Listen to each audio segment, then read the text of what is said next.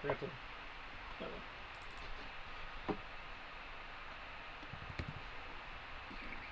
Put the delay, do its delay thing. Delay? Yeah, I started streaming with a small delay in case of technical fuck-up, so there's less loss. But I'm debating stopping doing that for the moment. Okay. So when we last left off, you had gone to the Fullett farm, wherein Lorna Fullett had given you some interesting information regarding the recent grave robberies, including her husband's.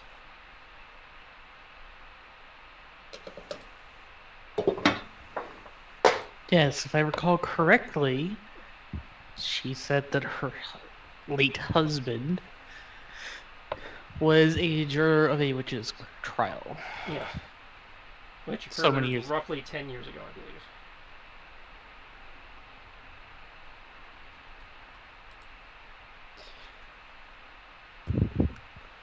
So at that point, we've already gotten all the information we can from this.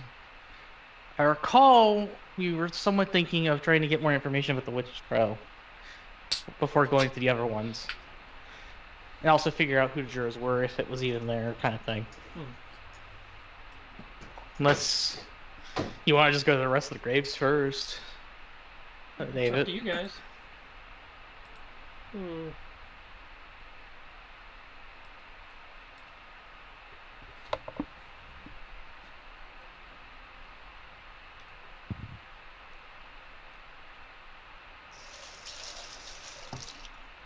Well, the other graves are earlier accounts. Do you think there'd be really anything much more to add than what we've found already? Possible witnesses? Possible witnesses. Possible correlation, because right now we've only visited one grave. It's not.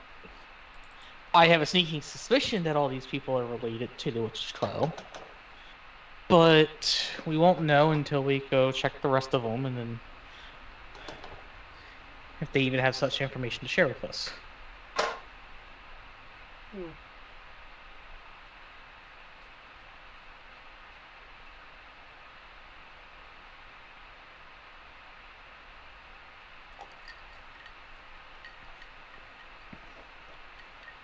Okay, makes sense.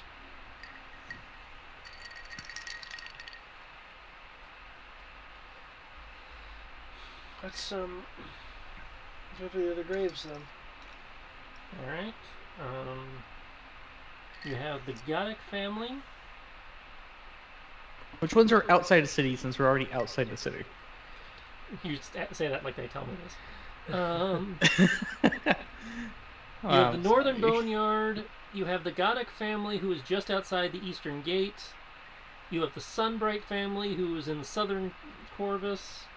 The Hopless and Burkus family are in the Eastern Boneyard, which is just outside the city gate.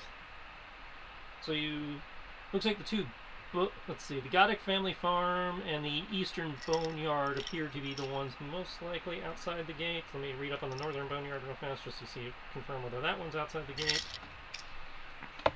Large Boneyard in Corvus.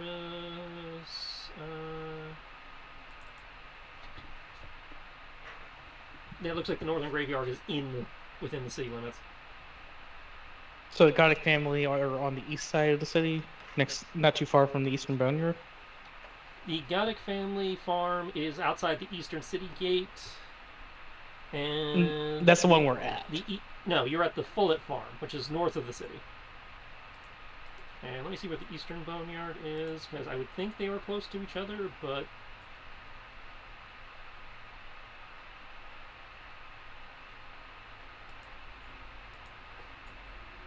Murky Boneyard is a mile outside the Eastern City Gate. So yeah, the Eastern Boneyard and the Eastern Farm are in a similar area. Cool. So in that case, why don't we go to the Northern Boneyard? From there, we can go to the Eastern and then go to the Goddick family. And from there, we can just go south. So we went to the last one first, now we're looping around to the beginning and working our way. Okay. Yep. I didn't know this. How that's working. I know, and I wasn't railroading you. I'm just finding it funny that the order you have chosen, loops the book around.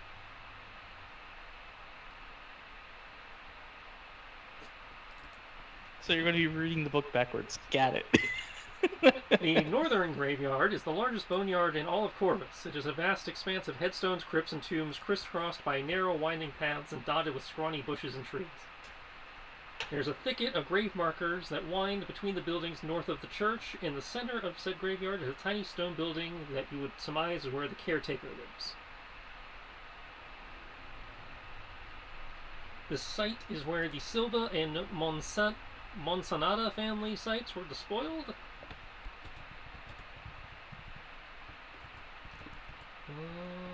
I need to...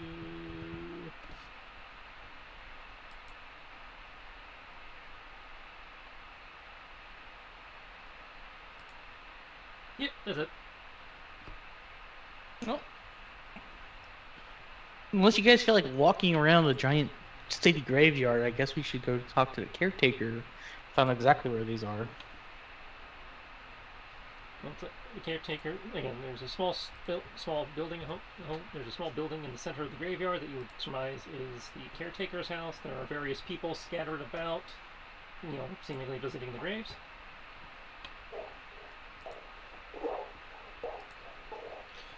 Approaching the caretaker's home, you do not see anybody about.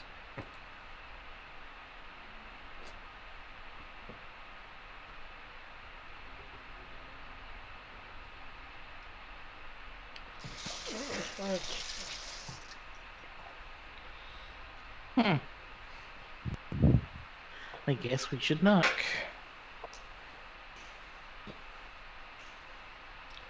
I agree. Upon knocking, you hear an old, weathered voice asking you to hold on a moment. There's the sound of some shuffling and crashing, and probably tools or other implements as somebody makes their way across the building. Door opens up, revealing a old, weathered human gentleman. Very little hair, some bulkier than got decent bulk to him despite his age. A little bit of a hunch due from time, but he's a healthy old man. He greets you pleasantly enough. He's like, yes, can I help you? Not taking new registrations today. I'll look at Kodo. I'll have this look on my face like, do I look like I'm here for a job? But then I'll quickly pass. Well, the phrasing registrations probably would mean he's not, selling new plots today. I just want to look at Kodo. It's like, you can handle this one. Yeah, come on. It's my day off. I don't have I have all day, but I have things I need to do. We understand that some time ago, there was a plot that had gone missing. 2, actually. Madame Monsanata and Mr. Silva.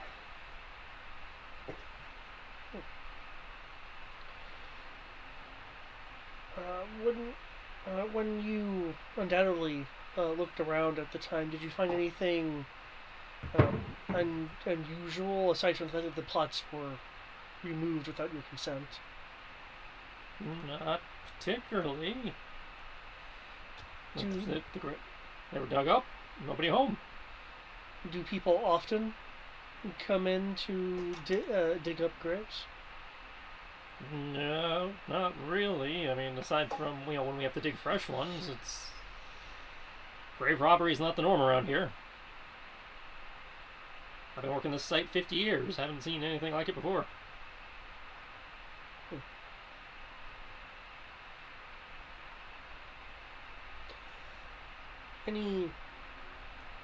Anything in particular about the families? Anything that may have inspired such a vile act? Not that I can think of. I mean, I wouldn't say they were particularly upstanding families, but they weren't degenerates either. They were just, average folk like you and me. They've both been dead about 10 years and taken on the same night, roughly 2 weeks ago, I reckon. And honestly, you guys are the first ones to come out here even mention it.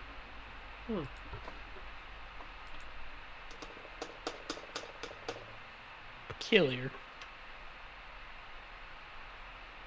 What are the names again? Yes, Moira Monsanata and Kel Silva. That's what they were. So when were these graves robbed? Oh, I just said that 2 weeks ago. Yeah, 2 weeks ago. So they were both 2 weeks ago. Same night. Okay. On the same night. I'll silent cast Detect Magic. Well, everything you can cast can be silent, with no motions. Yeah, right after I said that, I realized how redundant it there's was. silent cast and then there's subtle cast. Yeah. That's like, because if I recall, you still have to do the hand gestures. You just don't have to do the incant. I have to do gestures. Yeah. Yeah. That's what, some kind of gesture. So unless you still have to blow a sorcery point if you want to do nothing.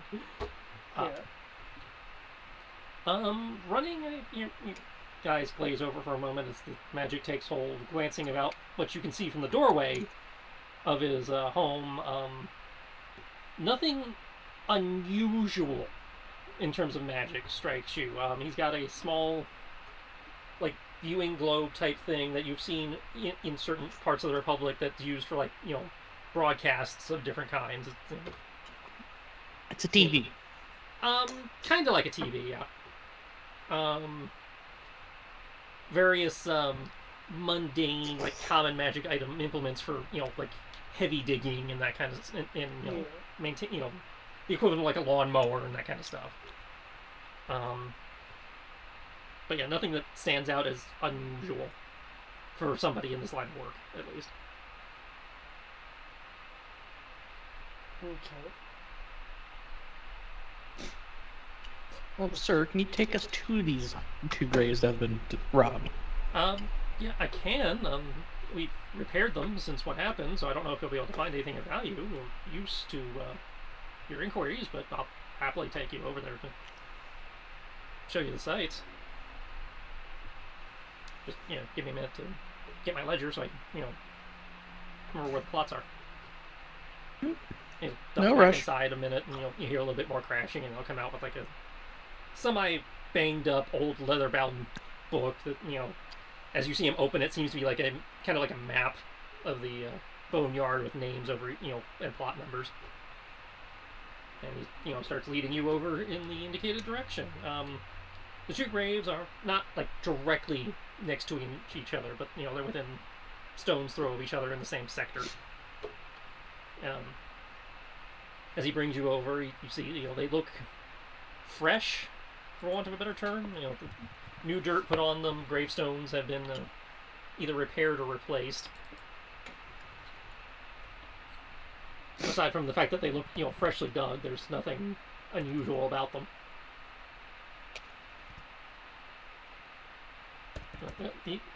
Here's Monsanata, and over there's Silva.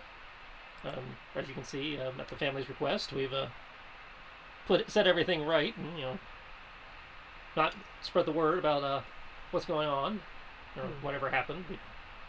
Hopefully they'll be well, if they left, hopefully they'll find their way back. But till then, we try not to talk about it. Bad for business. So their bodies were taken, not just their possessions that they had? Yes, the only thing that was left was the casket, which didn't show any signs of damage, just open. Strangest thing.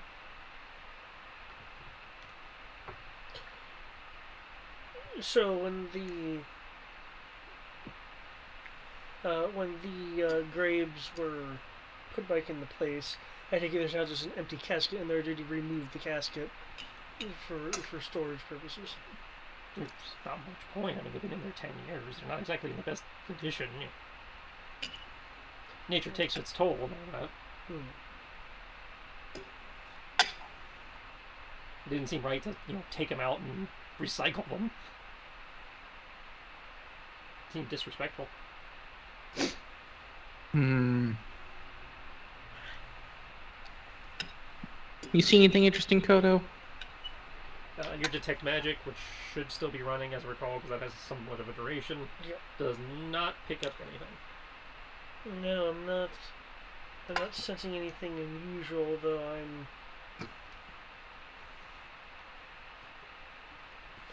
one second. I'm sure I'm not misremembering something, but I'm pretty sure I would not detect anything.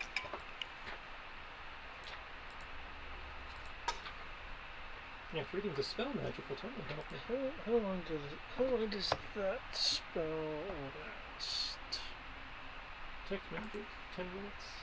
For 1 hour? Has it been an hour since we left the other location? I'm not sure how... It took you about an hour to walk there. So it'll be an hour back. Okay. In which case, then, during the travel, I would have liked to have recast Telepathic Bond. Okay. As I take it, old dude is so near us. Mm-hmm.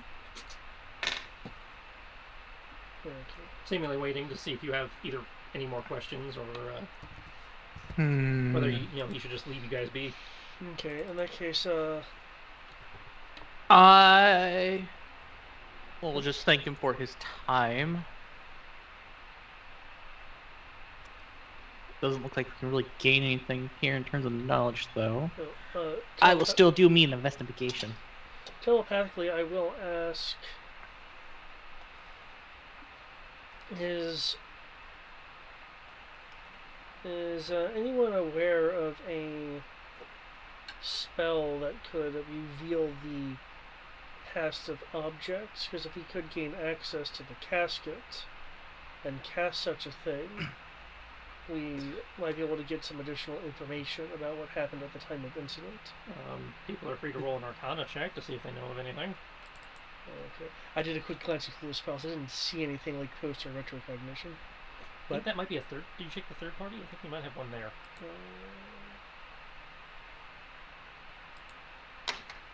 Sure. I will do me an investigation, just to make sure. Okay, so investigation or survival if you're checking out the gravesite. Oh, it could have been survival. That would have been so much better for me, but I already did it as investigation. Well, you rolled before I could tell you. That's why I am telling you this. You can either stick with the investigation or go with the survival, but whichever one you go with, you are committed to. I'll go survival because it'll only be higher by 3. But I believe the survival includes... No, well... This is one of those weird points where either one might... Let me double check the skills section just to be sure.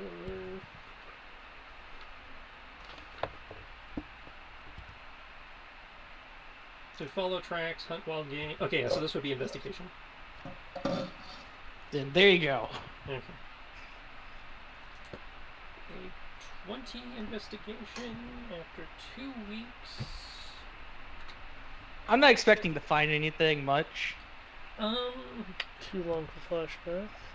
You get the idea. You see some impressions that might be boot prints around the area, but glancing at them and glancing at the caretaker, you're pretty sure that was probably belongs to either him or his staff, and it's probably leftovers from when they put everything back together. Everything.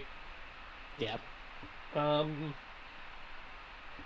Nothing unusual that you can see with the dirt or anything. It just seems to be normal grave dirt, albeit fresh grave dirt. The headstone itself is reasonably well made, implying that either the family is middle class or they comped them something nicer as to make up for whatever happened. Cool. The death dates, again, coincide with the 10 years ago. That was mentioned previously. Since the Undertakers have been here for so long. Has he left yet? After I thanked him? He's within, he's leaving. He's within shouting distance if you want to call him back. I'll call him back because I actually have an interesting question for him. Hmm? Yes? What do you know about these two people? The circumstances about their death or anything interesting? They've been very good tenants. I've had no complaints. I don't More know about in their life. I So don't know much about the anybody in this graveyard that in terms of in life. Maintaining this place is almost a full-time job. I don't get out very much. So I get very few friends.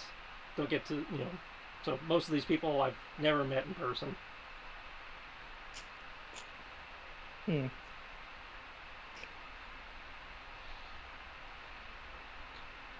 Had no problems with their families. They pay their maintenance fees on time, all that.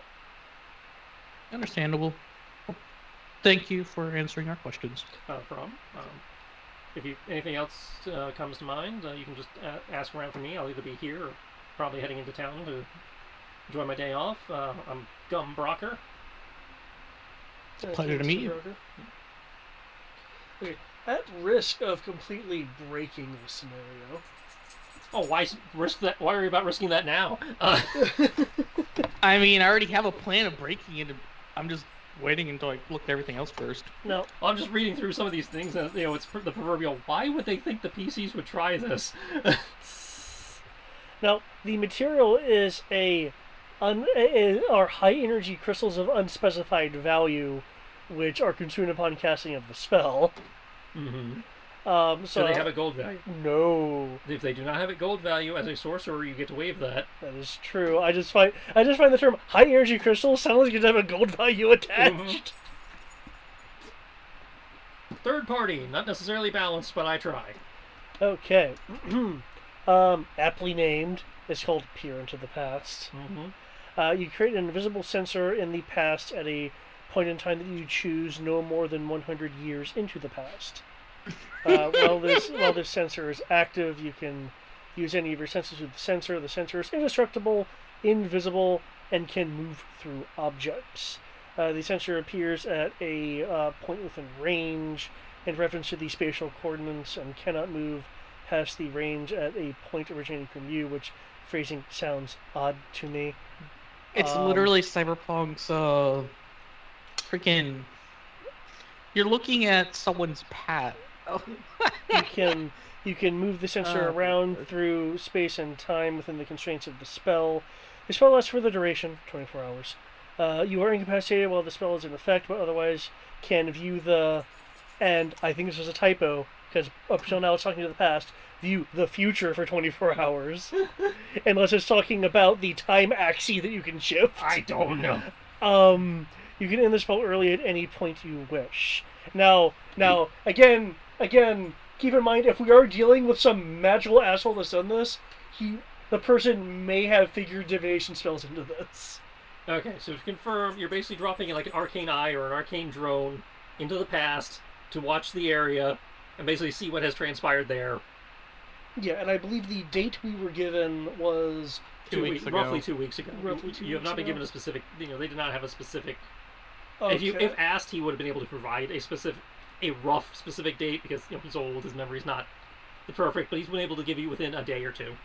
Okay. He can't remember if it was like Monday or Tuesday, but he knows it was 2 weeks ago. Okay, in that case, then I would have to choose. It's like you'll have to pick a day, you'll have to pick a time, and do you have to watch it in real time? Do you have like a fast forward ability? No, as I understand, there was no mention about time compression. So in order for me to view an hour of the past, I have to use an hour of the present, basically.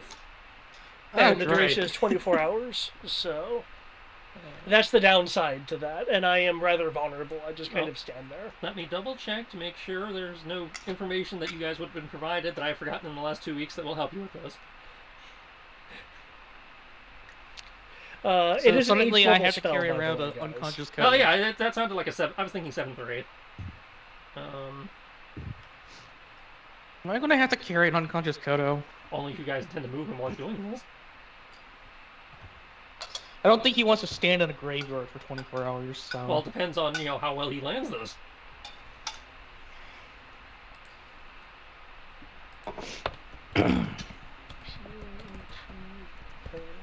You know, it's a, my brain just keeps going to Code Lyrica's Return to the Past line.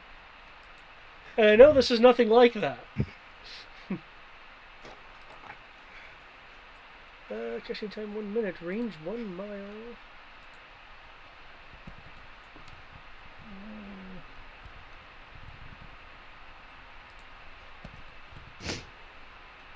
Giving you a holy symbol. Now, interestingly enough, with the caching time of a minute, I can't really do it like... Okay, he didn't give you any specific time windows that were known or anything, which makes sense, because he doesn't have a lot of information. So yeah, you guys are going to have to take a shot in the dark. Tee-hee. Okay. So then to confirm, is this retconning the can pinpoint like it might be a Monday or a Tuesday? Is that retconning that? No, what I was looking to see if like they had any information on like what time of day these may have occurred. Yeah, I figured I would have to spend like the entirety of the time. Well, it depends on. You pick a time. I will roll something to see what time it actually happened, and we'll go from there. Okay. Let me just double check so I know how many hours there are in a day, because I don't want to fuck that up. I mean, I know they have your every on calendar. But I thought it was a. It's a 24-hour day. Yeah. I wanted to make sure I didn't do something weird. Like I have a 3-week month, for example. 36.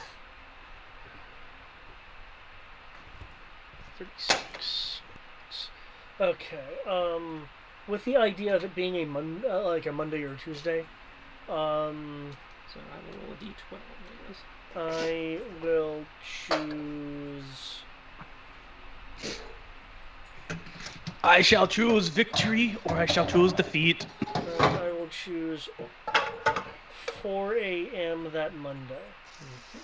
Okay. That is your starting point.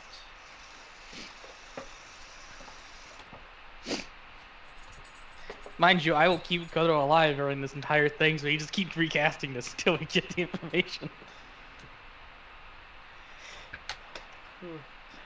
4 a.m. Monday, the grave is already empty, though it looks freshly empty. So, with how I understand how the spell works, if you wish to make any checks to determine how recently, that will help you refine your... I was about to ask, considering it's recent, I'm inclined to say investigation. Can I make a perception roll to notice if there's the kind of disturbances in the area that could indicate? Actually, no. It would be more tracking if I want to try to pick out like a footprint from a 25-year-old male under heavy load kind of thing, right? To my understanding of how the system works, it would be an investigation to find them and then a survival to follow them. I would have thought perception, but okay. That's fine. Perception might be able to do it too, but you're looking specifically for clues and stuff. Yeah, no problem. Which normally goes under investigation, but I will happily double check that for you. Well, I don't mind rolling. Think of it this way: perception is to find objects or people. If you can't find them, you have to track them, which is survival. For instance, I specifically remember like merely finding your tracks. Your perception is your ability to spot, hear, or otherwise detect the presence of something within your immediate awareness. It is your general awareness of your surroundings and your keenness of senses. Yeah. Since you are looking, but since you are trying to find clues and details, is why it goes under investigation. Okay. That's fine. This is less situational awareness and more dedicated awareness. Well, the reason why I was thinking perception first is because they might still be nearby if it's still fresh, so you can possibly spot them without having to try to find your tracks. Yeah, if you want to roll perception to see if there's anybody nearby, as opposed to just immediately investigating the site. Because you're looking at the past and you have it paused and you hit play when you want to hit play. Okay, that is a 25 perception. There is nobody around. Yeah, I didn't think so. A 12 investigation within the last few hours. As in, less than 5. Your best guess, probably, you said 4 in the morning, probably within the last 2 to 3 hours. Okay. With that investigation roll, I can also tell you it was they were very obviously something dug them out versus them digging themselves out. Okay. Like tool was definitely used as opposed to doing it like barehanded or like a large animal. Okay. There's almost a certain. I hesitate to say OCD, but there's definitely a certain like precision, to how the digging was done and where the dirt was put. Very much, like everything in its place, kind of. Versus like haphazardly digging. Okay, my first thought says the old guy did it because Old Man Withers. He works the grounds and clearly gives a shit about the entire area and how everything looks and performs. So he would have gotten away with it too if it wasn't for you meddling PCs and your cat. Okay, but first thoughts aside, I will end the spell and recast it looking. You gave me 2, so I'll say 3 hours earlier. 3 hours earlier from 4 o'clock would be 1 a.m. Okay, even more mana. There we A spell like that's not a ritual. I suppose they decided that was too OP.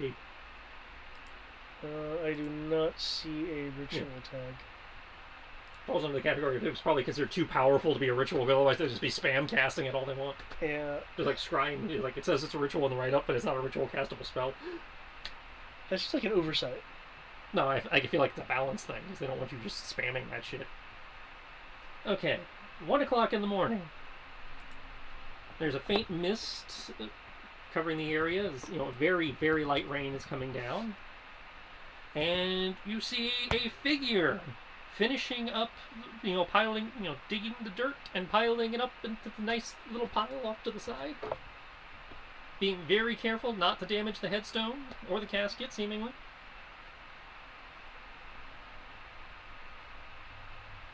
Okay, what I'm wondering is, does this use my own senses? I am treating it like a scrying. I will treat it like a scrying spell because it seems like a temporal scrying. So let me double check what scry says, unless that spell specifically says how you're using your senses.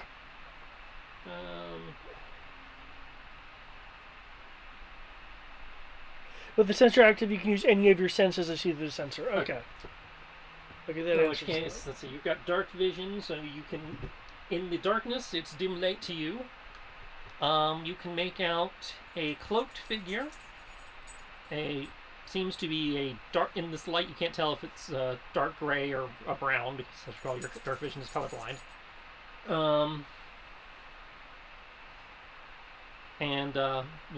So dark cloak, light-colored skirts peeking out from underneath the cloak. Could be white. On the frigid bitch. See, with the cloak and everything, you can get the sense that they are possibly average height for a woman or short for a male. Can't get a sense of build through the cloak. And movements indicate some degree of agility, but also a certain degree of strength because they are digging with a respectable speed as they finish up what they're doing. Okay, I'm rereading this, and there's a contradictory line here, though I think their intent is just time and not space. I think it's a standard thing if someone goes, space-time, forgetting that space part is movement. Well, read me the contradiction, and we'll go from there. The sensor appears at a point within range, in reference to the yada spatial coordinates, cannot move past the range at a point originating from you. Range 1 mile. Okay, never mind. That answers that. Meaning that the mile area that it can move in starts from... Okay, never mind. Answered that. Okay. In that case, I would like to make a perception check just to get more details through the was it light, rain, and mist, and move the camera within the area to get okay. Such. You can spin the camera. Let me check. I believe the mist would give me disadvantage. Vision is blocked. Darkness, opaque fog, dense foliage. I'm going to count this as lightly obscured, so disadvantage on perception, yes. Yep. Okay. I was like, you get a little bit of fog, a little bit of very light wearing, and darkness. Darkness is less of a problem for you, but it still does affect you to some degree. Okay, and I don't have Skulker or anything to negate that. Okay, cool. Perception. Oh, are we for real? Are we for real right now, guys? Okay. Well, upside, one is not a critical failure on a skill check. No. I'm just surprised they both rolled a 1. I'm surprised they both rolled the same, literally the exact same thing on every die. You don't get much more than that. Again, the lack of color and stuff is making it very hard to make out details.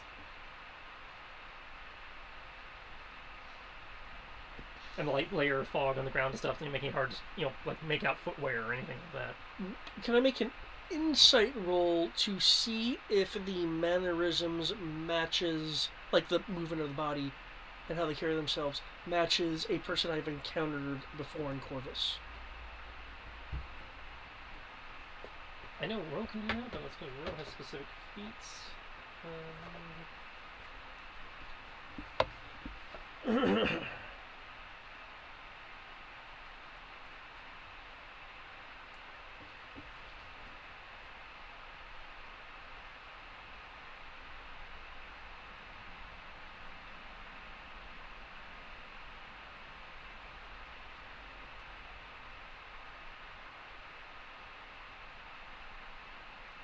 Yeah, I'll put that under insight. Because insight specifically refers to mannerisms. Okay. Would that be at disadvantage as well, given the circumstances? Yes, because that's still vision-based. Insight. I will laugh if I roll higher on this insight, because my insight is balls. I certainly can't roll worse. And I rolled higher by 1, but I rolled higher. With a 13... You have not been in Corvus very long or interacted with many people who have picked up many mannerisms. The few people you do know in Corvus, say Aurora, for example, not her. Build seems wrong for that, if nothing else. So yeah. I think the cloak wouldn't be able to hide her talent. Or her height. I'm just sitting here carrying around an unconscious Kodo. Well, as far as I know, Kodo hasn't moved. You guys haven't said you're going anywhere, so Kodo's just standing there. I assumed you would have told us, Kodo. Oh, what I'm doing? Yeah. I would have mentioned that I was going to scry. So if he's doing that, he's probably like taking a seat, and that's about it. Fine, you can pick him up if you want to, but it's not required since you guys aren't currently going anywhere. Okay, what I would like to do is, as time advances, have the time camera follow them. Now, as I understand it, the camera cannot exceed a mile from my point. Mm-hmm. Okay, within the time window, you will see them lean over into the grave, possibly make some gestures. Again, kind of hard to make out. The body rises up out of the grave, follows them from the graveyard. They take a kind of windy, sneaky path, and they make it into. You lose them a little bit past the gates into the city. Okay. You're at the northern border, so they would clear the gates to the graveyard, and they would make it partly into the city, but they don't have to clear the city gates because the northern boneyard is in the city. Given that, does the degree of light change to give me more detail? Given the hour, there would be some improvement in light when they get to the city proper. So if you would like to attempt another perception roll, I will, or another roll of any kind, I'll give it to you. Would perception be more apt if I'm trying to pick up visual details about the person versus, say, investigation? I will go with either perception or investigation, whichever you're more comfortable with. It will give you investigation will give you more detailed information than perception, but perception could still pick up stuff that you could then, use as clues. Perception is more obvious stuff in this case versus, more subtle stuff that might actually be more helpful. Okay, in that case I'll use investigation.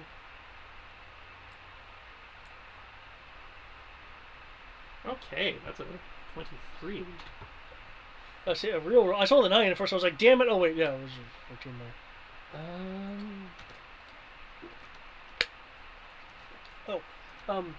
Question: do they seem to be in a? Well, this question could play into this role actually.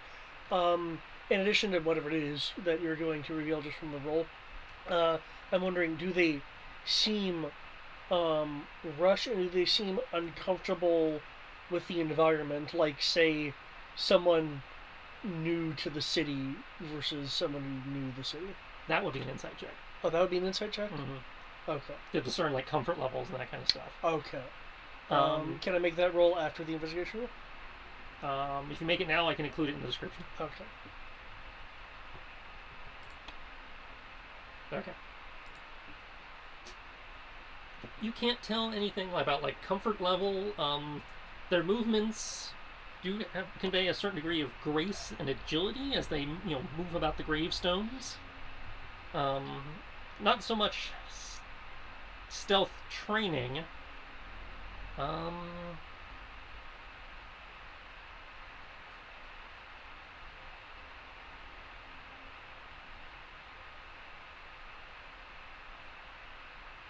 It's more like a certain litheness or grace that allows them to be stealthy without seemingly trained in stealth. It's more of an instinctual type thing. Okay. The darkness does not seem to be impeding their movements at all. Okay. And you get the sense that they have a very, based on the number of near misses they have with some of the guards, you get the impression they have a very high situational awareness. Okay. And the way they're weaving through the back streets and stuff, you're not sure if it's a familiar way of the city or whether they just rehearsed this particular route. But they seem to know where they're going and moving in a way that makes it hard to discern a destination. Like they're moving with with the great purpose. Not so much great purpose, but they are moving with the calculation of a tail being possible, and making sure that said tail has a hard time keeping up.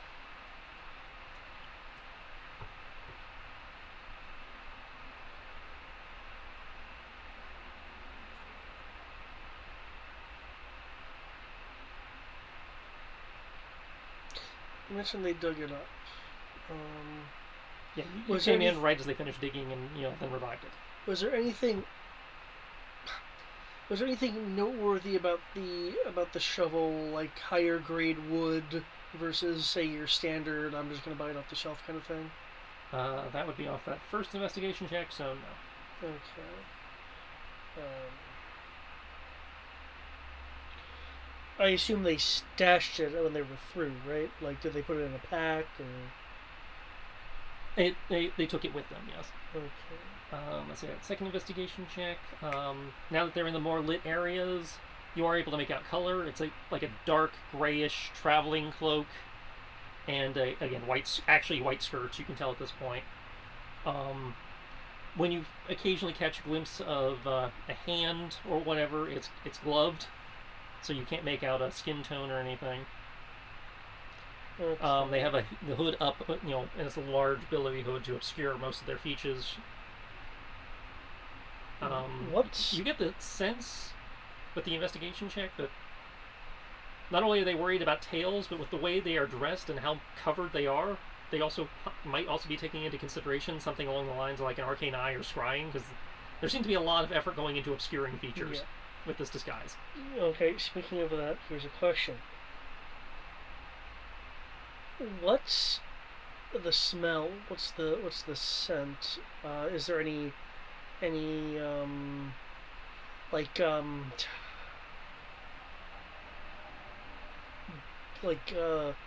cologne, perfume, an item that may have a particular odor to it?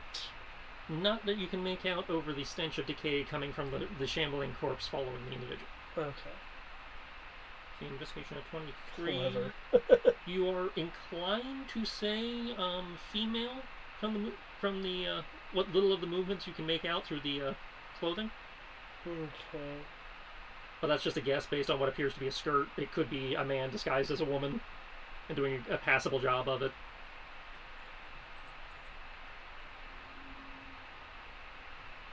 I was about to say something that I'm like, well, no, medieval-esque Renaissance times and performers. Mm-hmm. So that wouldn't be that unexpected if a like literal play actor. Your insight check is not enough to to tell whether it's a performance or actual legitimate movements.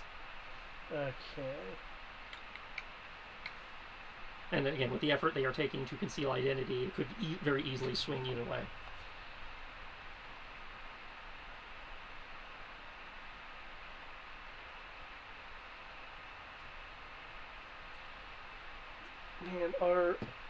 And our tracker is not here right now. I mean, he's here, but he's not here. Okay. Well, assuming Brian time is accurate, he should be here shortly. Well, not that you're. I mean, I have a +5. It's just he has proficiency. Now you are trying to find tracks that are 2 weeks old and have been affected by weather, so that's going to dramatically spike the difficulty. Yeah. Yeah. And it's I won't say a high traffic area, probably a low to medium traffic area. Especially, it's high traffic when you hit the city, definitely. No, from what you were saying though, it didn't sound like they were using, Main Street. No. They were very much sticking to the side streets and back streets that would see probably more traffic for deliveries than actual, personnel traffic.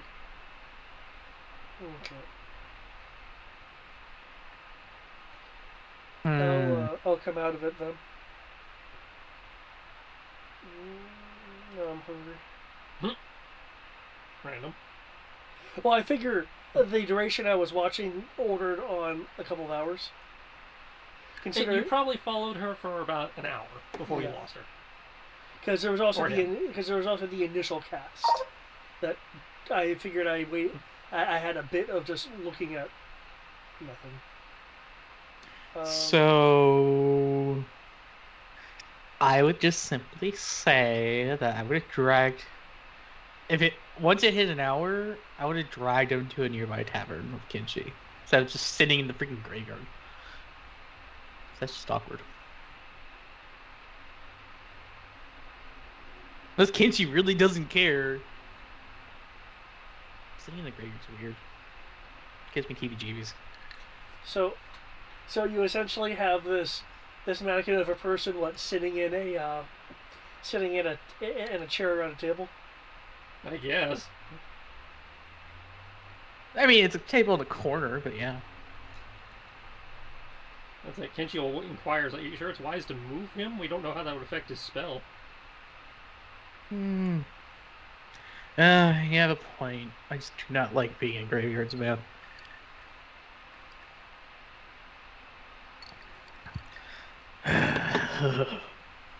You get used to it.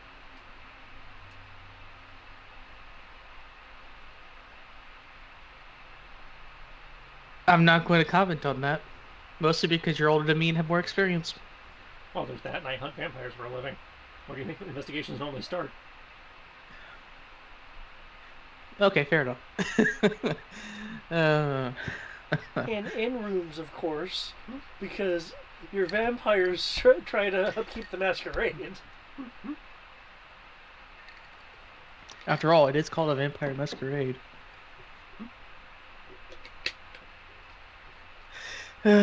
Anyways, I guess we'll sit here for the couple of hours that is Kodo being weird and blank to the world. So, yay. I have to sit here in a graveyard. I mean, I suppose you could leave. I ain't gonna leave Kodo, or you. It's just rude. And it's just a graveyard. What's the worst that can happen? During the day? Probably not much. One zombie incursion later. And most of that stuff happens after dark. Okay, well, eventually coming out of it. Okay. You got a little bit of something? You got something? A little bit. Well, out with it. a heavily obscured person in a robe, or a cloak rather, though I did make out what appeared to be, I think it's read as what, hints of a white skirt. Mm-hmm. A white skirt, gloved hands, probably a woman, unless we have an actor around here. They went towards the city, taking side streets and such. I'm wondering if there's any clues left through some of their path. They did raise a, what would you say, a zombie or a ghoul at that point? It would have been two of them, because they would have brought both of them with them, and you're not entirely sure, but a lot of those characteristics only show up in combat, so it's kind of hard to tell. Okay, I'll say zombies. They raised the dead. Yeah. Yeah. But yeah, that's they've been in the ground for 10 years. There ain't much there.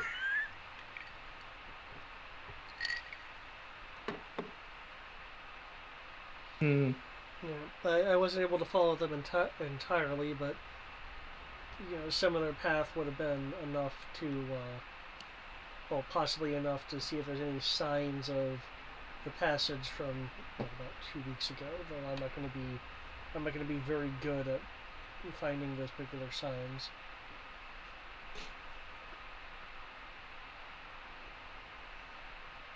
They appear to also be rather graceful. So maybe a dancer or something of that nature. This might be a bit too conspiratorial, but what if this involves Aurora's friend? That thought occurred to me as well.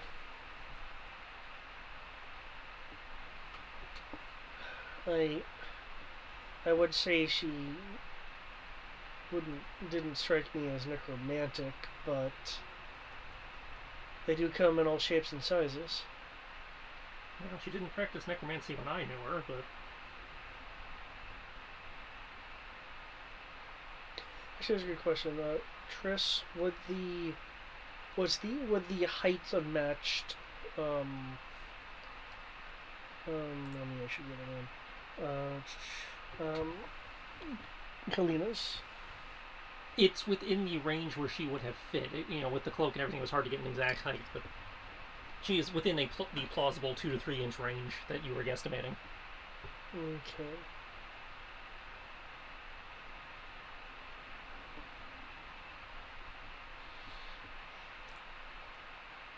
Since you recast the telepathic shenanigans, can't you technically use that to send an image of what you saw? I don't think so. I think it only allows verbal, non-verbal communication. Let me gander at the spell. Because that would happen. Then at that point, Kenshi and I would at least have a chance to do insight or perception and whatnot. To try to figure it out. The targets can communicate telepathically through the bond, whether or not they have a common language. The communication is possible over any distance, though it cannot extend to other planes of existence. Technically, I did not plane shift. I was just temporarily casting my gaze. Though it doesn't specify sense sharing beyond the genericness of communication. Mm-hmm. Well, communication involves words and I'm inclined to say that is I'm inclined to say that is verbal, spoken only. Fair enough. Let's not completely shoot this thing. Actually, that being said, Gotta make you guys work for this a little bit. No. I have an answer. I just need to find the specific. Does that count? Oh, somebody's having fun. Yeah, I know, right?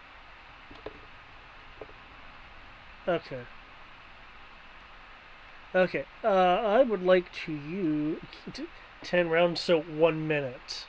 What do you mean to say is 1 minute? Okay.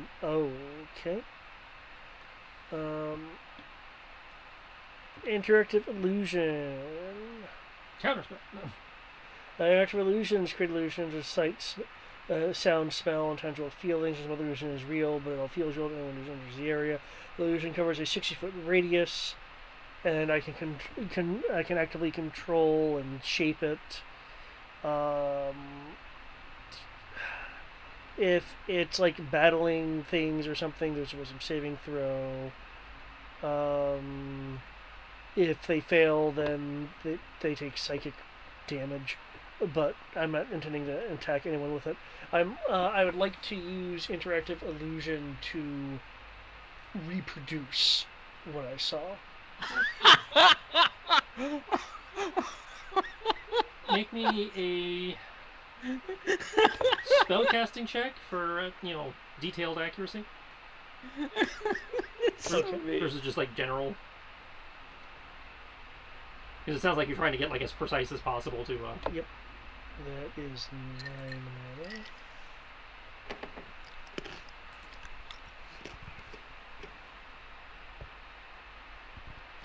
mana. What are you laughing? It's just like, wait, I can make pictures. I'm laughing because I'm laughing because if you can create the individual. Oh, no, I'm also wanting to create the area. Okay, you're actually doing the terrain too. Right. Because he may be able to perceive things that I couldn't. Though that being said, I can only display things in accordance to my memory. Right. So, hence the So I'm gonna need that being spellcasting check for accuracy and intelligence check for memory. Okay. That being said, I do want to point out, because just because I did not necessarily notice something was amiss doesn't mean I can't replicate what was amiss. Right, that's why we're going for memory and accuracy.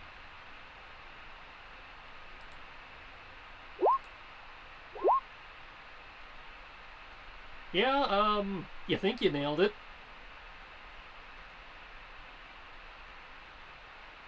Because it was hard to make out some of the finer details due to the mist and everything, but you feel you got a reasonable approximation.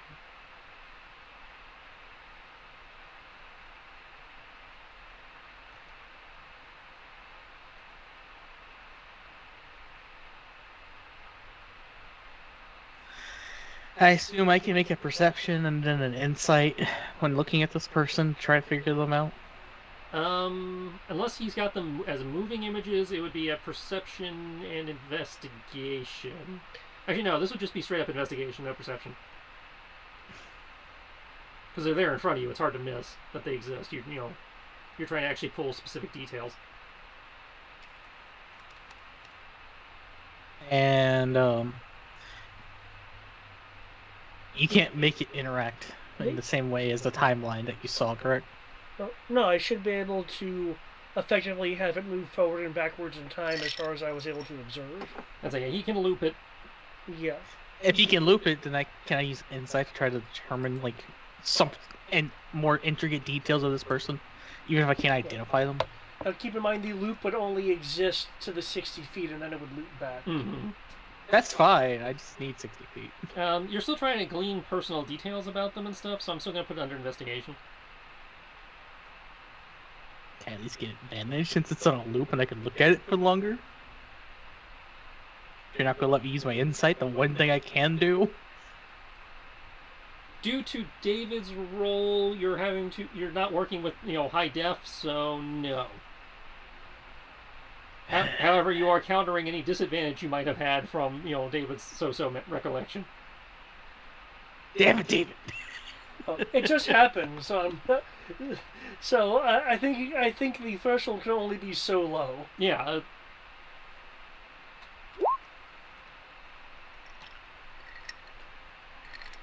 Anyway, he gave you standard definition versus high definition. He didn't do bad. He just didn't do great. If only I could use insight, I could actually get something out of this. Because insight would have been 17 plus 5 plus a d12. So much better. I can't intimidate a freaking illusion either. I mean, you can try. It might work. You don't know. Okay. Based on that, what are you trying to get out of it? Like, what are you looking for specifically?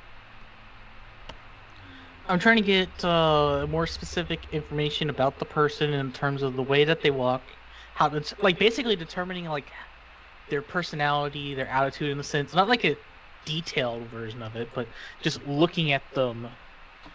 What type of personality do they have? What kind of like how is their stature? How do they treat themselves? Are they like high and mighty, or do they things like that? Does that make sense? Yeah, that's gonna be a combination then. Like we needed the we needed the investigation, but if you're looking for that kind of information, we're probably gonna need insight in there as well. Yeah, I'm trying to get a comprehensive idea of this person, even if I can't Now, identify the them. insight is going to be at disadvantage. And that's due to the quality of the rendering, as well as all the obscuring clothing and stuff. If it makes you feel better, I rolled the same thing, and then I rolled again and got higher. So...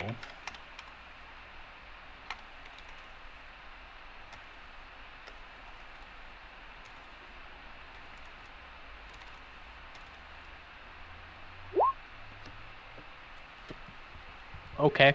Okay, so you're not able to get a whole lot of like personality information and stuff out of the finishing up digging and running across the room.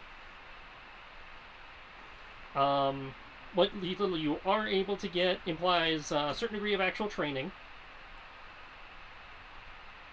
Their movements are precise and educated in some fashion. You're not entirely sure based on the limited. It's like they know what they're doing. They know how to move, but you're not entirely sure due to the quality of the image whether it's the movements of like say a combat trained professional or say a dancer. Just that this person knows how to move gracefully.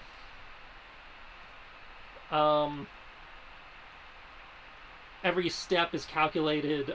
They seem to know exactly where to, they seem to have a certain awareness of the terrain, so as not to like slip and expose themselves. So they are trained professionals. A trained professional of some sort, but again, what type of training you're not entirely sure.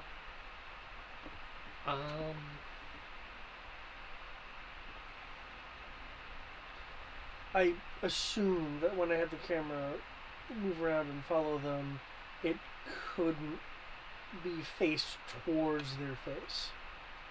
You were able to swing it around to get part to where their face would be, but between the large hood on the cloak and there seems to be something pulled up over the lower half of their face, so okay, you were not able to get anything of the face. Okay. Again, their entire outfit, especially now that you're getting a really good look at it, seems to indicate that scrying or observation of some kind was a consideration. Gotcha.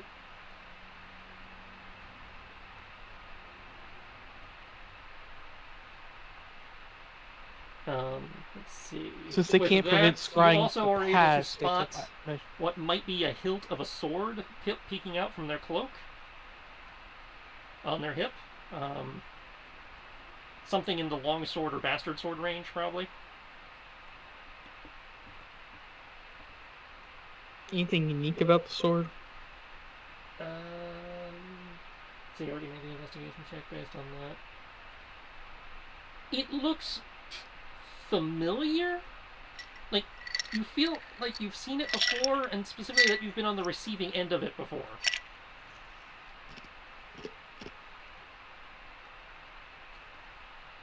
But you can't quite place, who was wielding it or... Wait, what? Dun dun dun.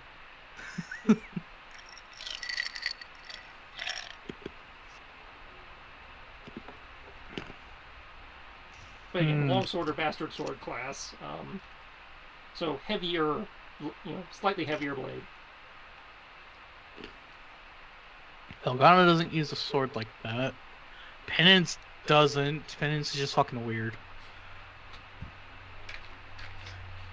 At least I don't recall Penance using a sword like that. Penance pulled his bones out and beat you with them. Exactly. What's freaking Kaguya?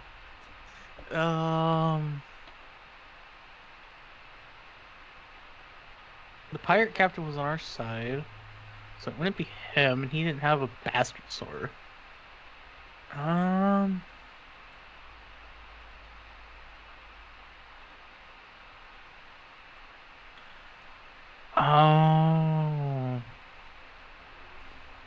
The only person who used a sword like that would have been the paladin in the mountains. Are you saying this aloud, or are you just doing this for your own recollection? No, I'd be saying this out loud. Are you talking about the person No? that Maybe. was associated with Tibbs? Yeah. No. Don't He didn't think the use height a... would match that.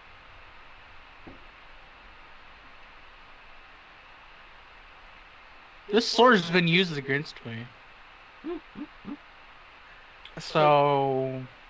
Like, specifically this sword? Or yes. long swords in general? This sword specifically.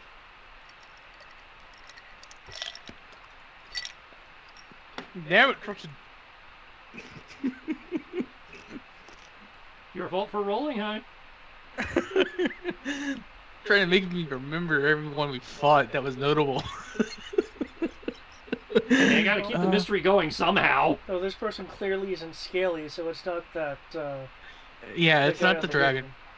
The guy from the freaking. What was it? Drakengard? Yeah, Drakengard. You asked to make rolls. I gave you information. I know, and I'm trying to think. The hazard of having too much information. Now you're really confused. Well, what I would suggest is we get Tibbs and investigate what of the path this being used, and maybe clues can be found there. Though you mentioned the sword has been used against you, so I think that would rule out Aurora's friend. Unless she's a polymorpher or something. I doubt that much. I know she's not another fox, or I would have seen through that kind of illusion. Well, saying you're pondering these things won't get us much information, and we don't have Tibbs as being a cat right now for some reason, not wanting to be with us.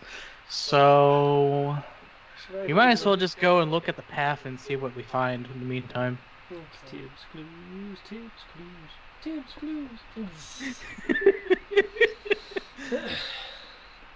clues. I guess I will roll the survival and see what I can find with my survival roll. Yeah, provided that the areas aren't blocked off today for any reason. You think anyone's going to stop me? Well, where are you starting to look? At the indication of where this path was last seen. Yeah, I figure we would follow the steps and start at the side side streets. Okay, well you can follow it as far as the range of your illusion. After that, you'll actually have to try to find the track. Well, I mean, again, I was just looking at this, so I imagine I could still remember the path taken. You have an awareness of the path taken, but again, with all the doubling back and flipping around and that, switch backing and backstreeting. All we need is the beginning point, and then tracking can possibly take over from there. Well, like I said, the beginning point will take you basically out of the graveyard and to the street. Okay. Because this graveyard is actually in the city.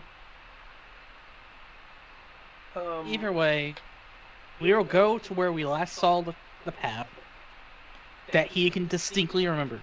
So that'd be just outside the Boneyard Gate. Which is perfectly fine. Let's just start there and we can wait for Tibbs for later. Yeah, based on a 21, you got it's a semi. This part, just outside the gate here is a mid-traffic level area. You see wagon tracks, you see boot tracks, you see foot tracks, horse tracks, etc. There's a lot of... We can't determine anything, so onwards to the next place. So let's go to the first doubling back point. Well, you didn't even get that far. I thought you said I saw them double back, and that was part of the problem. Because he has a mile. Well, where are you trying to? Yeah, because at one point you said the doubling back point. Then you said where the trail start. Where the closest to the trail you could get, which is why it's you got to like the beginning by the boneyard. Right. At which point he's like, I can't find anything. Yeah. So then the next logical point is to the first doubling back point, which I presume is where the side streets start.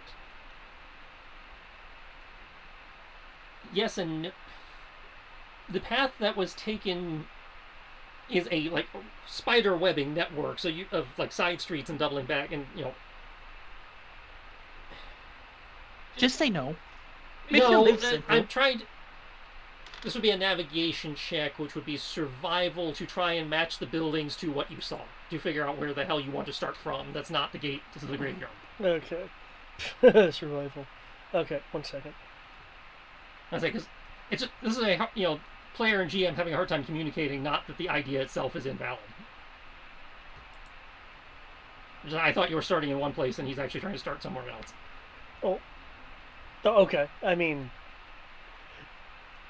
we went to place 1 and you gave him the answer, which is why I was like, hey, let's go to place 2. Now you're going to another spot, yeah. Yeah.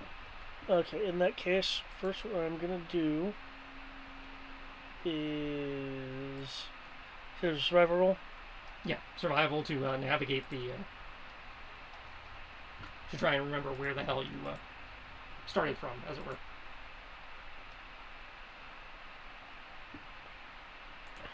Okay.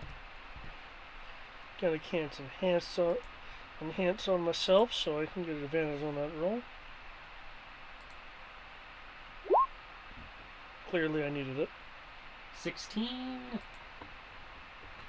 You're not precisely sure that you are in the right spot, but you feel that you're at least in the vicinity, like within a block or so of where you think that she's, he, she, it started doing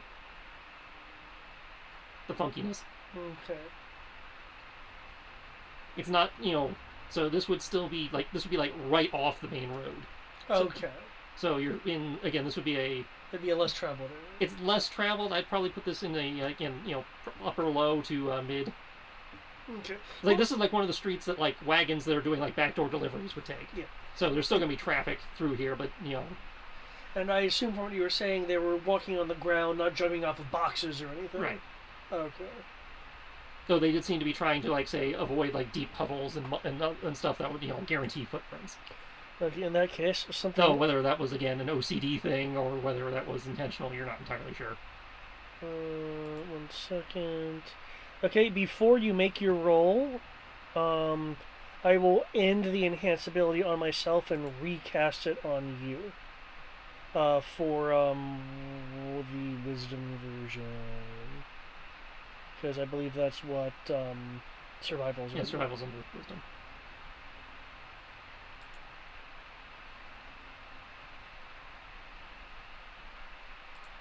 You want me to try again from here? That's what I'm hearing. Cool. Don't worry, the next one's a failure. I tell you that. Okay.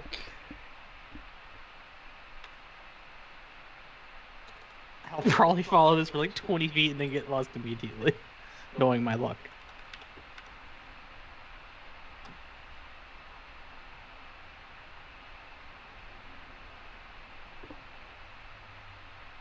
Okay.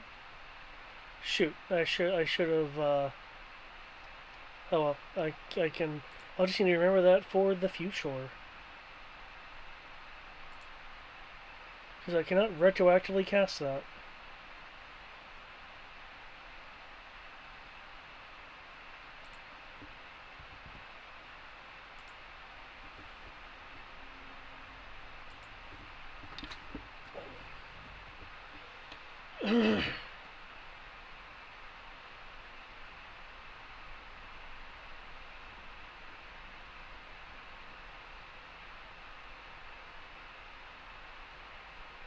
Is there a roll that I missed? Yeah, survival's 25. Oh, I thought that was the first one. No, my first one was 21. Okay. 25. You're not seeing any tracks that fit the description of what you guys have seen. Quite possibly because it looks like there might have been some kind of accident here in the last 24 to 36 hours. You know, you're finding like skid marks, bits of wood debris. So, you know, signs of like a wagon collision.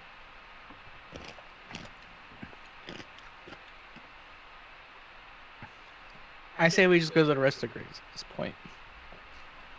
You said rest of the graves? Yeah, we might as well. I'm not going to sit here and keep trying to find these people. Close,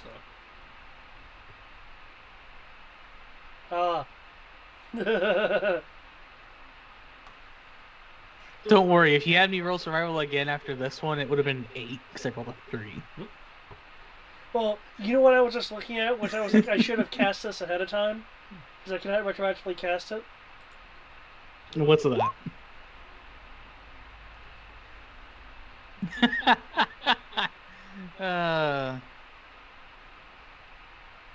Yeah, you should have.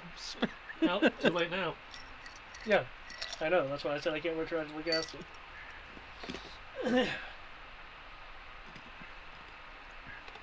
Alright, well. Next Eastern you guys said was Boneyard. to the east. So, whichever one's closer than the other one, that's on the east side. Eastern Gate.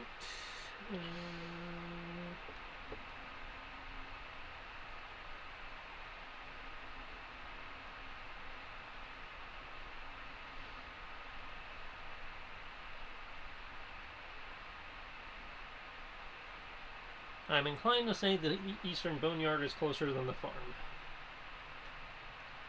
Even though it's technically out of order. Okay. So, Eastern Boneyard.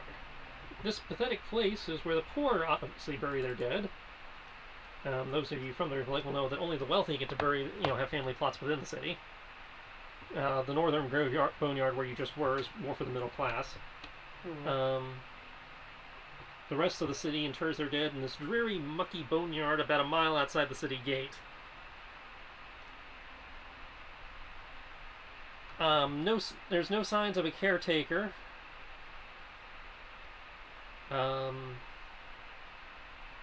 Place is in terrible disrepair.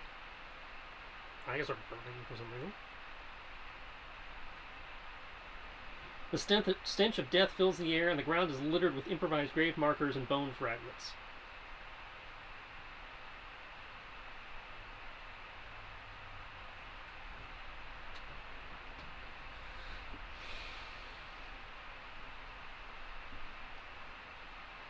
Well then, I guess we are in the poor area of the city.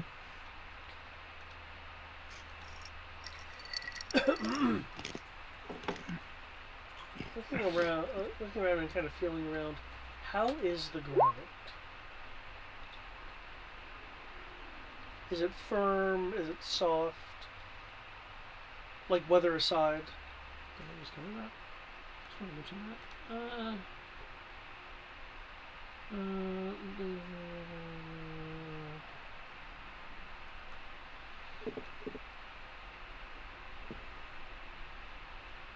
Yeah, muddy and mucky. Oh, that's what it is right now. But does it? Is there any sign that it's like perpetually in that state? It is. Eastern Boneyard would put you just on the other side of the riverbank, so you are in borderline swampland. Okay.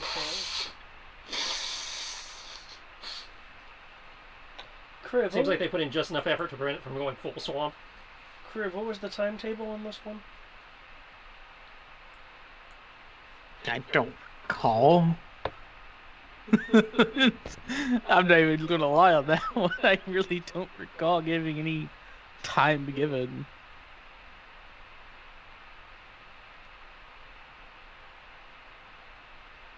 Do you mind asking around while I take a gander?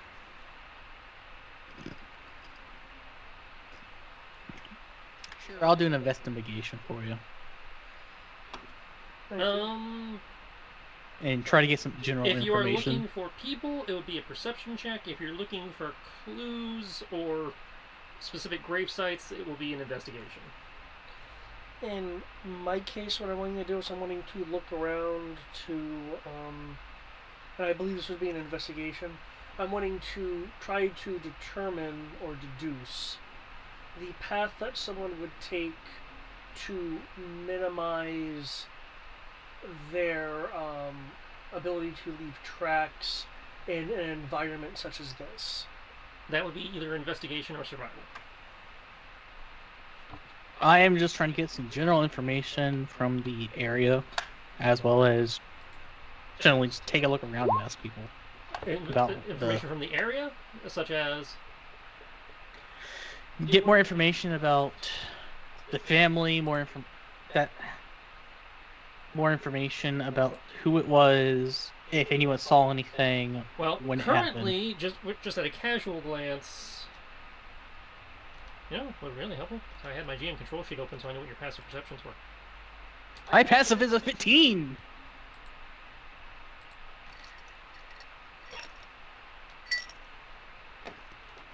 So on a 15, passive perception 15, you don't see anyone around really except for what looks like, might be a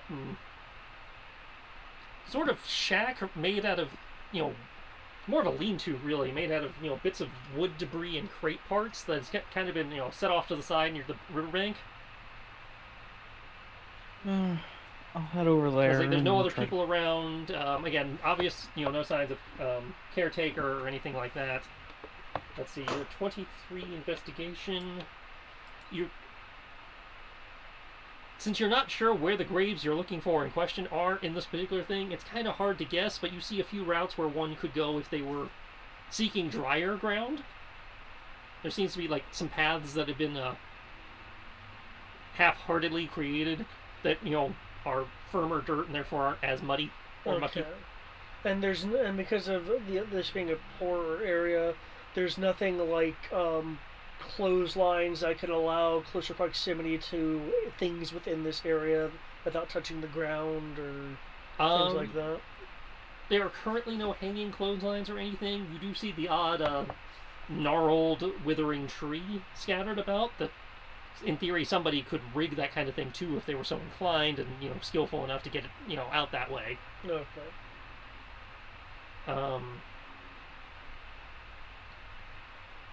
So you do spot, in your wanderings around trying to find these paths, you do come across two specific graves, a Ham Hopless and a San Burkett.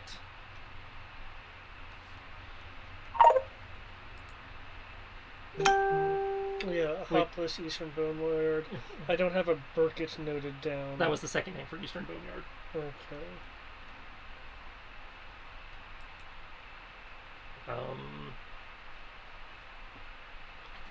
The earth itself has been.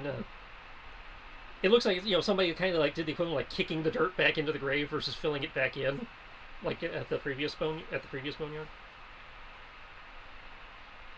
Okay. But the terrain is so gnarly and stuff that any hopes of finding a clue would require some serious skill checks. Okay. Eric, what are you doing? Like I said, I'm going around trying to get information from the general area, looking at basically talking to people in the general area of the graveyard. People in the general area that you have seen except for that one shack. And you don't see we'll go to the shack then. Okay. Approaching the shack, you eventually hear whispered gibbering and laughing. As you approach the shack, you can actually see inside because it has no door. You see what is obviously a beggar, halfling individual, wild, Doc Brown hair, large, nose with several warts on it, missing several teeth, just kind of sitting in the corner, gibbering him to himself, Gollum style. What is he saying? Mostly nonsense.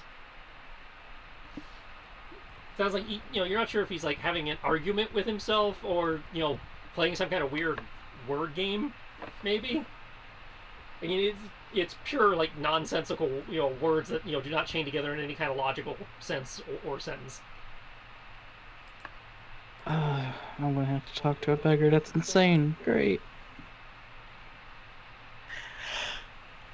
I will get the beggar's attention and be as polite as I can, at least for now. And he will turn to look at you. He's like, yes, yes. You come see Egger? Egger? Do you know of the grave robbing that happened not too long ago? Don't know. Memory fails. Cough. I will give you a platinum if you give me the information. Money first. And be truthful. I'll just sit there and hold the platinum. He holds his hand out. So I give you a platinum. I'll give you a gold for every piece of information that you actually give me. No takesies backsies. You already said platinum. It'll be a platinum in the end. Not necessarily. You said it was 1 piece of gold for every piece of information I give you. If I don't have, 10 gold worth of information, then I don't get the platinum. Well, Doc Brown's pretty smart. Fair enough. I can math. No, of course, you're Doc Brown.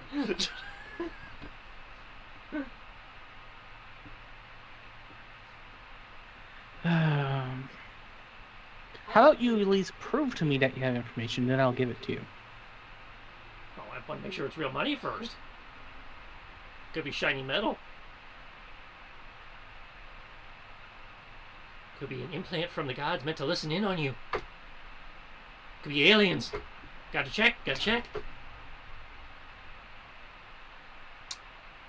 I am a knight of the Republic. I have no reason to lie to you. You have no reason to help me either. Knights are scum. Oh, snap. Knights are why I'm out here. They wouldn't let me stay in the city. No. Said I was unclean.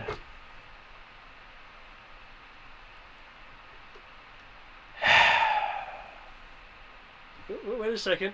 Why are you not suspecting that this guy is Corman? Because you're not running. That is true. He knows we have an A and a B plot. It's There's an A plot and there's a B plot, and they don't interact normally.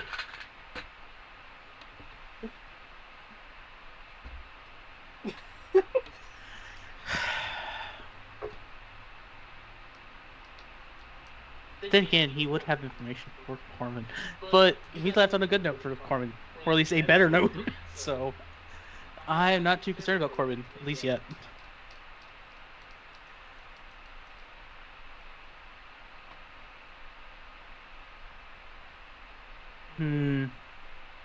I'll give you 5 gold for now, and you must give me. I'll give you the remaining 5 gold afterwards.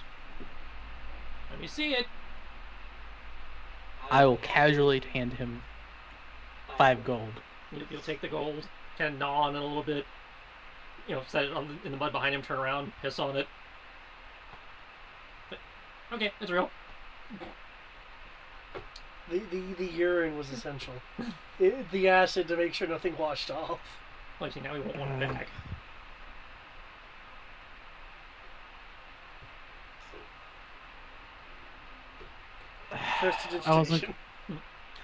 I wasn't even going to ask for it back, because I'm not an asshole. But no, I'm really not going to ask for it back. So his plan worked. No, it didn't matter. They'll turn back around and kind of settle into the mud a little bit. It happened. Was it 2, 3 weeks, months? I don't know. You lose track of time around here. But happened a while ago. It was night. It was misty.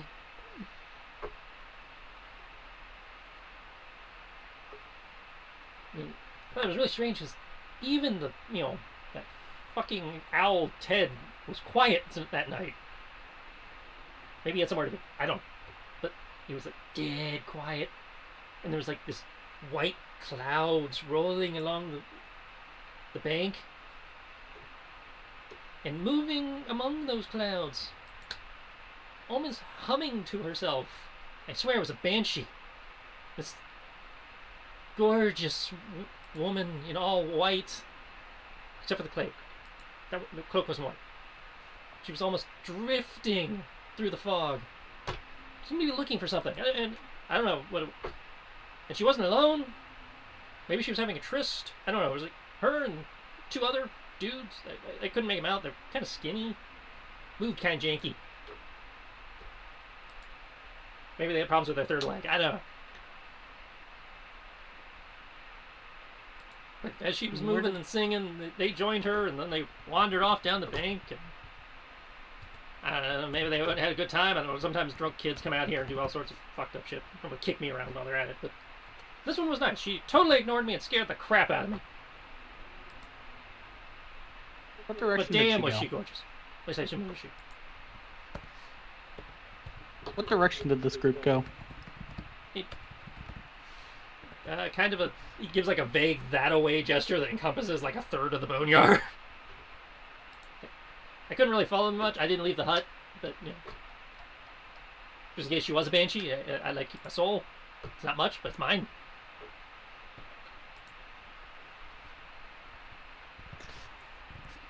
I'll just say thanks and toss the other 5 gold. And You'll roll repeat the full survival. ritual with the other 5.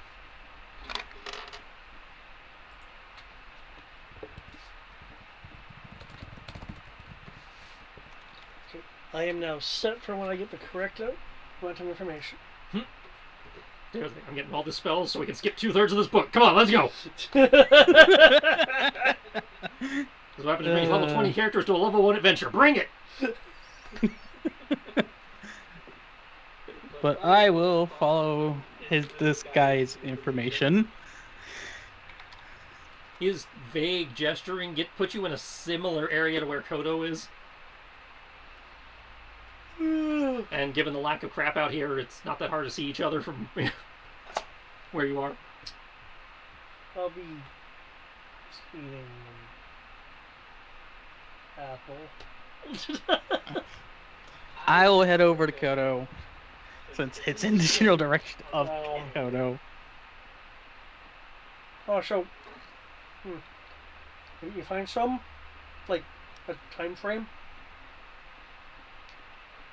Well, He was saying 2 to 3 weeks ago, or months, crazy beggar style. oh, Crazy beggar style.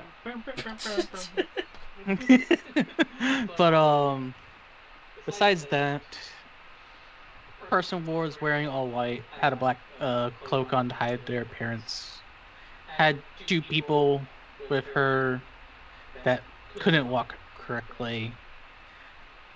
Based on what we saw at the last boneyard, that's probably the people she rose from the ground. so we've confirmed a gender at this point? Yes, it is a woman that wears all white. So what you're saying is, I have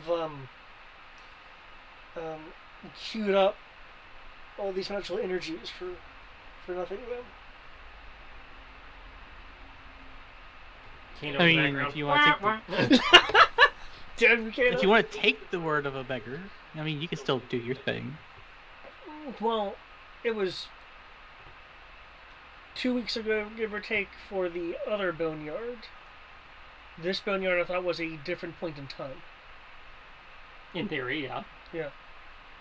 Probably within the same 2 to 3 week time frame, within the same week. I thought this happened like over the course of a month. There have been, I think they told us 7 over the course of a month. Yeah. So there would be multiple that would technically fit within a 2 week time frame. Or 3 week even. Exactly. But what's your idea? I was hoping to pull the same trick I did last time and maybe get an idea of a boot impression. Since cobblers have their own styles, we could possibly track down either an owner or a shopkeep, if not get lucky and get some more identifying information. And even if we don't, if we look at the pathing, we might be able to get some sort of partial triangulation, though with the way they moved last time, that's less likely.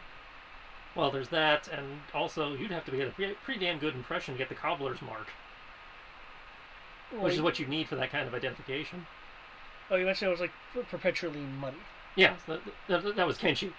Oh, yeah. Oh, okay. I was like, you need a damn good impression to get like enough of a cobbler's mark to identify, especially if it's been 2 to 3 weeks with the weather around here. Well, yeah, but if I look at it as it happens, that would increase the potentially increase the chance depending on the weather, because the confirmed Triss is perpetually muddy, not like constantly being destroyed by rain muddy.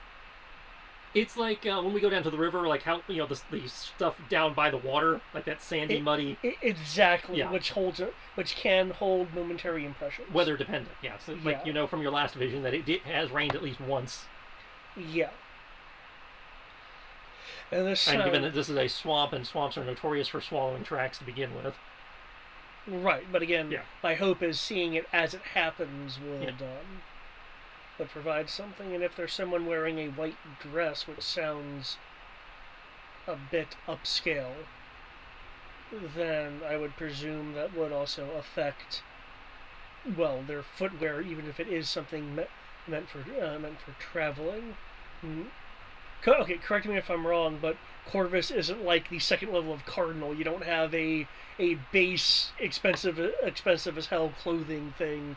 So someone who looks like they spend, say, gold on quality goods would be unusual, especially in the area we're in now.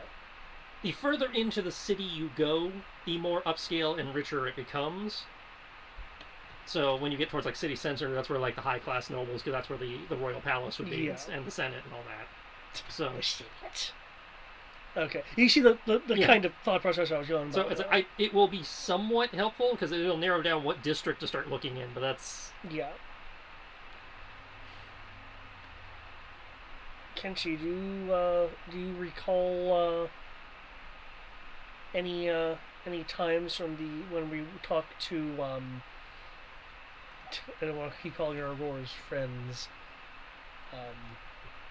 father figure, Kalina's kind of father figure? Do I recall what? Any detailed time-based information? Sorry. He didn't know much. Okay. I wasn't recalling anything of detail myself. Okay, that's kind of why he sent us out here to look, because he's like, you guys can do it on the DL, and you actually have the time, whereas he did not. Kriv, you said there's a good chance that this would have happened at around the same time? It was at night. That's all the guy said. And to put it this way, he doesn't really have much to be able to tell a time. So, yeah. Okay. Well, just because I want to use all this queued up stuff. I will use it. I can't just hold it for later. Yeah. Let's see if we're lucky enough for it to be within the same relative time frame. Though I can probably safely assume that it would have been where the person was going after I saw them. No, wait, this was in reverse chronological order. So we started with the last, then we went to the first. Then we went. Well, you went to the second. first one printed in the book. Okay. Just because it's printed in the book, apparently does not mean it's chronological order in terms of when these things happen. Okay, in which case, I'll be starting,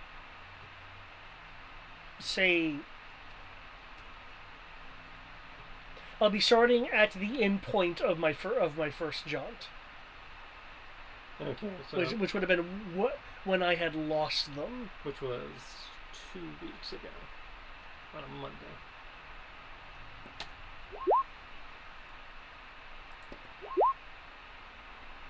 Full shade 15? Okay. Yeah, for the true sight. Trying the true sight, but okay. You peer into the past, and I presume you will look at the grave you found. Yes. And you stare into that grave, and it's extra muddy and wet. Probably has rained. Looks like it's like the hole that was dug is like half collapsed in on itself. Okay. So it's been partially filled in, but it looks like nature has been doing most of the filling. And without any rolls, I can't give you more information than that. Okay, I guess an investigation to just see what kind of clues I can find. Mm-hmm. That is. Okay. And I did not buff that. Okay.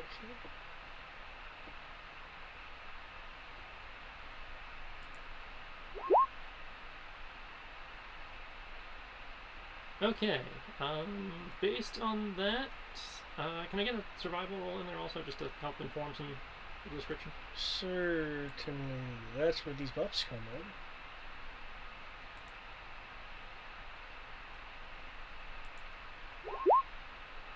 Really? Okay.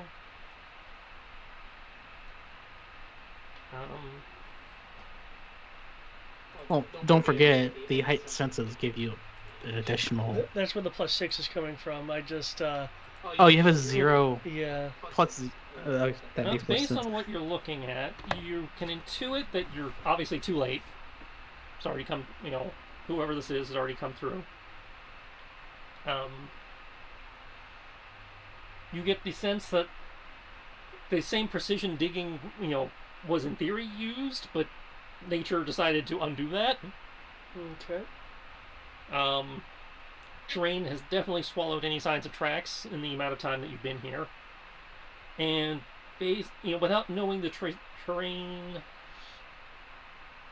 actually, based on your background, can I get a generic intelligence check? Certainly. Because you are potentially familiar with this area to a certain degree. Okay. Based on your knowledge of this area, you know that terrain can, change and swallow these kind of things up very quick around here. Okay. So, based on what you're seeing and your inclinations,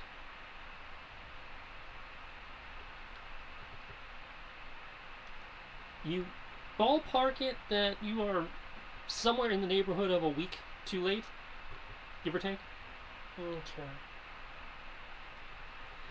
Based on that, yeah, you're inclined to say you're a week too late.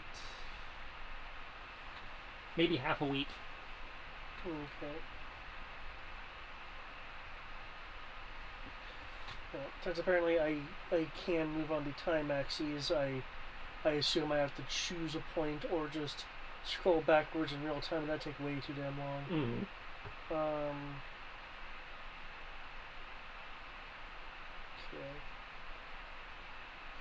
Okay. Okay, I'll end the peering past. Okay. Spell. What was a week to 2 weeks too late? I said roughly a week. That was like a week and a half? No, I said like half a week to a week. Oh, half a week to a week, okay. Roughly a week too late.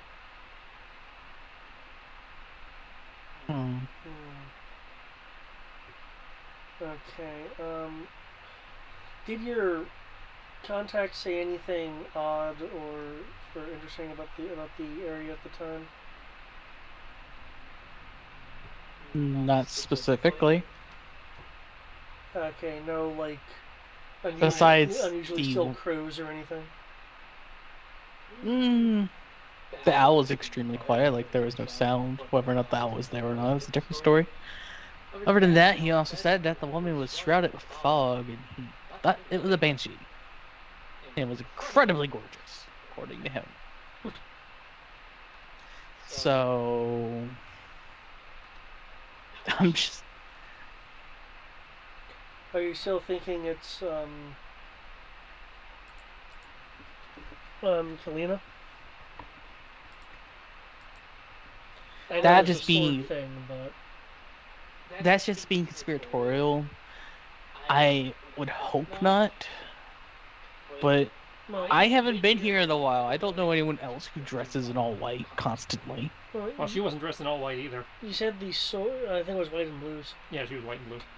You said the sword had been used against you. If it hasn't been anyone we've encountered in our current journeys concerning, Matthias and such, do you have any enemies from your past rivals, aside from Sir Wyvern Rider? any female rivals? Does your family not like you?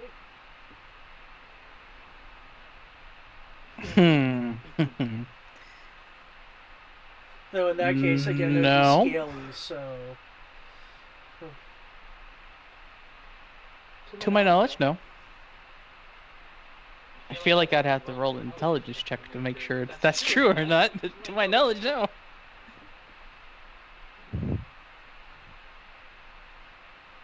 Would it be an intelligence check just to remember if your family hates you? Oh, no? If I rivals in the actually know background or someone something. as described. Intelligence or history?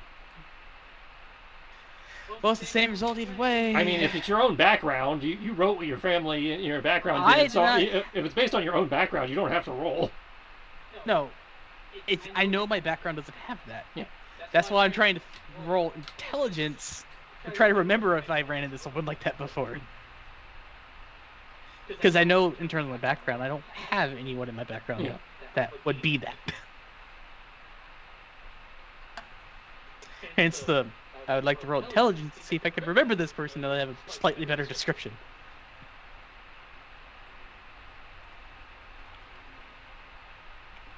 Now, if you're trying to remember somebody, it would definitely be intelligence.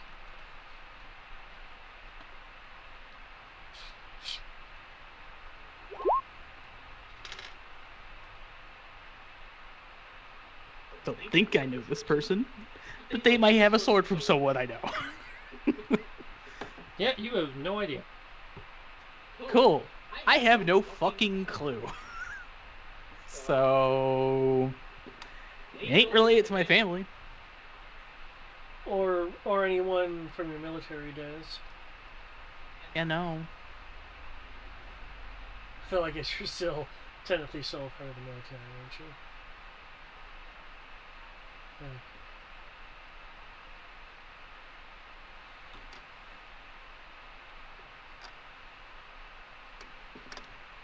Like I said, I just know that a sword that was held by this person was used against me. The only person that I could think of would be the cleric, paladin thing from the mountains. Or someone part of that group. Because Nelgana doesn't use a bastard sword. Penance uses bones from his body, which is fucking weird. But he's a vampire, whatever. And... it's just joking. Okay, so... the guy from Drakengard doesn't use a sword.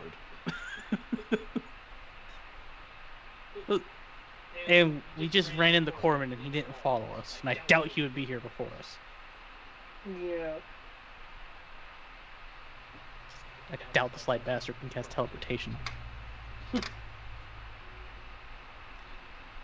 Well, and when you were talking, and the Hobbit you mentioned was the only one that really had any kind of information about literally what happened. Okay. I said we go on to the next one, but it sounds like there is a severe lack amount of information here. The only thing I could think of is that with the names of these people, we go to the city governor of sorts and try to get more information about these people and whatever is related to the witch's trial. And then see if we can get information about the witch. Well, we've done the 2 boneyards, and we've done 1 farm. That still leaves the Sunbright Estate and the farm and that's the Gaddock family, which we came out this way to hit anyway. So we might as can well go talk to the continue on Gaddock then. Yeah, there's only 2 more places, and then we can go back to the father. Yes, Father Dumont. And the Sunbright Estate. Then Southern after Corvus, that, so that might be on the way to where you wanted to go. everything we could do is try talking to the family of the once in the northern boneyard. Try to get information about circumstances of their death or anything like that. I'll make an after you gesture. I want you to lead, Kuro. You're the Knight of Corvus. I'm just an old a yokai. Do you really? What? You really want to go there? You're the person who's been alive for millennia and has much more experience. You should leave the way. Corvus was smaller last time I was here.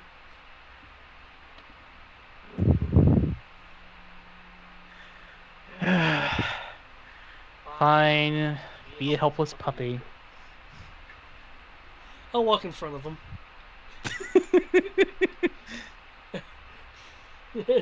and just go to the next place. Okay, let's see. The next closest would be the Gaddock family farm, which is near the eastern gate of the city. Probably just up the stream a little bit towards nicer terrain from where you are now. Does the farm have lots of wheat? No. Okay, good. Hello's not here. It is a small farm with 2 small barns, a pen for hogs, and a small field of wheat and corn. Okay, not large enough. The farmhouse itself is pretty unremarkable. Located just slightly up the hill from the river, under the shade of a giant apple tree peeking out from behind the house.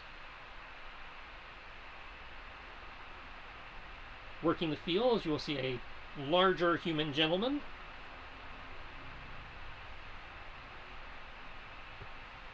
And flitting about the outside of the house, looks like, possibly carrying laundry or something, is a human woman. Further up the hill from where the man is working. I want to see the charisma of a king today, Kuro. Oi! Have at it. Oi! Man will look up at you and just lean on his scythe like, what up?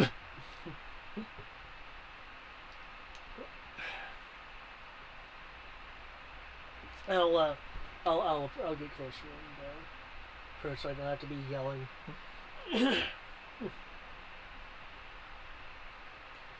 Oh.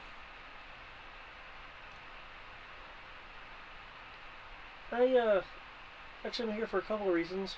One of them is I've heard you have wonderful apples and was wondering how expensive they were.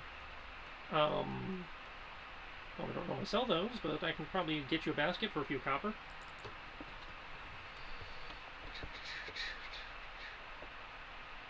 Say 4 copper for a basket? No, I can give you a silver. I don't have change, but... You can keep the change. Thank you very much. Bye! I literally don't have any copper listed. I have platinum, gold, and silver. Ah, the adventurer's purse. And there's a slot for something called Electrum, but I don't know what that is. It sounds like foreign money. You mean this thing? It's that money that recently got banned by the House of Lords. Possession of such as instant death. Oh damn! It must be cursed currency. Something about it being radioactive? That can't be good. Don't do this to my 200 electrones left. So, I assume you didn't hike all the way up here just for apples. What do you need? No.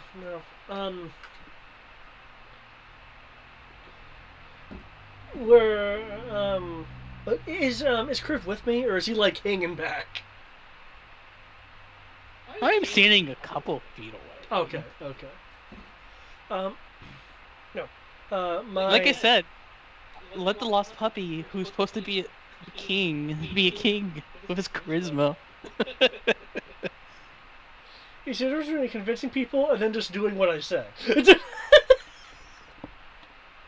Under fear of, death. I could do intimidation. That's not hard. Yeah, God King, as I recall, was not a charismatic ruler. He was more of a Shao Kahn, do what I say or I behead you ruler. The way I recalled it was was more like the darker side of lawful neutral. Of it's like, oh, you did that.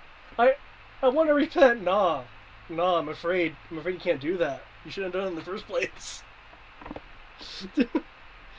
I believe it says no stealing, but my hands, nah, man, nah. Hands was the previous ruler. Okay. But seriously. So yeah, a form of intimidation. If everything's harshly punished, then they... You know, we like the Judge Dredd president. I am the law. Okay. My commanders and I have heard about a most unfortunate and odd happenstance that has occurred over the past month. I'm looking at him to gauge to see if he's kind of gonna already know what I'm talking about. Looks like you're confused for a second, and then he kind of snaps like, "Oh, you're talking about my dad who walked out on us. You know, despite being dead." My thought was like, yeah, I suppose walking out is... wow, this guy seems to be taking it pretty well. Yes, as a matter of fact. Yeah, it was the strangest thing. I mean, it's... You don't know much, you know. Got up and, went to bed, everything was fine. Got up in the morning, his grave was empty. That was about a week ago now? This is the Gaddock? Yeah, the Gaddock. G-A-D-O-C-K. Yeah, that was about a week ago now. It's the strangest thing.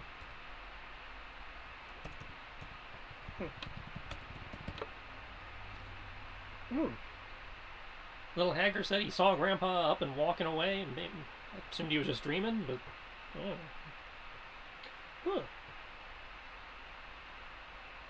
I don't suppose he had any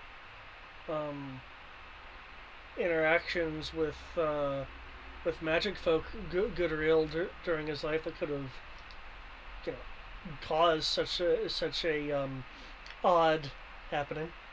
Not to my knowledge. I mean, I was pretty young when he passed, so I knew his friends that came by. None of them were magical, at least to my knowledge. They're really poor wizards, like dirt poor.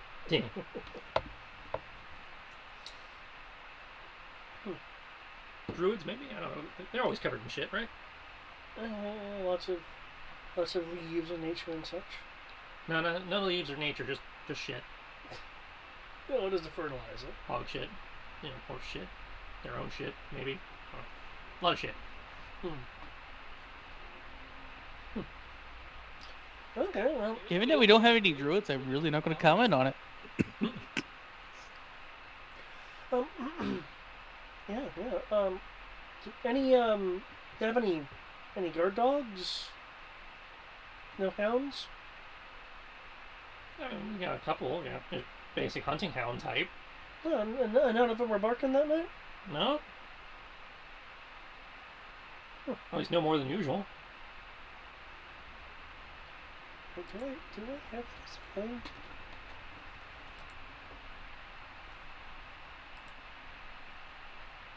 Nope, okay.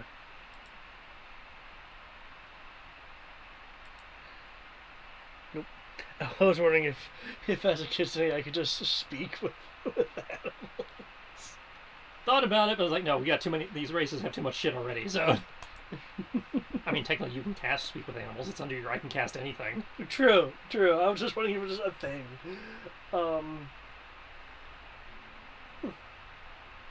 Okay. I think you have to be a furball to get that automatically. Okay. You mentioned. Well, would you mind showing me where he was? Yeah, sure, I guess. I mean, I don't know what you're going to find. I've already cleaned the place up, but... What? You can't kind of rest his scythe against the fence, like, hops over and leads you up the hill and around the house to where the apple tree is. You can see his wife, she's got, like, this pole thing that she's, like, knocking down into a basket with as guys come around. Where was it? family graveyard it's a very small plot behind the farmhouse under the shade of the tree. There's looks like markers for probably his father, his mother, and maybe the generation before that. Okay. Grave looks freshly maintained. Okay. Flowers, the full. Again, looks recently, replotted, I guess. Okay.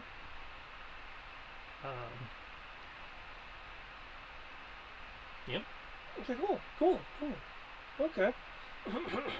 Ground's nice and firm, no tracks, no nothing. Okay. I'll be looking around.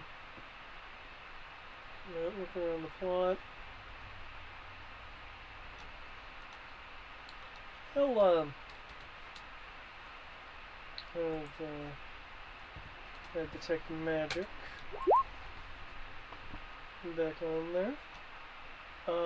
Just to see if there's anything like any remote sensors or sigils or anything like that. Nothing sticking out. Okay. We confirmed earlier that these aren't ingredients for a phylactery or anything like that. Mm-hmm. I'm just kind of wondering. It has to be personal, or else you just be resurrecting any old thing over time. Mm-hmm. If you're just wanting a, annihilation. Mm. So.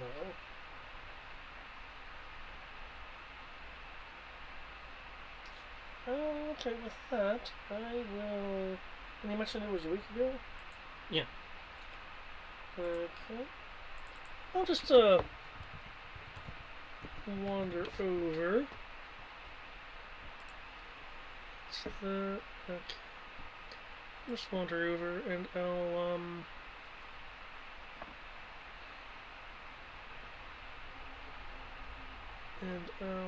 what's that? Okay, so that will cost that.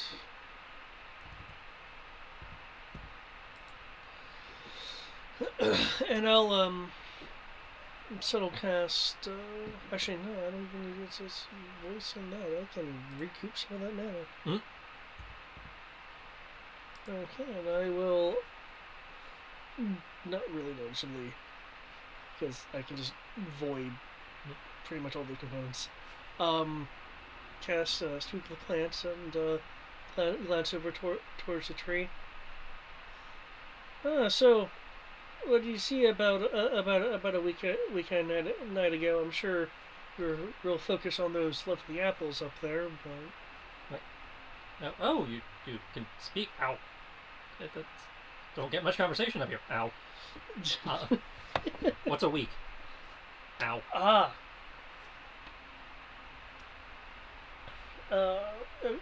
Ladrina has I believe the weeks are a little bit different. Thank you. I was already looking at it. So I had to roll what day this happened on. Okay, it's a 10-day. Ow. So it would be I believe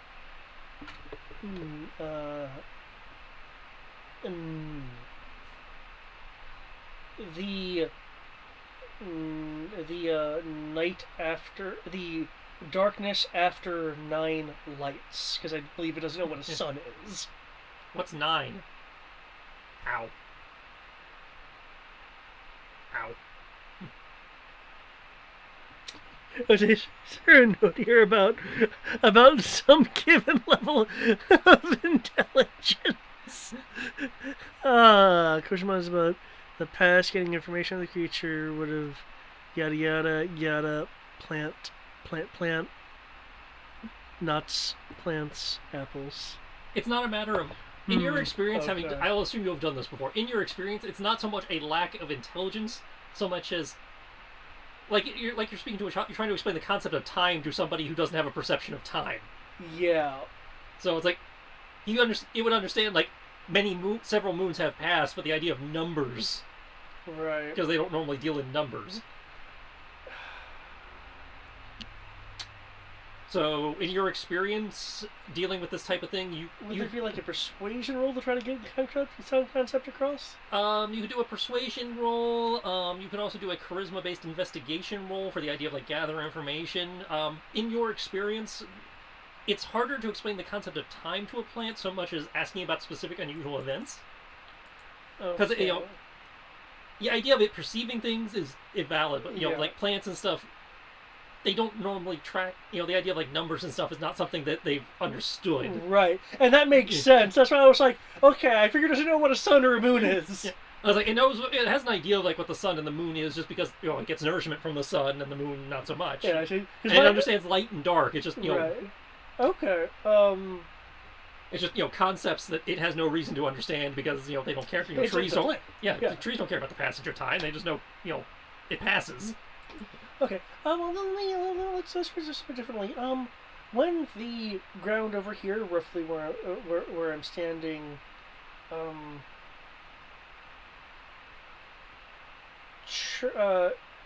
churned and a being came out of it. Was there anything odd when that happened? Like a person that you weren't used to tending around the area? Oh, you mean when the old keeper disturbed my roots and left?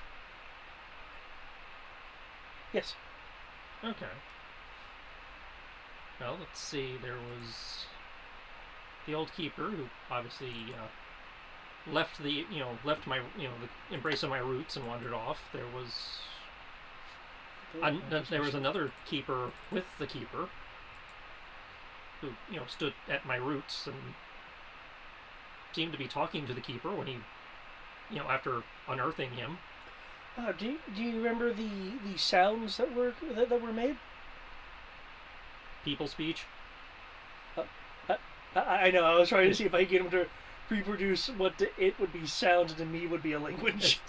It's like all, with the exception of you, for some reason, all of you keeper peoples sound the same to me. Okay. Because they don't have language in the traditional sense. So I know, that's why I was just asking for like a mimicking of the sounds. It's all Charlie Brown noises to them. Oh, okay. So it's not even really sounds then. It's wah, Yeah. wah, wah, okay.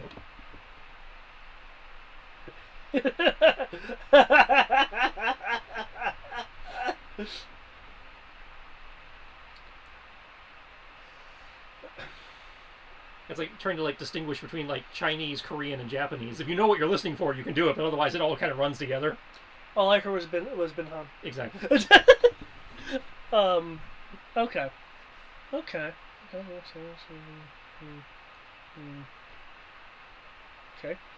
Other keeper poked my roots and unearthed old keeper, and then they left. Do you recall what direction that they left in? That the keepers left in? That way.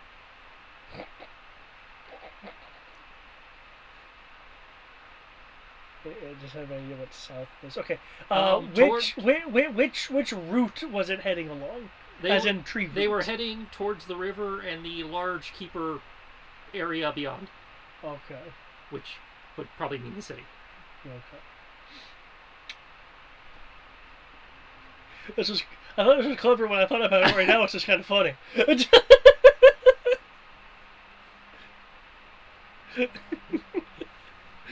Wait. Let's see if I can bullshit something. Sorry, I'm not Suntree. Hey, man. Oh, you want to know stuff? If I was paying attention, I'd tell you. But I've just been loving the sun of my apples, man. Ow. Let me see. Is the capital L messing up the search? No. Okay, you have beast sense, but you don't have plant sense. Pretty sure that's a thing, though. Plant sense? Yeah. Sense plant, maybe? Yeah. Pretty sure there's some kind of detect plant, maybe? There's locate animals or plants. Okay, that's probably one thing, yeah. There's plant growth. There's transport via plants. Oh, that's a fun one. Yeah, I think Sashimura did it earlier until it turns out he just walked. Okay. He got very good at walking. He learned from the best. Oh, yeah. Only in a straight line, though. Okay. Hey, someplace like Japan, that's all you need. Hello, folks. Oh my God, it's a cat! Kill it! How's that different from any other week?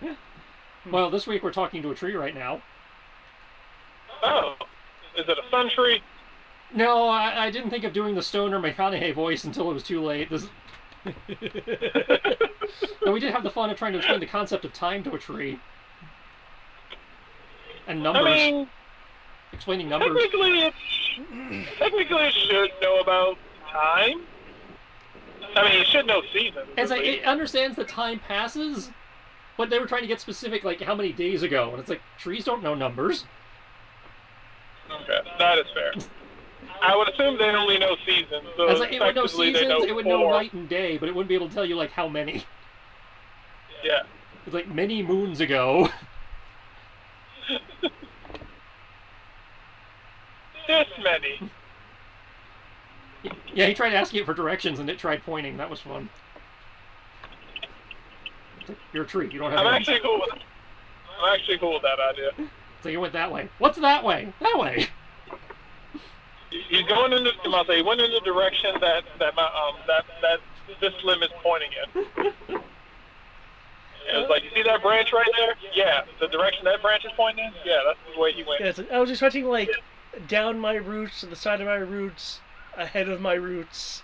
Well, he gave you a direction by indicating the city. No, it was. Yeah. I'm just telling you what I was expecting. It's like, no, what you did was cool. That was good. Okay. I can't think of anything else to ask the delicious apple tree here. Ow. How many apples? She's trying to fill like a reasonable basket. It's not, but she's having to kind of like she's got this like pole with like a blade on it. And she's kind of like scything them to get them down. Yeah. By the way, as soon as he gets this basket, I'm taking one of the apples. Oh, she got the basket at her feet. You can grab one now easily enough that they're within reach. No, I'm waiting until it's in Koto's arms. Okay.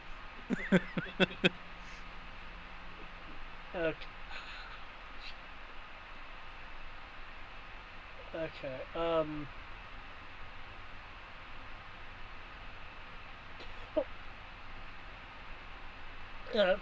Thank you very much for your time and your delicious apples. You're welcome. I assume you're why the keeper's jabbing me with that stick again. Yeah. They just looked really shiny and really good. Well, I hope you enjoy them, because otherwise they would just fall to the ground and go to waste. So.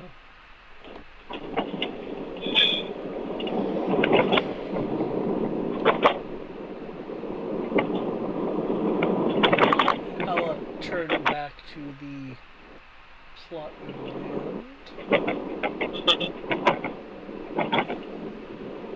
Wait a second. Is there locate undead? No.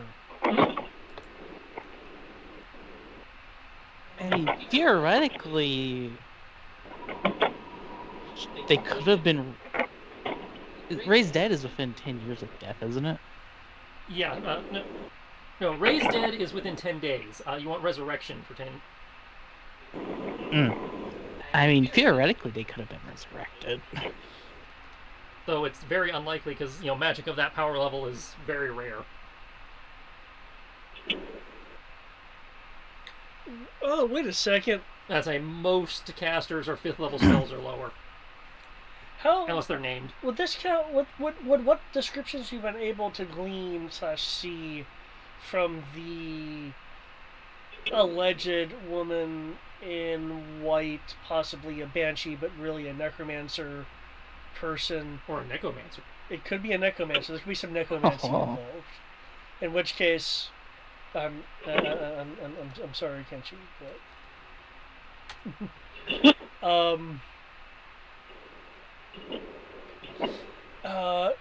do we have enough information for locate creature to be viable? Because it requires a description or a name. Chamber here and the books over here. Well, you definitely don't have a name. Right. Because you have a name, the case will be cracked. Unless you still believe it's, Old Man Gum. No, too graceful for old man. Describe or name a creature that is familiar to you. You sense the direction within 1,000 feet.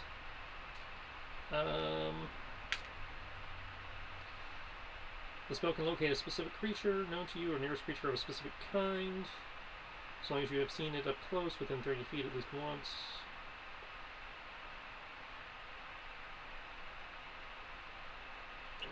The spell cannot locate a creature if running water at least 10 feet wide blocks a direct path between you and the creature. That's very specific. That's not old school lore type thing.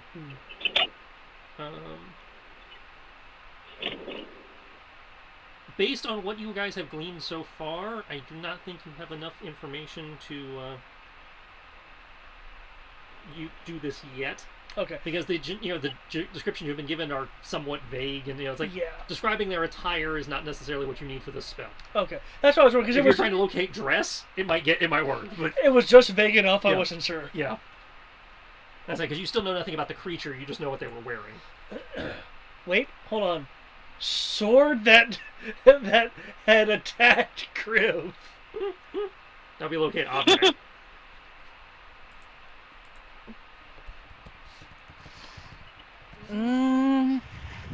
Hold up. Tibbs is the cleric. He has locate object. Describe or name an object that is familiar to you. Oh, no.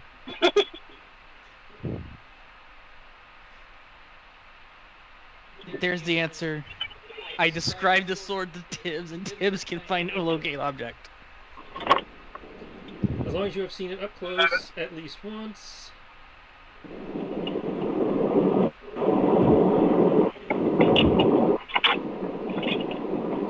Cannot locate if lead is away, because always lead. Yeah, well, that's universal. Apparently even affects the Force. Or so I've heard. Only in the Zornverse.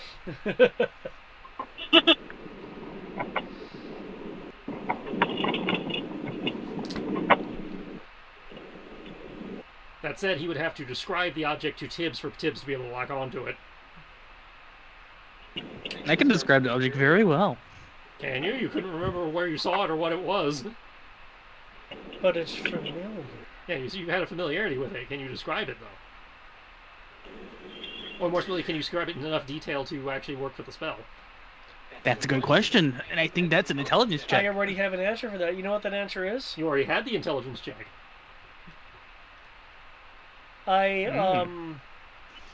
You play the illusion again. Nope. It's better than that.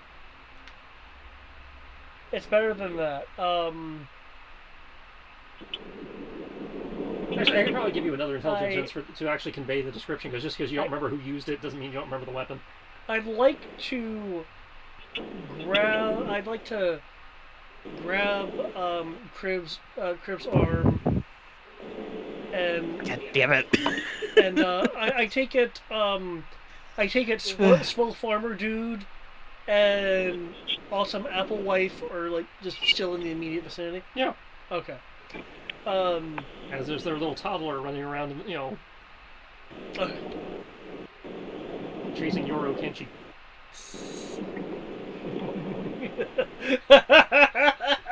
Of course, Kenshi became a cat and decided to hide. Wait, what? Okay. At least you assume it's him. You don't know many red-eyed black cats running around. Well, I'll take Kriv around the apple tree. So the trunk of the tree is a vision blocker between myself, Kriv, Swell Farmer, and Awesome Apple Wife. That's your cue, shippers. They're going around the tree where nobody can see. Start writing.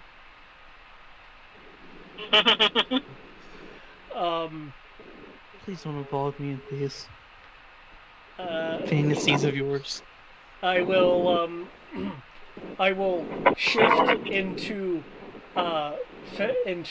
Femkodo and gently take his cheeks and look into his eyes and cast Detect Thoughts. God damn it! And 1,000 fanfics were launched. God damn it.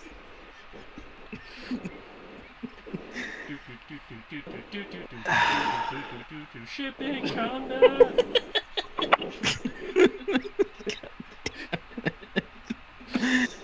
I'm just going to give you this blank ass fucking stare. Where is my detect spell? Because literally just going to have a blank mind. It's like, the fuck you doing, Kodo? Dimensional shove, no. Less useful than it sounds. Shield ally, better than it sounds, but... What the fuck are you doing, Kodo? Why are you doing this, Kodo? Shh. We have more important things to do, I'm trying to Kodo. peer into your soul. I mean, the sword.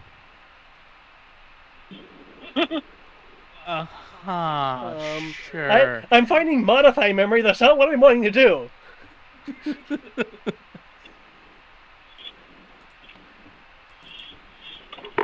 Detect. Except I have to spell detect right. Detect. Detect dragons, no. I'm sure that'll help. Second level. Okay, I was looking at a level too far.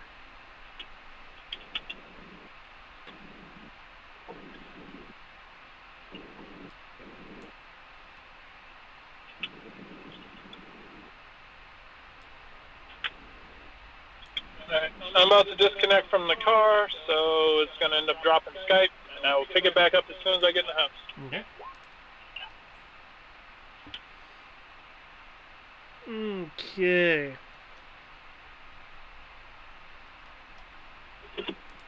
And I should be able to sift memories up to 24 hours, provided he does not resist. Okay. And what I am wanting to do is acquire the familiarity to the object, because I would then be feeling his familiarity of it. You feel his familiarity of it, but the memory of why it's familiar is more than 24 hours old. Is it though? Yes, it happened way more than 24 hours ago. But does it feel more recent? It's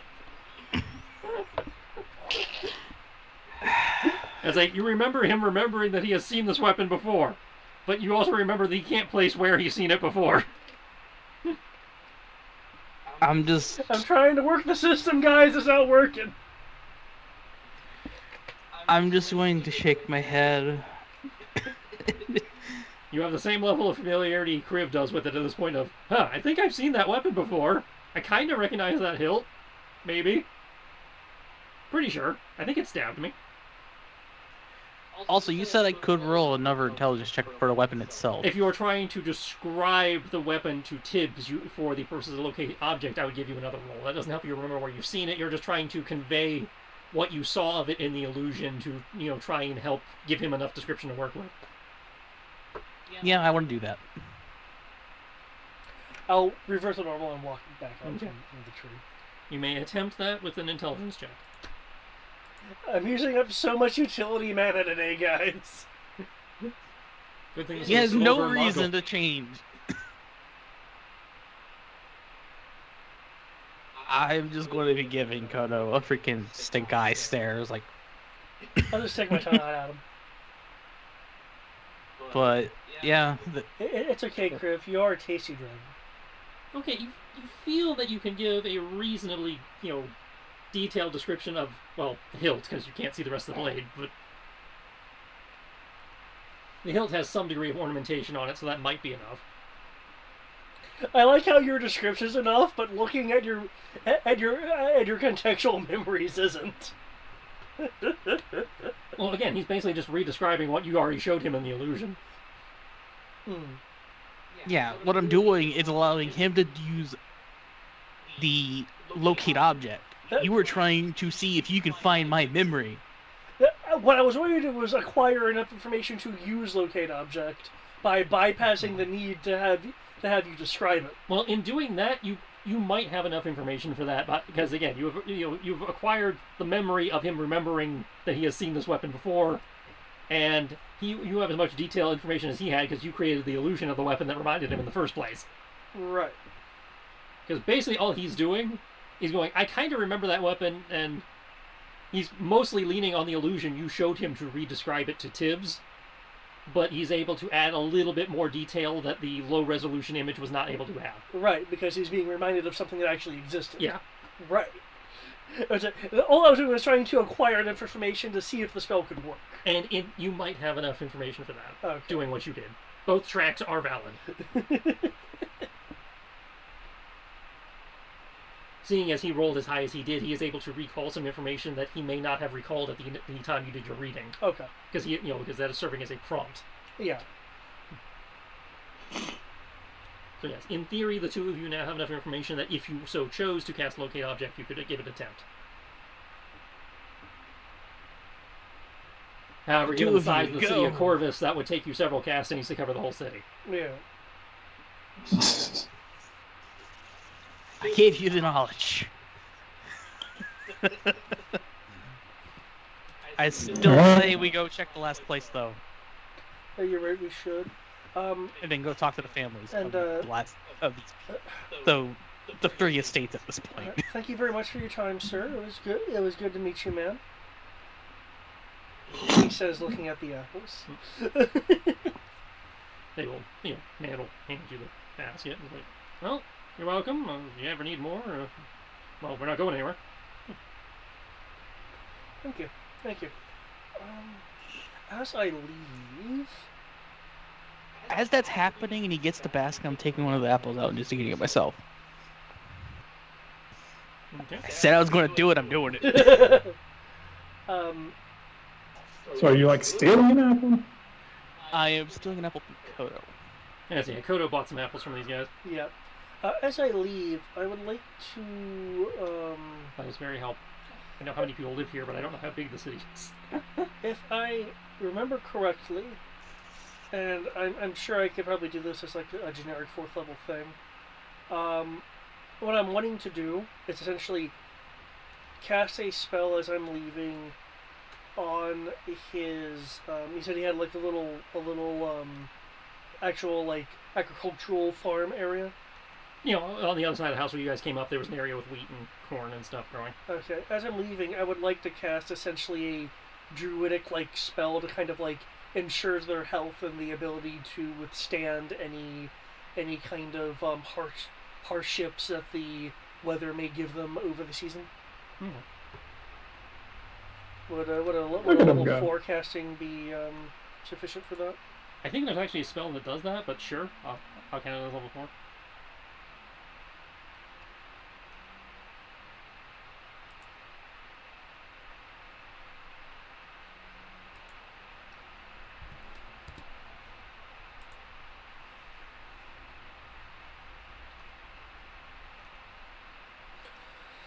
Okay. Figured. Well, Tibbs, I guess it's time to get you up to speed if we're going to be seeing the last person. Sounds like a plan. The person that we're looking for is almost certainly a woman in a dress or skirt of a white coloration. They are naturally graceful and may have a weapon that once attempt to turn Kriv into a kebab. Huh. They wore a robe, a cloak, and a white mask dress with a deep hood along with gloves, and were very particular about digging up the graves and their exit vectors.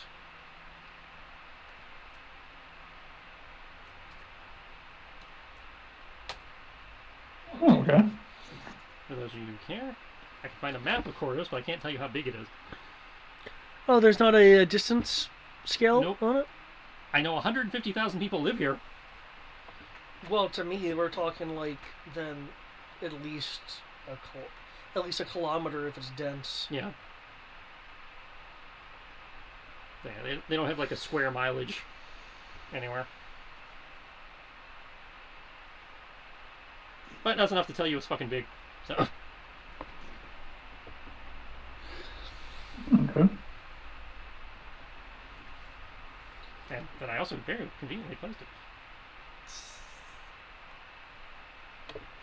Okay, in that case, again, I guess we're going to the last person. Unless, Tibbs, you have something you'd like to add? Nothing I can think of. Oh, yes, and just so Brian's aware, I can look into the past now. He found a Oh spell. my god, it's just like a He thing found a he spell that casually lets does him, now. he found a spell that lets him scry on the past. Oh, And okay, it's because just of the casually type of looking through because the of his past now. race and everything else that Kodo is, he could technically cast just about any spell in existence. So because we found that spell, it allowed us to get some broken information that we shouldn't have yet. No. This is all information you could have gotten if you asked the right questions and talked to the right people.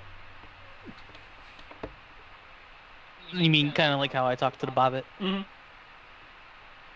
There's been several instances of not asking the right questions, so this actually helped you guys out. We've crossed off the guy in the northern boneyard. Though there is a conspiratorial thought that it could be Kalina.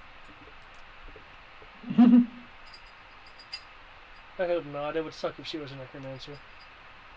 Okay, the final location is the Sunbright Estate, which is a beautiful mansion surrounded by a low wall in the midst of many other such homes in one of the nicer parts of the city. The family has hung festive banners from the balconies in preparation for the longest night festival a few days from now. Upon arrival, you will be escorted by the butler to the sitting room, where he will then go, in search of his master, Lord Elgar Sunbright.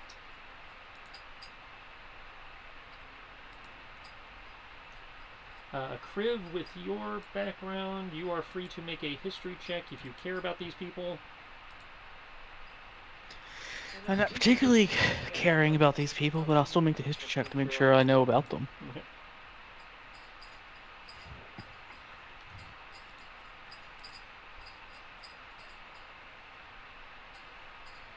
I'm just going to click this so I can actually look at the image. I have a image listed as Fancy Kodo.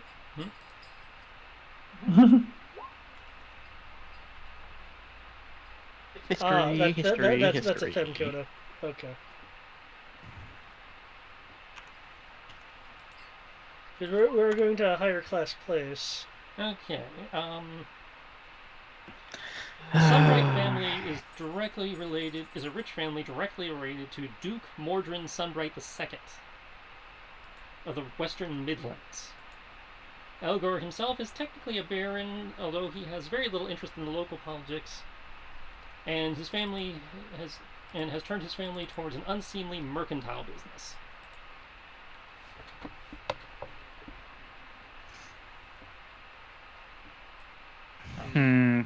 As you guys are waiting in the sitting room, you hear the sound of him arguing with his butler, arguing about how he has no time for guests. He's on his way out.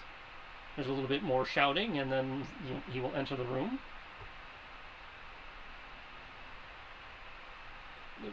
Older, probably say late 40s, maybe early 50s, human gentleman. Well off enough clothing, and not quite noble level, but like just below wealthy merchant level clothing. He's wearing wealthy merchant. I'm wearing noble, and Fancy Kodo is now being fancy. And he enters the room and glares at the lot. He's like, "Well, what do you want? Keep in mind, I don't have a lot of time. I'm a busy man, and whatever it is you want is delaying me from my business." Well, it involves the grave robbing of such and such. Person I can't remember the name off the top of my head. Sorry, as a player, I'm saying that. But I would state that we are interested in investigating the grave robbing incident that has happened on your estate. That's awfully nice of you. Took whoever long enough. Don't know what you'll get out of it at this point, but look you over and then look everyone else over, and he's mostly focused on you, probably because you retire. I ain't gonna complain. So, what do you want to know? Make it quick. When did it happen? 3 weeks ago. Who was it that was? When? Who? What? Who is the person that was buried and stolen? My father, Radnor Sunbright. Besides being a wealthy merchant, was he in anything notice an interesting note, something like involving a witch's trial or anything that would cause possible animosity? Don't know much about his business. He died 8 years ago of illness, and I expect to be compensated for the damage they did to the family tomb, whoever it was.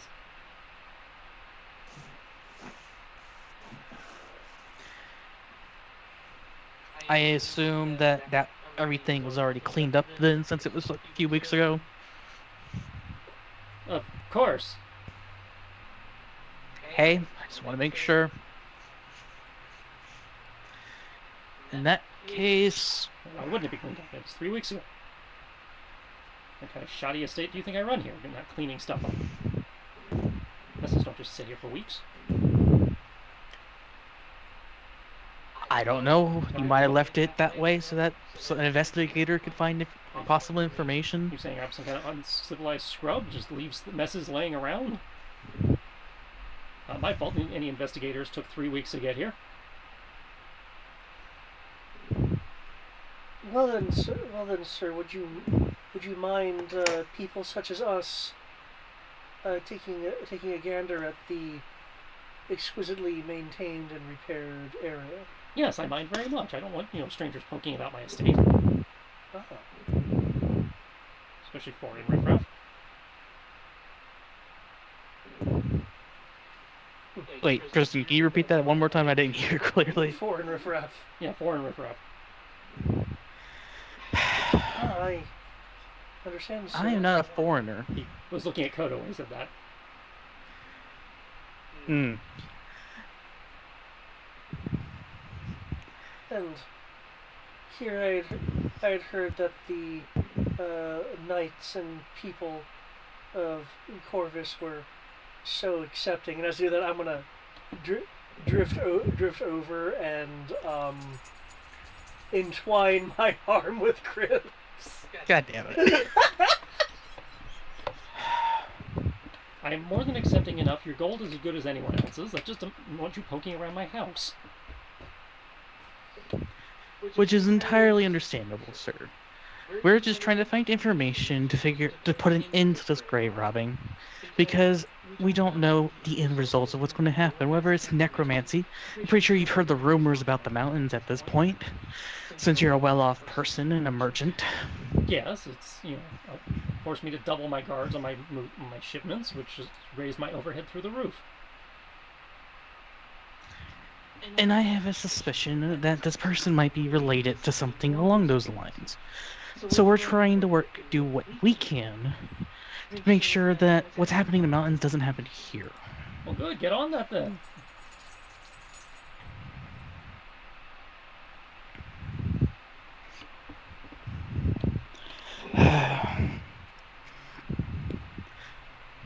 That's the only reason why we were asking to see the tomb. We're not wanting to poke around everywhere else in your house. Yet, have no reason to do that. I've given you my answer, so unless you have any further questions...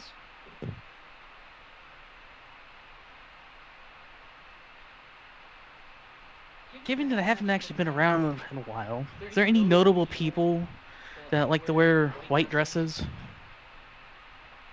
It's a fashionable Like all color, white? especially this time of year. My wife, wears them at least 2 days a week. As does my daughter. But do either of them participate in fanciful sword play, good sir? Half the women in this district wear them at least 1 day a week. Okay. So that doesn't help too much. What? Is there, like, a portrait of him and his family in the room? There's a giant portrait of him, not the family. Oh, excuse me, sir. Well, I thank you for your time.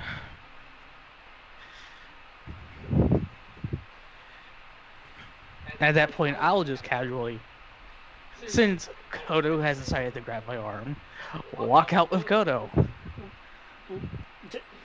In order to not break the facade that I spontaneously put into place, I will follow. Okay. You are escorted out onto the porch by the butler. I was... And then you see Mr. Sunbright, getting in a wagon off to the side of the house or getting into a carriage rather, off to the side of the house and leaving. I was this close to giving him a gift.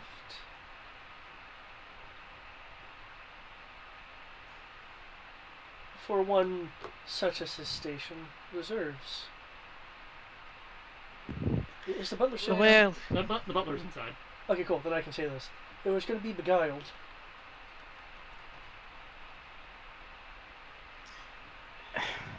there won't be anything worthwhile here. We already have a little bit enough information based on what we have. I say we go back to the father, let him know what we found, and ask him if he knows anything about this witch's trial and the jury and whatnot before deciding to bother the politicos of this city. Ugh. Just one thing I hate more than graveyards is dealing with politics.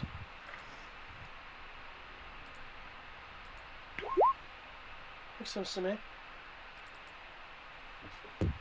Any objections, you guys? Because I don't feel like doing some B&E today. It'd be kind of hard for me to do that given my station. No, you don't have to do any kind of breaking or entering at all. Wonder what his plan is then. It's y'all's call. I'm just along for the ride. Oh, yes, but I do also believe this is a friend of a friend. Well, yes. I'm just trying to keep you involved. And I appreciate that. I'm just, there's a different way of going about things when you're with a group, Left to my own devices, I would have been, much more subtle about this. You probably would have just snuck in there. That's what you're saying. Pretty much. I don't disagree with it, but I wouldn't be one to do that. No, I didn't say it was the right answer. I just said that's how I would have handled it. Again, Crib, you don't have to sneak into anything.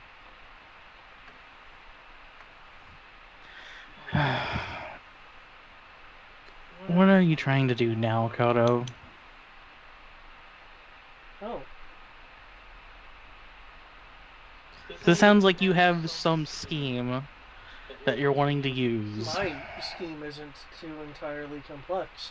It just involves you not breaking any kind of laws or sullying your reputation. And what is this scheme of yours? I want to see if I tell you that it makes you culpable, so... And so if you're going to be making any schemes, probably shouldn't do it out on a public porch. That too. I'm just riffing. I say we go talk to the father and at least tell him what we figured out. He might have more information for us Yeah. based on what we tell him. Yeah, let's do that. Let's do that. I'm just going to keep this place in mind.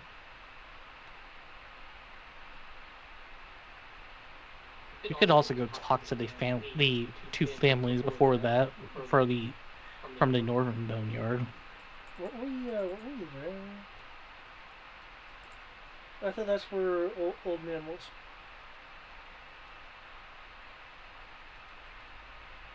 Yeah, I thought we did that already. No, when you went to the two families, the graveyards, it's in a public graveyard. We never talked to the families themselves. True. But I don't know. I agree with your first idea of talking to Demos. Duhas? Talking to Duhas? Yeah, Okay. Duhas. Dumas. M-A-S, not H-A-S. Duhast it is. But yes, let's go talk to Father Dumas. You keep calling him that, but I'm pretty sure he's not related to you.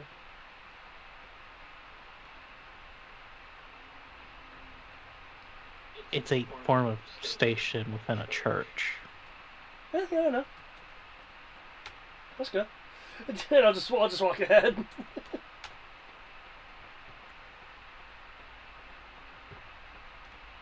I will address people by their station. since at least the current you has none, I call you by your name as a friend. I knew you were going with that. Okay, you return to the church.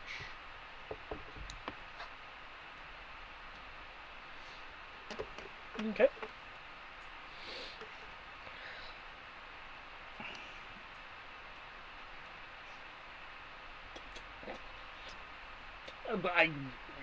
We enter. Is Dumas available? I'll ask a nearby acolyte or what have you. There's one acolyte around who was able to direct you to the father's office that was indicated last time you were here, just off of the worship space. Okay. On entering that room, you know it's a very cluttered office, scrolls and tomes scattered all about. The father himself seems to be sitting there. It looks like he's going over the books for the church.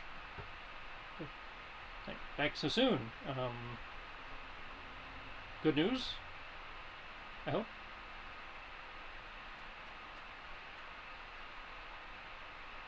There's at least progress and information gained, but we figured we'd share it to see if you have any further insight once we give you this information.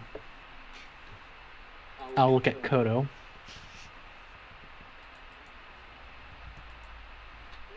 Tell me, yes. Yes. You're the one who's very good at giving proper descriptions of things. Well, clap my hands together. We're wondering if this person was familiar to you at all, and I'll part my hands, forming a, I believe, minor illusions encounter. Yeah, minor illusions encounter. Yep. To give a representation of the being that we saw. You know, pulled some spectacles out of his robe and like, kind of leaned forward. Could be anyone. The make of the skirt or the poking of the hilt is of no familiarity to you? Certainly don't recognize the weapon that you... No, you don't recognize the weapon. The dress, I mean, seems well enough made, but any half-decent tailor in Uptown could have made that. You know, there's enough covered to not really yield any distinguishing... I very much agree. Is there anything, perhaps, linking someone of this stature to a, he'll glance over towards Kriv as if in, to ask for retroactive confirmation, a witch or witch's trial?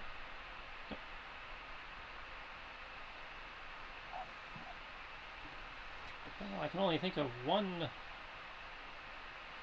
witch trial that we've recent memory, and that was 10 years ago. Though, again, nothing about that image would lead me to believe it's connected, though now that you mention it. And it rifles through his, papers on his desk, grabs something that looks like it might be similar to the list he gave you guys. Like, I do believe all of these names were on the jury for said trial.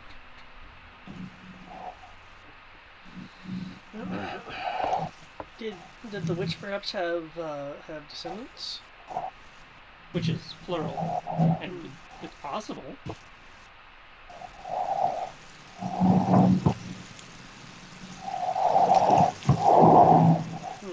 Brian. Yeah. We were getting shit from your mic again. Yeah. Like we could hear each deep breath that you were taking. It almost, from how close it was, like you were almost snoring. Fucking hell. Does Tibbs have any thoughts, especially if we're dealing with like a coven? Covens.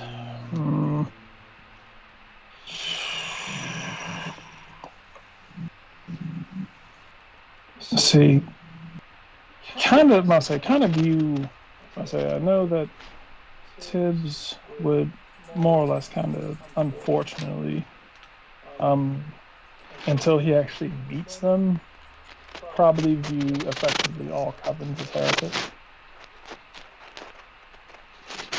Kind of meet them after the fact and be like, oh, maybe they aren't that bad.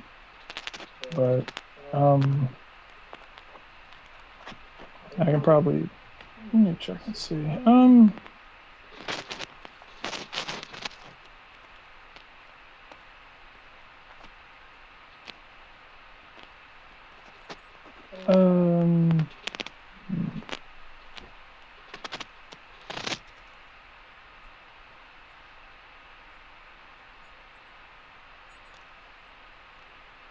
We already have all the, we effectively already have everything on them that we need to know, correct?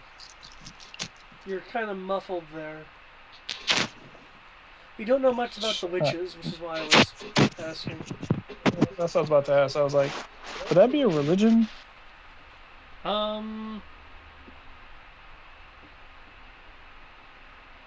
This would be more of a history check to know about the trial.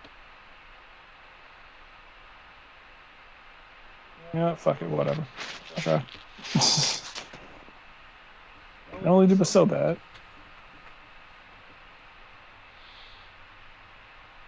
Maybe I'll luck out.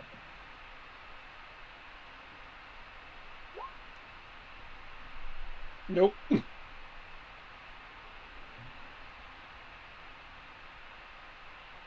Yep, that's a nope.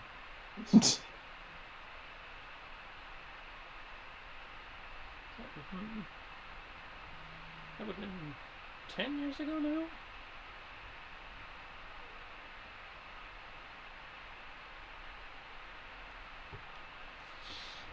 Is there anything in your records, sir? I don't need anything in my records. I lived it.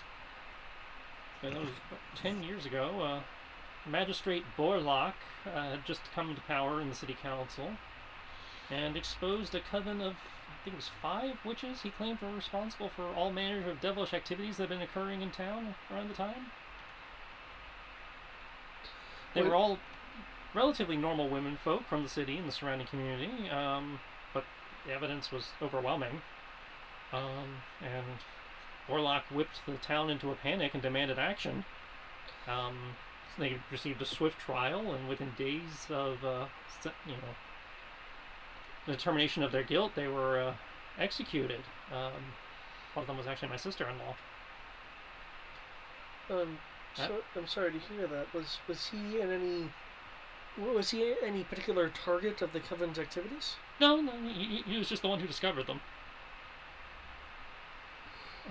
After their execution, they were interned in a specially prepared plot deep within the widower's wood, locked away in a crypt, and we actually contacted the Silken Empire to have enchanters come in from the lodge to put powerful enchantments on the tomb to seal them away. My sister-in-law, leader of the coven, apparently, is actually was made an example of, and is interred right beneath our feet in a special tomb on the here on the grounds. It's supposed to serve as a warning to everyone else in the city that the black arts will not be tolerated.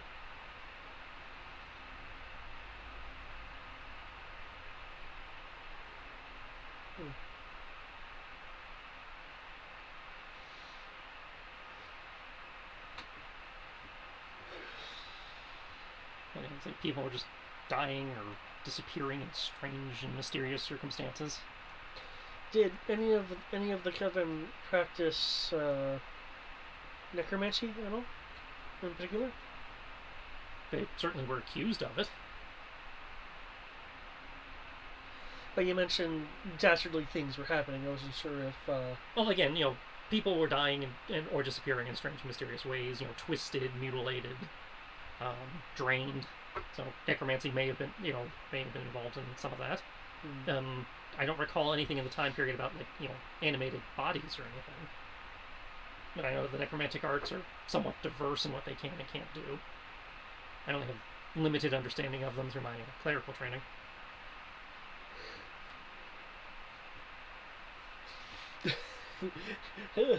David just thinking about Defense Against the Dark Arts. Okay. Yeah, Magistrate Borlock is, at this point, probably one of our most powerful lords in the city. Well, he's in terms of city rule, he's second only to the mayor and when she's in town and actually deigns to interfere in city affairs, which isn't very often. Her Highness herself. Normally, she's more concerned with the national level. Leaves the city to manage itself. Yes, I'm sure her being away is quite time-consuming. I believe she's currently meeting with the other nations to figure out how to deal with those rumors of the stuff coming out of the mountains. Ah, good. More countryside away from Corvus must do her good. You say that like she's here most of the time and doesn't get out. She travels quite a bit. Good, yes. Anyway, so this this Borvis, you said? Borlock. Magistrate Borlock. Magistrate Borlock, I understand that you and some of the others wanted this to be more hush-hush. Would going to Borlock be out of line?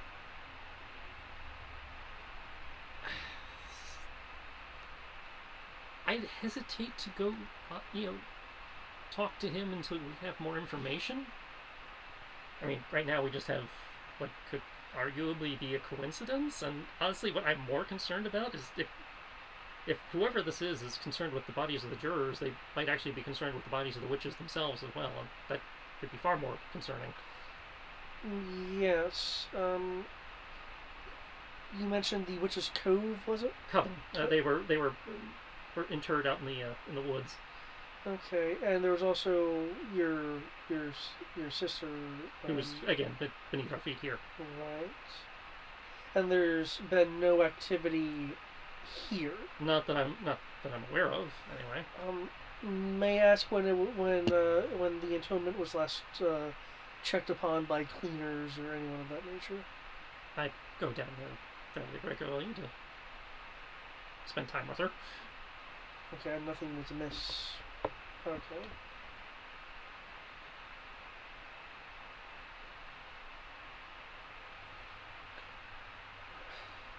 Do you happen to have precisely where, not your sister, but the others were located? Yeah, one moment. They'll get up and start going through the shelves, comes back with a map of the local area. They unrolls and gets out a quill and marks a location out in the woods. I believe it's there. Thank you. I think then it would be good for us to check it out, see if,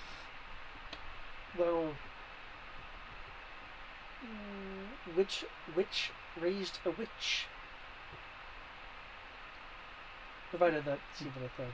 And I guess I'll go check on my sister again. And if we actually get something of some kind of proof or something, I'd still prefer to keep it between us and handle it in house. But if this turns out to be as bad as it could be, at least we'll have something to bring to the watch or the magistrate or what have you to. Yeah. Hopefully, it won't come to that.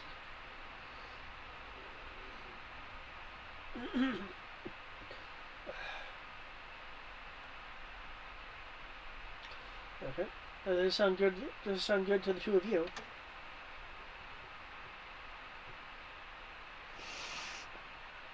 I'm not against it. Okay.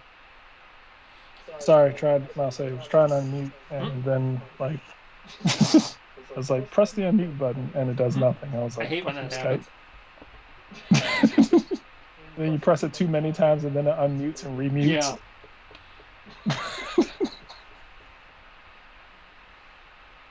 All right. Cool. Let's see.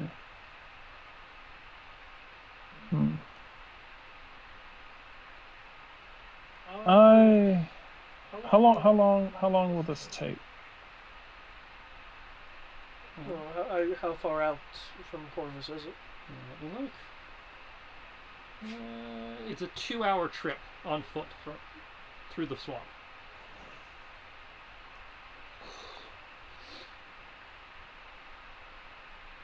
Sounds good to me. And I'd say it is off the beaten track, so you're going to have to go cross country. That shouldn't be a problem.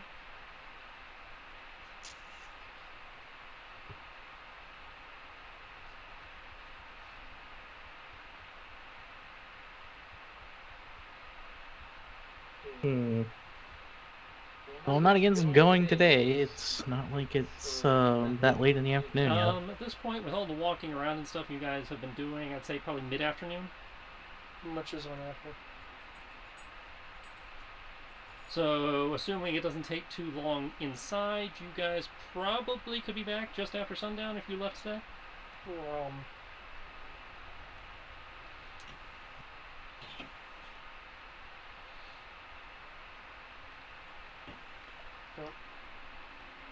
Griff, Tibbs, you're the one at home. Needs to sleep. Yeah. If that's the case, yeah, we can do this in that period of time. Seems like a decent enough time period. So it won't horribly tie us up. So yeah. Yeah, we might as well go. I was afraid like the travel would be like hold us the fuck up for God knows how long. Well, let's get headed that way then.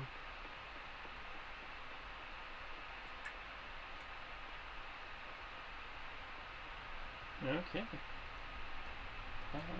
If you are heading out to the tomb, I will require a survival check just to see if you make good time and don't injure yourselves going through cross-country, swamping, other fun stuff. I will assist the Tibbs in providing that information. And that'll be a survival check from everybody. This is a group check. Oh. It's a group check.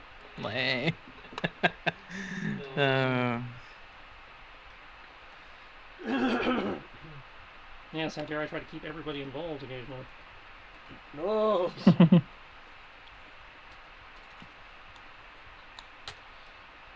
6 survival checks. Cool. So, my armor class is 10 plus 5 plus 5. Which means I have a default of plus 10 plus 12 once in the combat. Why not? I'd say your armor class shouldn't have changed. Holy shit. Well, because my wisdom went up, it changed. Tibbs is like, I'm small and I'm a quadruped. Because it's dex plus wisdom. Yeah, so your armor class is just your dex modifier plus your wisdom modifier. Yeah, it went because my wisdom modifier went up to the max because of the tome. Yeah, okay. Tibbs walks over a pit covering the fires of hell. Okay. Oh, what was that? So that is 3 success. Okay, based on that, 2-hour trip takes you about 2.5 hours due to various terrain snarls. I'll just look at Kodo. Dealing with mud and stuff. But you guys make it in, roughly the amount of time quoted.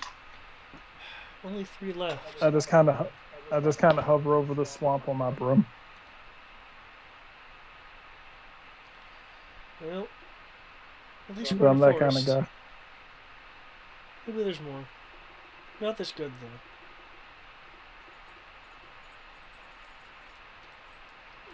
Okay, did I drop you guys on this map already? I did not. Okay.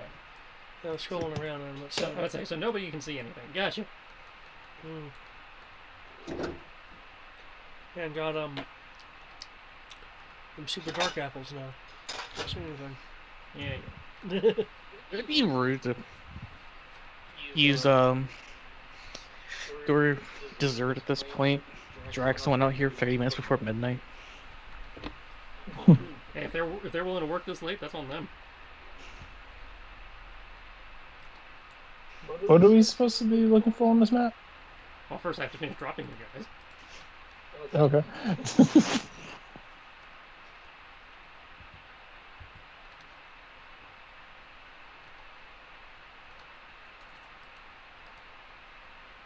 see now? Online ordering is unavailable. Yeah, fuck it. I don't feel like So you going guys should through be it. looking Man. right at yourself. I see I black. see. That's because there's no light. Okay. Is my Yeah, still dark black. vision functional then? Oh, give me a minute. I guess I'll spend the 2 mana Okay, to give it's myself because dark everybody vision. has their vision turned off. 60 feet dark vision? 60 feet dark vision? Yep. Though, technically my true sight's still on. Also, are we going into the tomb already? Is that why we're on this map? This is you outside the tomb. So Crib does not have dark vision. Tibbs is 60 feet. I believe so. Because cat. Also, we got here That's it. with what you said. It wouldn't even be dark out yet. Outside the tomb, it's not. I don't have vision, though. Well, you should now. I don't. Yeah, I have dark vision. Well, I turned on your eyeballs. Is there a light source outside of the, No, but give me a minute. Okay, that's why you can't see. I see my Okay, pog. I can. Well, that's what I can mean. You see. can at least see your pog now. Yeah, I can see my pog, but that's it. That's something. Give me a minute. Because I don't have a reason to cast dark vision if it's still a day.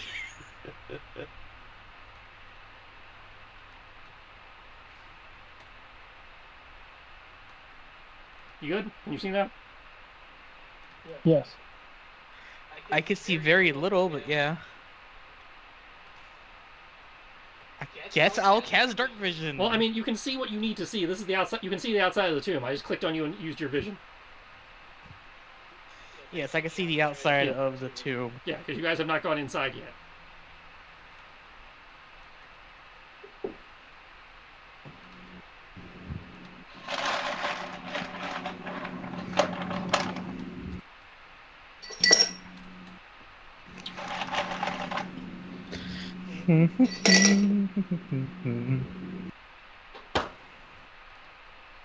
Well, you guys are outside. What do you want to do now?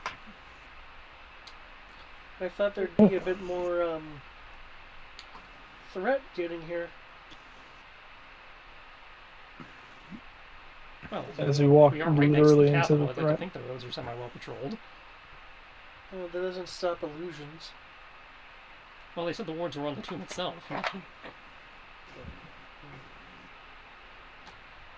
Reminds me, let me check to see if there's a description of the tomb that might be relevant. The whole area outside the tomb is overgrown and covered by a thick canopy of trees like the rest of the swampy woods. A thin mist creeps about your feet as strange birds and insects are heard all around. The entrance to the tomb is set into the side of a hill. A thick granite door bound with rusting iron lies shattered in the mud before you. Before the door, a 10-foot wide stone circle is set into the earth. It is overrun with weeds and muck, but anyone who takes time to clear away the debris will see arcane runes carved into the granite.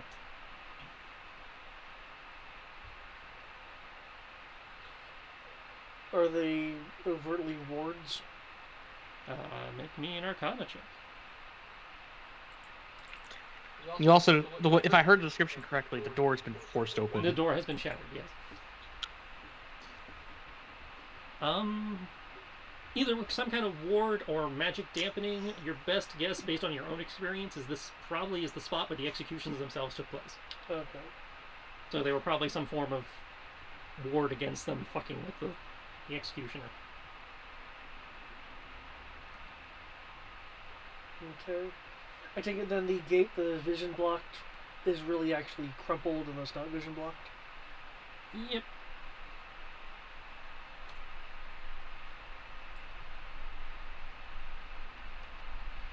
Oh, this was narrow. Yeah, that could be kind of bad. But it does split, so there's that. I will guess I'll just cast dark vision on myself. So 60-foot dark vision, and I'll take the lead as the tankiest person here. I'll take middle. Well, you should be able to put yourselves in marching order.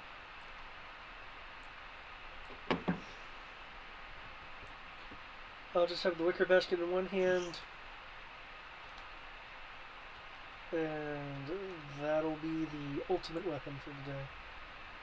I will grab another apple. Oh, Tibbs is taking point. Yeah, Cool. Tibbs is going to take point. I will search for traps. Okay, making your way inside.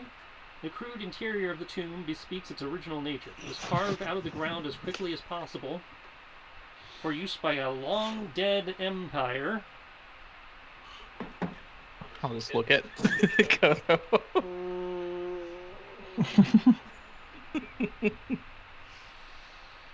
From what you can see, from what you can see from here, it seems to be a combination of man-made tunnels and natural caves.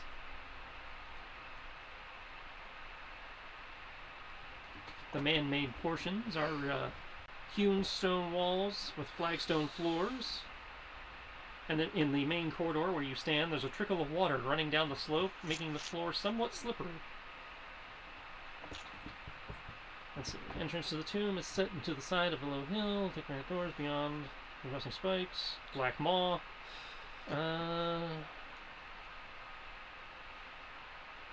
Nobody examined the door. At the entrance, here we go. Beyond the shattered door lies a chamber crudely carved from the living rock. Ahead is a passageway which plunges down into darkness. A trickle of slimy water wends its way from the doorway into darkness. Two rusted metal bits that may have once been torch sconces are fixed to the wall opposite the doorway.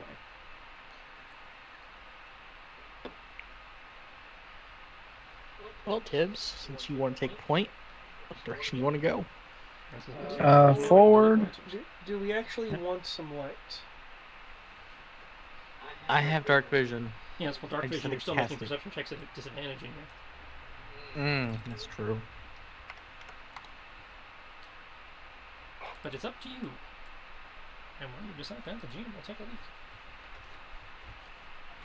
Yeah, so, I guess between the front hallway, checking to see if there's any sort of traps or screens around. Triss will have to get back to you because he is going to be relieving himself. But do we want a light source for better sight?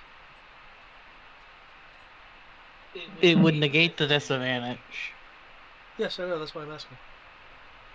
I'll leave it up to the person to say to take point. Yeah, and I'll say, do I need to roll anything for to see traps or anything? Oh, you probably will, but Or again, That would be perception. yeah, Triss isn't here. But what we're asking about is, do you want some light? Oh, I should be fine as far as light. You have disadvantage in darkness, even if you have dark vision. It just pitch black becomes dim. Okay. Oh, so So even though we can see, trying to see detail is at disadvantage.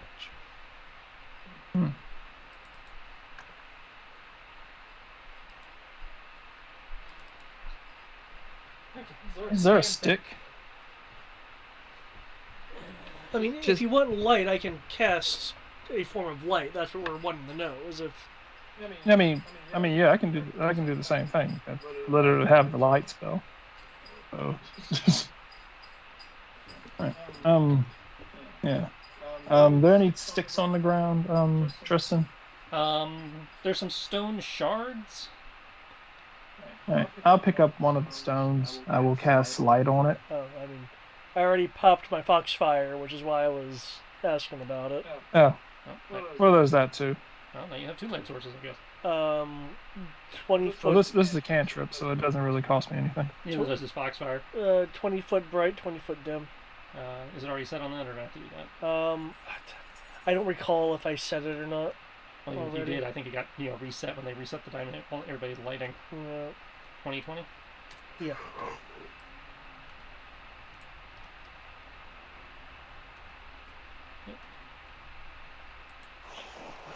The light cantrip, I believe, is also 2020. Yep, 2020. So we'll set Tibbs to emit 2020.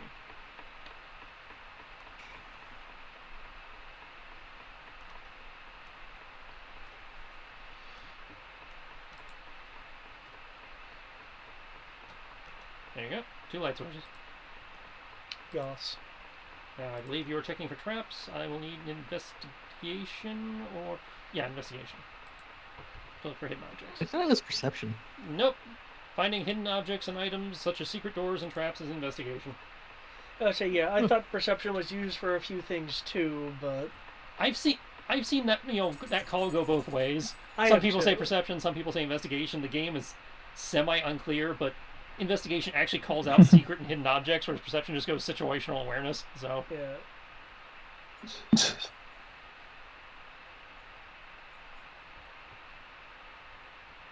Right. And there's a door to my left and my right. Yep. Correct. There's a door to your left and your right, and I still have not seen a check. Sorry.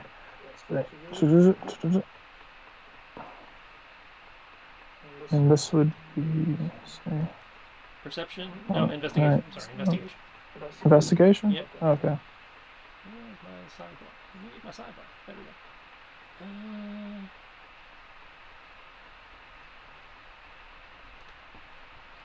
Yeah, we roll random dice to fuck with our flames.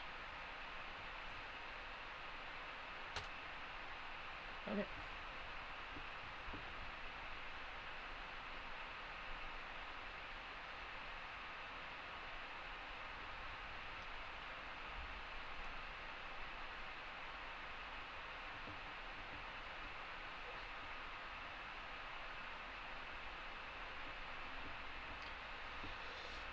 There's a chance of something happening.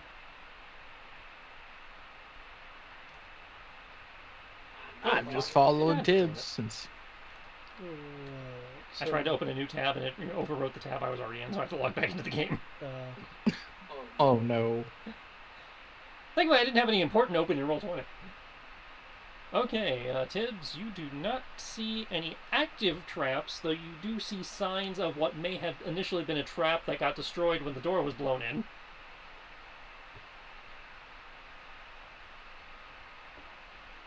Some kind of arcane sigil or glyph that's been fragmented all over the place, including on the stone shard you're holding. Oh, okay.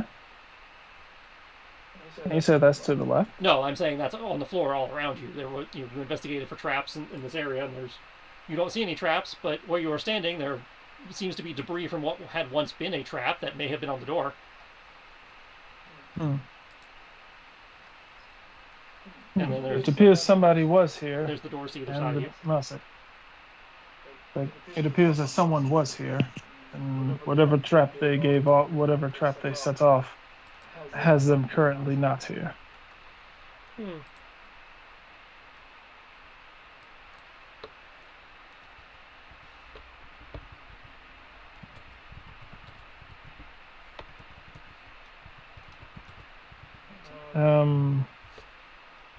Does anyone wish to check that door?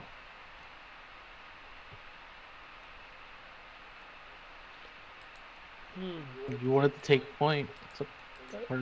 So Yeah, I'll say that's why I was looking. I was like, and there's no trap there. we're following you. Does the door have like a knob or anything that can be opened? It has a lever, like a turnable lever knob type thing. Right. I'll ask if someone can turn the knob. Which door is it? Left or right? I believe it's the one on the left. Yeah. We're doing the door on the left. Okay. Are you checking or just turning?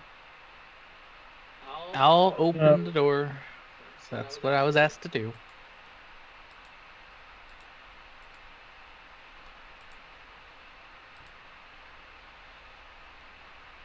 Opening the door reveals a plain stone room which is dry and comfortable compared to the damp entranceway in the main corridor where you will currently stand. 4 torch scotches adorn the corners, and there's a dusty fire pit in the center of the room. Someone has apparently been sleeping in a pile of dry leaves in the northwest corner, and there are no other exits. Over the fire pit, you can see what appears to be a dome in the ceiling with a sort of vent carved into it. Probably an impromptu chimney of some sort. Very tiny. Okay. I'll go ahead and just open the door on the right as well then. I left my PCs. Who needs to search the room? Just open all the doors. Yas. Well, I want to make sure that there's no enemies at the search the rooms. Okay, opening the door to room... or they're all the enemies. They all come pouring out of all the rooms at once. This dry, empty room is unremarkable. There are 4 sconces in the corners, all of which contain dry, dusty firebrands. There is an empty fire pit in the center of the room, and there's an exit in the far right corner. There's also a vent in the ceiling, just like the previous room. Oh, okay. Does it look like it's been open? What? You said there's a vent in the ceiling, correct? Yeah, a chimney for like the fire pit.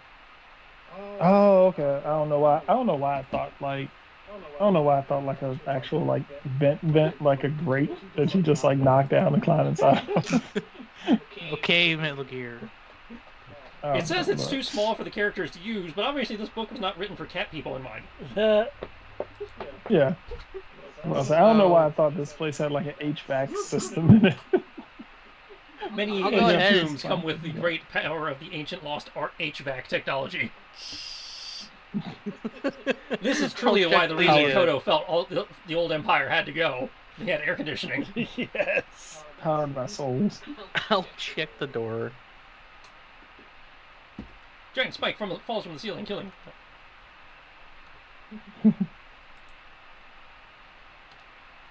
Opening this door reveals water drips down from the low, rough-cut ceiling onto the flagstone below. An eerie, leering face upon a field of stars is carved into the black marble slab set into the wall opposite the doorway.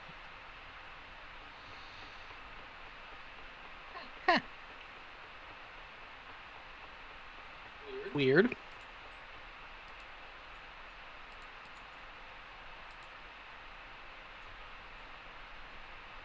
Hey, Tibbs, you might want to look at this. On my way. And I'll walk back outside. Take a look. You see the weird face glaring at you upon the starscape.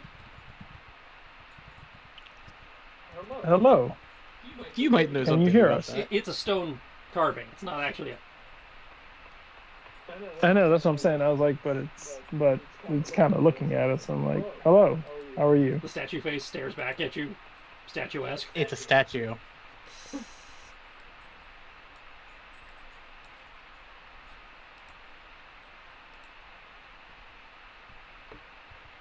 Given that there's nothing to our left and right, I will at least do an investigation of the... And you said this thing of water is just kind of just a pool of water starting to... There's water dripping into the room through the walls. Okay.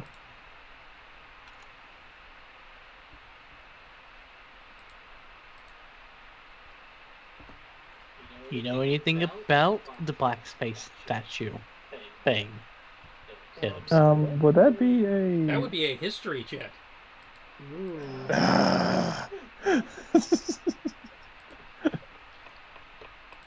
Fuck it. Holy shit. Damn. 1 second. Okay. Okay. Yeah. This symbol belongs to the ancient empire that predates all the other nations on the continent, the one from which all the other nations fractured. The closest ties to it would be the Silken Empire, from which it is descended. So you're talking some like first age shit. Wow. Okay. Thanks, Jesus. So you found a wall older than Kodo. Congratulations. Yay. I will also do an investigation of the room that someone was apparently staying in recently. You can do investigation or perception, depending on whether you're looking for secret shit or just looking for... I will wait, I'm investigate. sorry, they say a search check here, so that would be investigation in 5th edition terms, yeah. Yep, I am searching.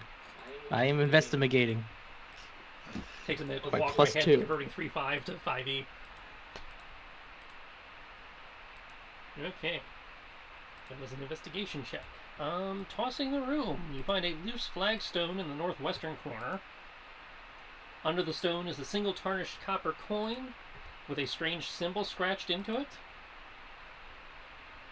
In addition, you will find another treasure stashed in a cubby hole in the wall over by the leaf bed. Inside, you find a small silver ornamented pistol. Really? Wrapped in an oilcloth and covered with thick black grease to keep it from rusting. There are 3 rounds of ammunition with it inside of a small wooden box. Well, that's interesting. And this copper coin. Looking at this symbol. What would I need to roll to figure this one out? Knowledge local would probably translate to history.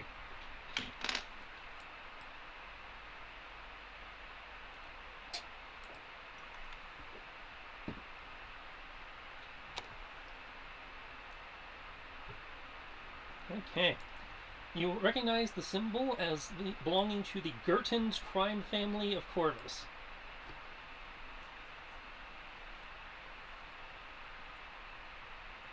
So this is probably like some kind of identification coin. Crime family. Oh boy. Gertons, yes. Gertons. Gertens. I'll hold on to the coin and just and the pistol. I'll toss the pistol into the bag holder.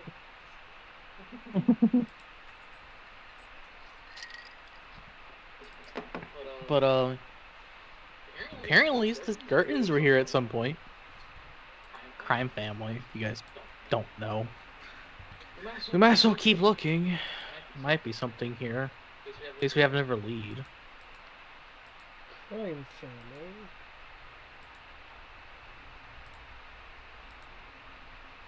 Okay.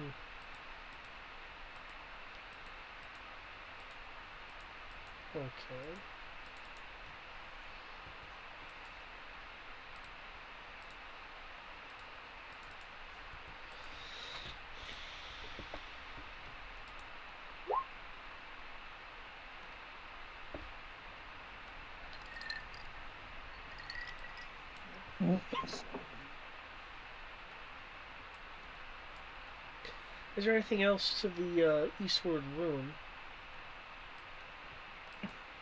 Just creepy statue face that's older than you. So it's older than dirt. Yeah, I remember that. The Lady Matthias, thank you. I What would about the freak myself. southern section of the eastern room. That's what I was talking about. Oh, okay. Yeah, that was where the creepy face is. Okay. I didn't see tokens actually move over there, so They moved in and they moved back out. Okay, Tibbs.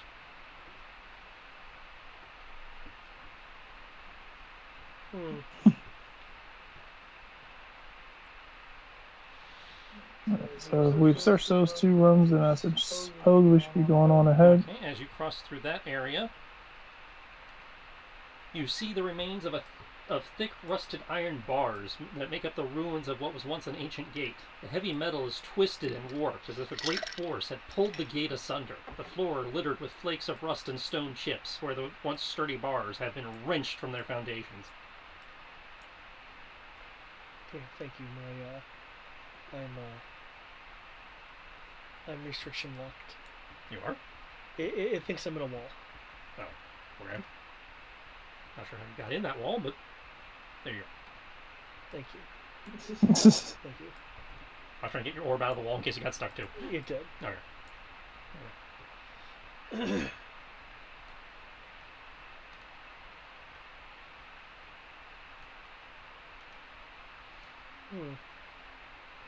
So, anything neat so far? Magical glyphs, invisible creatures? Nothing so far. My Just true sights will still be shifted. just some more debris on the ground as I walk. He says debris. It looks like, Star Killer came through and killed the gate. This thing is like thoroughly mangled and destroyed, crushed, rent, torn asunder. I mean, technically, Still debris. I'm not saying you're wrong. It was just, I was amused by how you were just lowball, underselling it. Like, this gate got wrecked. It's like, yeah, there's some debris. Yeah, it was like the gate got wrecked. And now there's debris from it. I'll say, Tibbs will meander cat-like himself through it. Yeah. You guys were able to make it past what had once been a gate, no problem.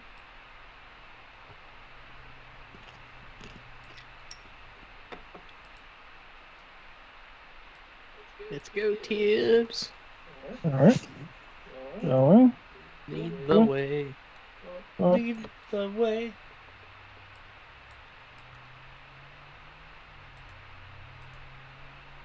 There's a door to the left. And there's a path to the right.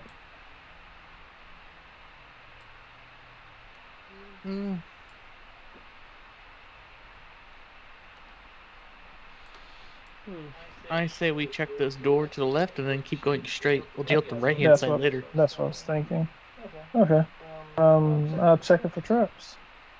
The door? Yeah, the one to the left. And move. Right there. And I will get ready to face check the door. Okay. You move to check the door. Roll me a check.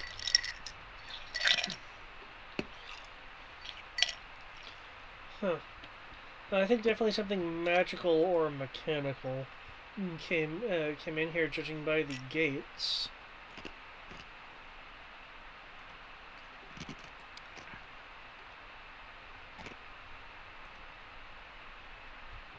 Well, if it's as worded as he says it was, I'm inclined to say magical.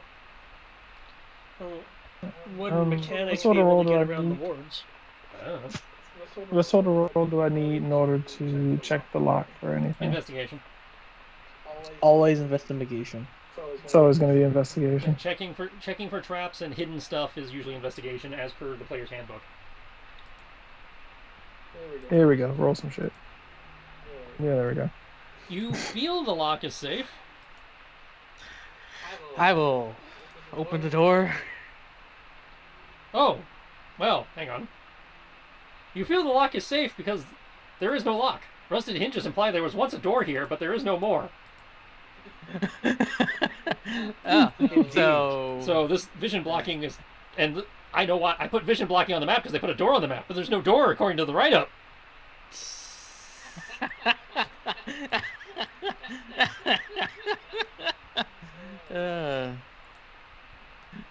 So I'm working on it. Or I'm trying to work on it. They won't let me click on the thing.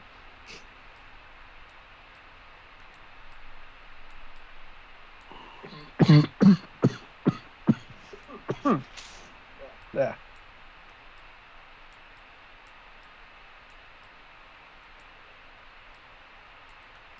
That's one way to do it. So, nothing appears to be wrong with the door. Hang on. I'll ask Chris if he can open it. there is no door.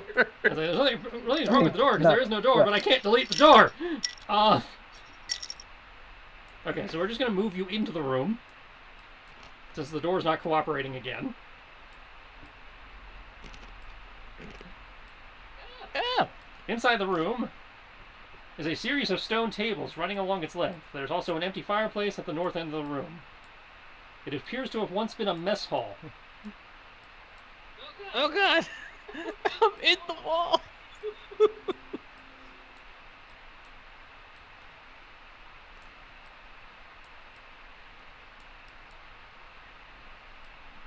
I'm still in the wall. Why won't you let me delete that? Save me!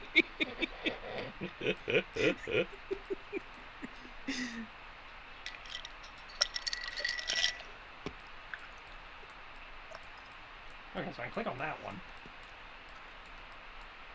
And there's no eraser tool, because that would be too useful. So yeah, I guess this room is just fucked. Okay.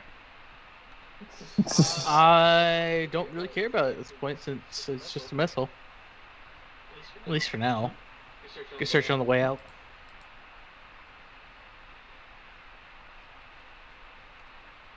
Well, if you're done in here, I will move you back out. And what was that in there? Save him in the wall again. You're not in the wall. Not anymore. I will, at this point, be confident and just go face check the next place. Up dibs. Okay, you should be Oh, so able, Kriv, from where you are at least, you should be able to see a black aura-like thing. A black. Oh, I see. Right here? Yeah. That is yeah, a wall I of see that. impenetrable darkness that even your dark vision does not overcome. Oh boy. Hey guys. And I think I already know the answer to this, and the answer is no. But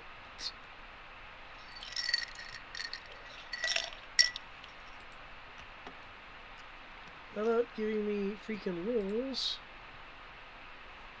There we go. Okay. Does my true sight penetrate it? Out to a specified range, see a normal and magical darkness, invisible creatures and objects, automatically detect visible illusions and succeed on saving throws against them. You said does what and what? True sight. I can just copy the. Please.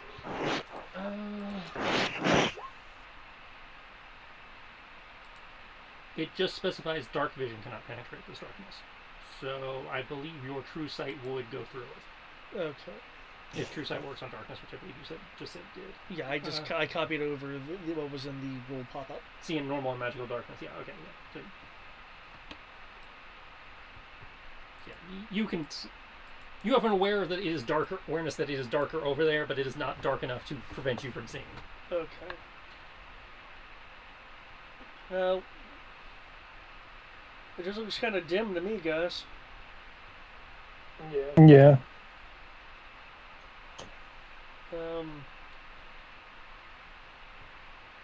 I mean, does it look scary? I don't see anything scary. You're correct. I don't currently see anything scary. Another investigation roll? You make another investigation roll to look for stuff. Again, you still see the wall of impenetrable darkness. It looks like there's a door to my east. Yes, there's a door right here. Oh. The red door? Right here. Yeah. Okay. I see the door, but I'm more concerned about the darkness. So if you keep an eye I on will the try that darkness, I door. can keep an eye on Tibbs. Actually, wait, you keep an eye on Tibbs, I'll keep an eye on the darkness, since it's only kind of dim to me. Cool, you do that. Yeah, I'm going to hold... 1 second. I am going to hold a spell in case things try to be a dick. 6. So I have that under 6th level. No, I will now. I'm gonna hold Wall of Ice. You hold that. Okay.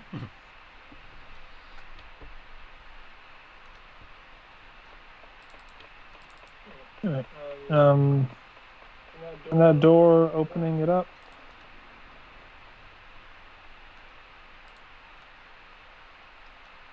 Well, that's not confusing at all. We have two monsters with the same name. Yeah. 1 second. Okay. Just getting my shit together. Now I'll be walking in with Tibbs, technically standing underneath me because, you know, cat. But where the hell did I go? I have no idea. You went somewhere over here. Shit. Let me move my... There we go. How the hell did I just go flying like that? Okay. I've seen that happen several times. I have no idea why. Okay. Opening the door to room 10. Skipping all the rooms. Oh, look, a goblin. I punched it in the face. There is a bare stone room that has a fireplace in the far wall. A single goblin cowers in the corner by the fireplace, holding a short spear in front of him and whimpering as he backs into the shadows, attempting to hide from you.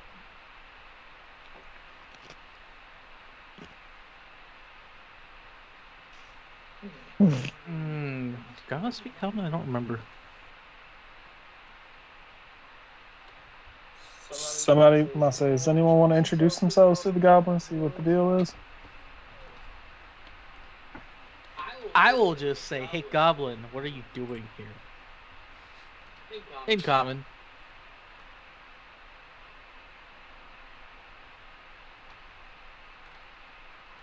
Okay, they do speak that. Good. Okay.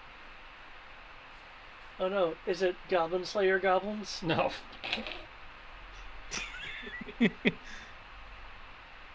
I'm working. I sang clean. You stay back. Me clean. Why are you cleaning? I was assigned by the chief to clean, so the chief could sleep here.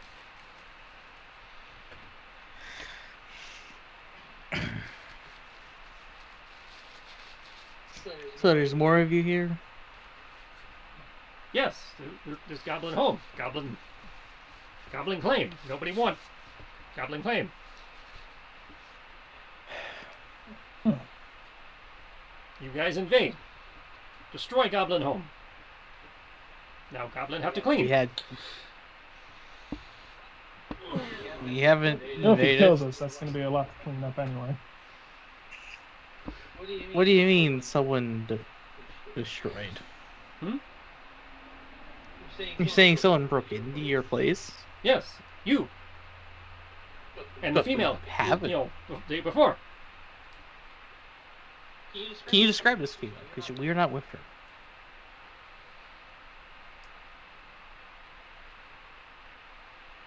In fact, we're looking for her.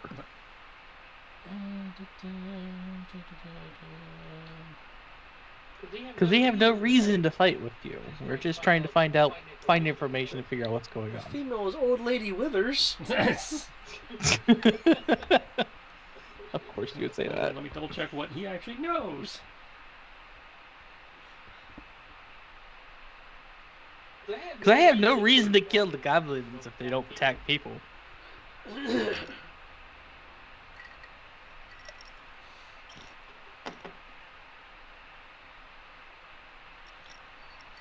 Okay, so that is what he meant. Okay. Witch girl, knife eater. Oh. Oh. Oh. Can you describe what she was wearing? Knife eater. Hair like snow. All white. Blue eye, pale skin. Oh no. Was there any color to her dress, or was it all white? White and like color of sky. Blue. Okay.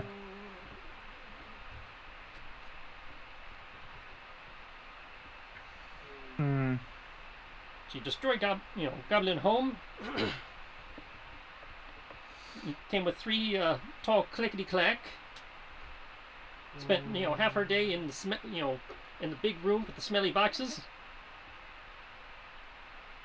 and then left with the clacky clacks and 4 gray women. Kodo will be muttering mild curses in Wiccan.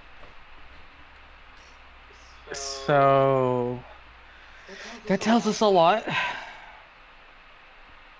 I apologize for what befell you, but that witch is about to cause a lot of problems for the nearby city. Don't care about the nearby city. If you care about Goblin home. I understand that. We're not going to cause any trouble for you. We're going to go deal with that, because if what I expect is going to happen, you'll have problems in the future as well. Kriv, could you ask about this darkness over here? See if it knows what's going on with that.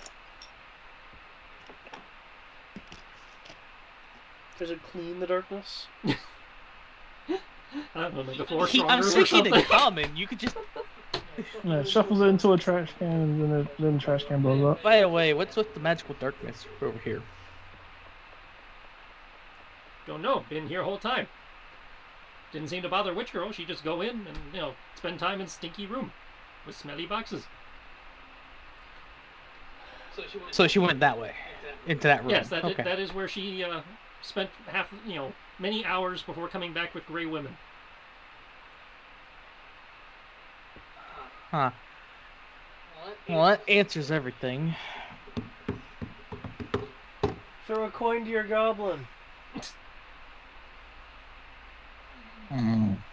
I am going to leave him alone and just bid him farewell. I'll throw a coin to the goblin. The goblin was nice. The goblin gave us more information than Small Farmer, Apple Wife, or Old Man Geralt. That's because Goblin actually saw something. And we didn't threaten the goblin either. Well, so. technically you threaten him by your very presence. He is terrified of you. I will toss in 4 gold pieces. He like shrieks and cowers for a moment until they tink on the floor and roll over to him. They kind of looks around and like quickly grabs them and pockets them before anybody can do takesy backsies. He's still kind of cowering in the corner with his spear. Oh man, I feel so. And by spear I mean pointy stick. Might have been a broom at one point. I feel so sad for man. I don't want to toss my caltrops at him. To be bad. Here, have these. Oh God!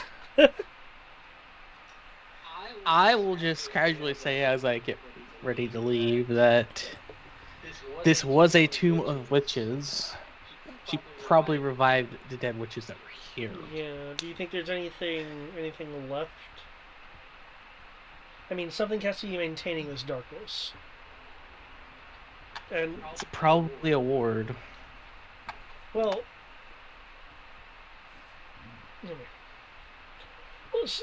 clearly she came in, raised the dead, busting through things.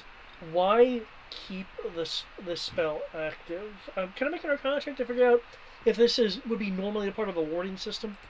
You are free to make an Arcana check if you so wish. That is a really good roll. You are not familiar with any ward system that just drops darkness on an area. But given how, old this place is, it might be a system that predates you. It's possible that it could be a system like it drops darkness and then a bunch of other insidious stuff happens when you can't see. You are familiar with like a Skavor tactic. They have a specialized type of skirmisher that likes dropping darkness and then knifing the crap out of everybody when they can't, because somehow they can see through the darkness, like Kenshi can. Ah, neat. That probably doesn't apply here based on what the goblin was describing, because he said this was here even before the lady showed up. And they know it's over there, so it hasn't attacked them. Based on that Arcana check, hang on.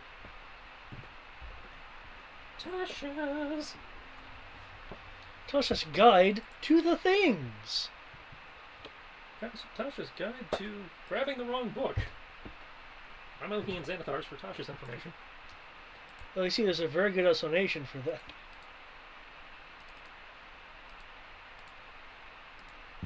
Rules for falling onto a creature. Rules for magic mushrooms. That's, fucking hell. There we go. Monster research. Thank you.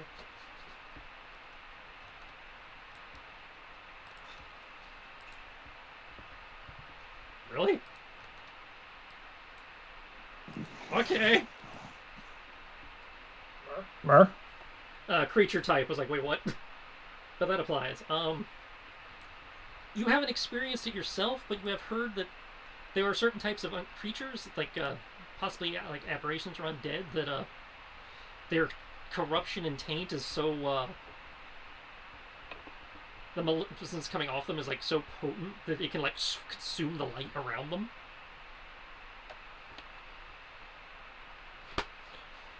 What was it from Tales, the Malevolence? Yeah. The only thing I can think of is something ancient and evil that can absorb light itself. Though, if she didn't have any issues with it, then Guy's just walking with so wrong in a bathrobe watching TV. hey, what you doing here? Get out my house. Can't the primeval just relax anymore? Sorry, I didn't mean to cut you off.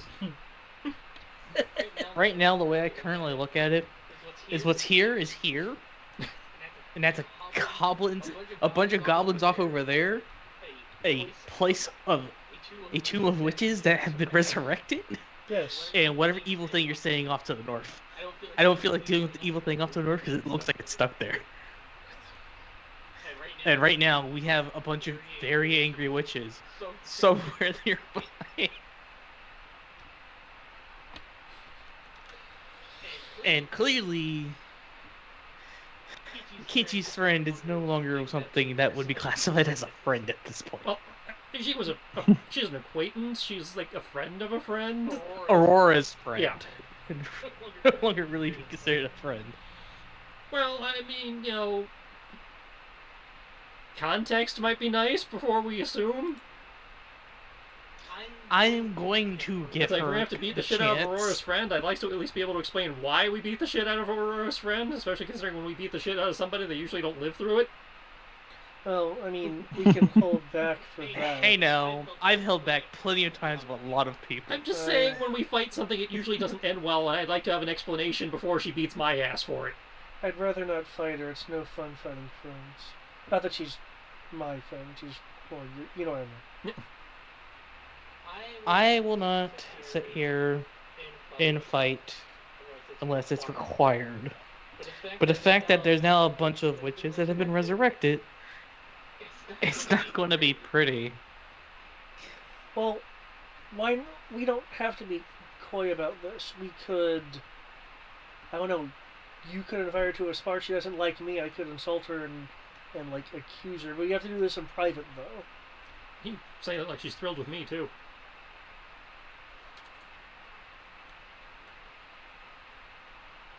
Looks over to Tibbs. Yeah. You're cuddly. Everyone likes you. Let's not Unfortunately. have a repeat of the Corman incident where you got too close to someone that might be an enemy gets stabbed a bunch. That's true. My point is, if we are going to make any accusations, I wouldn't want it to be in an area where rumors could spread if we are wrong. And we were asked to play this on the DL. Church. Well, actually, wait. As friends of Aurora, couldn't we just invite her to a private evening meal? I suppose, and then what? It's like, hey, nice weather we're having. Performed any necromancy lately? The point is that we can I'm an expert in that field. I can give you some tips. Ironically enough, that would be Tibbs because he's a cleric. Oh no! I think he's an expert in necromancy. Meow. No, I mean I'm holding this energy. I kind of want to release it, actually. The way I look at it is we ask to talk to her in private. She either accepts or she doesn't. If she doesn't, we just tail her until we get enough information. Well, you see, then so why do you want to talk when we'd have to devise some explanation? So why I was thinking a private dinner because we know a friend of a friend. Nah, let's just be simple and just say we want to talk again about the ongoing grave robberies. Okay. Because we want then that makes more sense. to see if you've learned anything. I feel so bad about that goblin. The poor goblin's terrified of apparently me. He's terrified of all of you equally. Well, it was only me that went in there. Yeah, but you can see the rest of you. David threw money at him. Literally.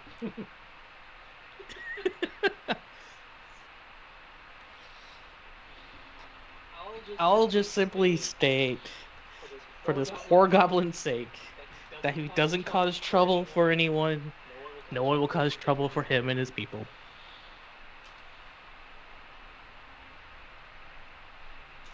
Because I don't care if goblins want to be here. It's not my problem. At least not yet. It's kind of strange to just find this kid just sitting inside of a room. No, he was cleaning Kid, for his goblin. tribe, his clan, his goblin folk. Chieftain? That's the one I was looking for. I get there eventually. It's like there are words. I know them. I mean, sure, we could talk to them, but we've already got the information we need. Am I the only one Come back concerned later. about... No, I'm very concerned. I am too, but I'm I not feel like soloing dealing this with shit. I soloed the last of mine. I am Could not you trying to against drift a checking little it. bit? I mean, I got better since then, but You know what? I'll go in then. You did the last one. well, I mean, you are I'm not saying we don't come back. I'm just saying the issue of 4 witches running around the city that might be causing problems is, kind of important for the well, living. didn't he just say they came through yesterday? If they were running around the city, we're pretty sure we would have heard about it. If they've already started acting, yes. Well, you said running around the city. That implies that they're, acting. They're like, "Ah, boogie, boogie, boogie." I'd imagine this is probably the beginnings of something. If it was the ongoings of something, then we'd probably have more indications. A trilogy, if you will. No. Fine, let's deal with the freaking bullshittery in the corner. We can do what you guys. I'm on board for whatever. We have multiple things, plates in the fire or whatever. I'm just. Sorry, just the idea of something eviler than before my time is concerning to me. You're not wrong. It's just currently stuck here. Is it stuck here or just choosing not to wander around at the moment? And possibly in league with her. I mean, it was probably stuck here until the door got exploded.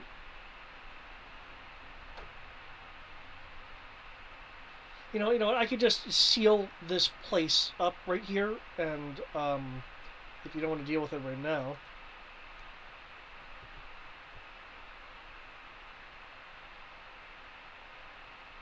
But we're here now. That's why I'm saying let's just go deal with it. It's too late. You've used logic.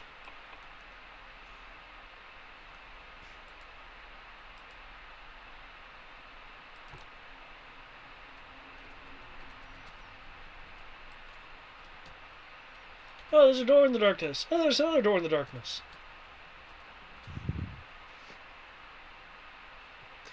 Not that I can really help you much. It's complete darkness. I can't see in it.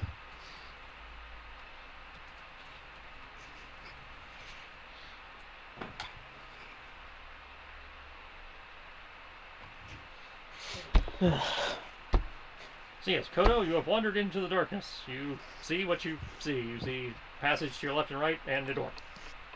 Let me double check that door actually exists. That's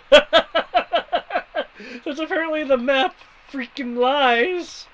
I don't even know why I'm surprised by the the map lying to me after some of the stuff we run into in this model.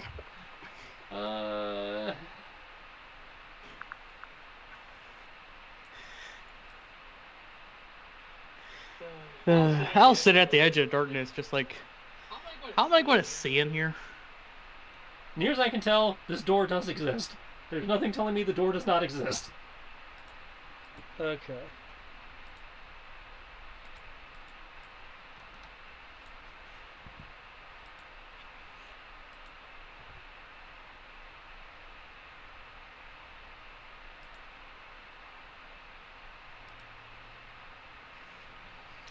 Also, Kodo, as soon as you enter the sphere of darkness, your foxfire is dispelled.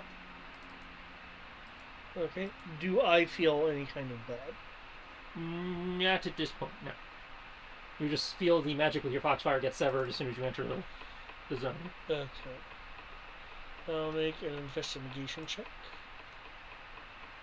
Oh. Oh, lovely. What are we investigating? The door. It is a door. You feel it is door-like and safe and door-like. It does not appear trapped. It is a door. Mage hand. You mage hand the door open. It opens. It does not explode. But as you swing the door open, you do see burned into the ground what once may have been like some kind of like glyph of warding or equivalent, but it has very obviously been destroyed. Okay. Got some deactivated wards here. Yeah, that's great. I can't see I anything. know, that's why I'm, giving you descriptions. You realize that means I can't help you. Three of you are in the darkness. Curved hallway. Don't we have the ability to cast True Sight? I don't know, do you? Kodo did. That's why I'm asking Kodo. Cast True Sight on me.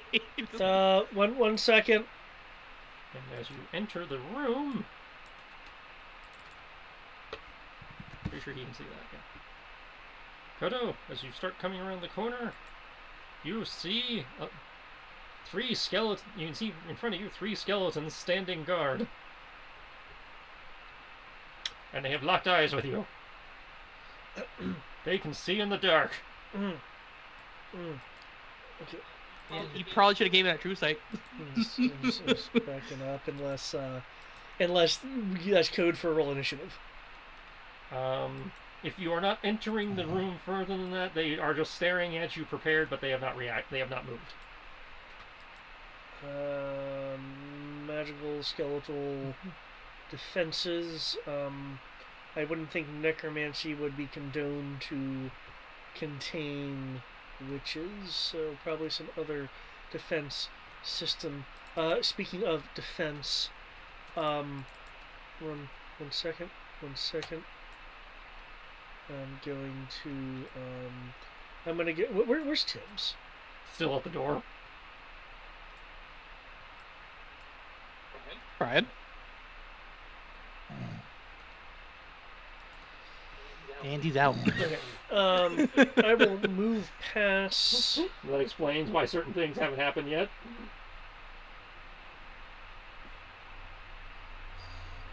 I will.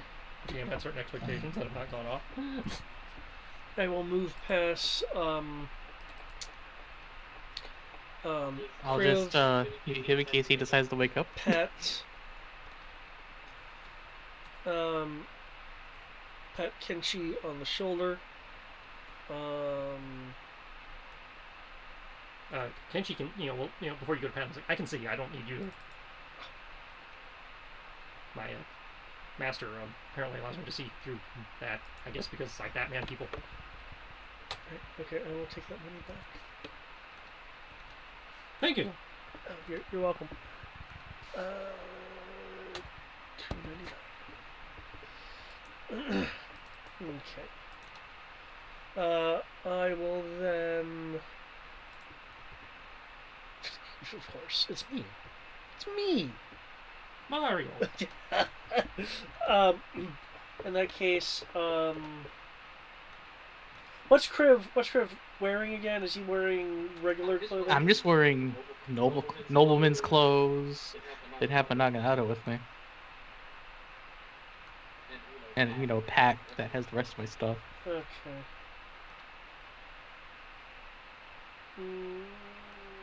I basically look like a fancy adventurer right now. That's not wearing armor. So an upper level adventurer when they start actually dressing like the money they have. I'm going to Exactly. I'm gonna poke Crib's snout and grant him trucing for 1 hour. You're so lucky I couldn't see you do that. For the duration, True Sight does True Sight stuff, including hidden doors and ethereal planes and dimensions, all the way out to 120 feet. This exceeds my natural Foxy True Sight by quite a bit. Thank you, spell. I have the power.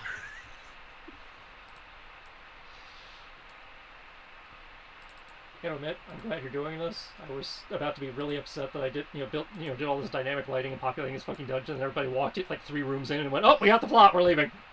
Well, I mean, Kodo's like, it may not be machinery, but it's eviler than I was, which is what he stopped himself from saying. Oh, I'm not disputing So- that. And both approaches were valid. It was just kind of like, really? It took me 2 hours to set this fucking thing up, and everybody's like, no, we went into the first room and got what we needed and left. It's like, damn it. Cursed you player I choices. wasn't against coming back. It's just, for Crib's perspective, something that's currently just stuck in the tomb is a threat that can be dealt with Assuming later it's stuck in the versus. tomb. Yeah, it's assuming it's stuck in the tomb, but it's been here longer than. Well, I'm not. Again, you didn't do anything wrong. All of the approaches were valid. It was just kind of like I don't know when and if they ever will come back. So yeah. Can we assume that Tibbs is near our spatial location? I will put him in your spatial location. You can do what you. More specifically, he'd probably be like, why the fuck did he fly over there? He'd probably be. Where the fuck are you going? Thank you. Okay. He'd probably be right there, like at the edge. I'm still holding the spell energy. I need to discharge it. Can we seal the exit in case the great evil gets past us? How do you propose to do that? I've been holding Ice Wall for the past several minutes. So just to confirm, you want to lock us in there with it? Let's not worry about Ice Wall right now. I've already committed the energy. Fine, I'll just dispel the energy. Just hold on to it. Technically, if I cast another spell, I should say- have really released it Yeah, anyway. so you can't hold a spell and cast another one. Yeah, so... So technically, the second he dropped True Sight on you, he lost it. Yeah. Okay, so we ready? Mm-hmm. Actually, no, we're not quite ready yet. Because, and I'm gonna double check that I can do this on multiple things, because I think I may have messed that up the first time.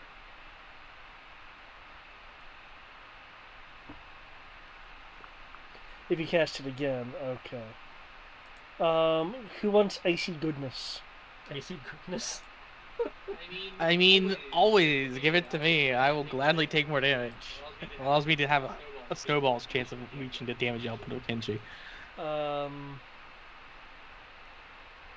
I will cast icy goodness on his blade if it's Hoarfrost. Okay.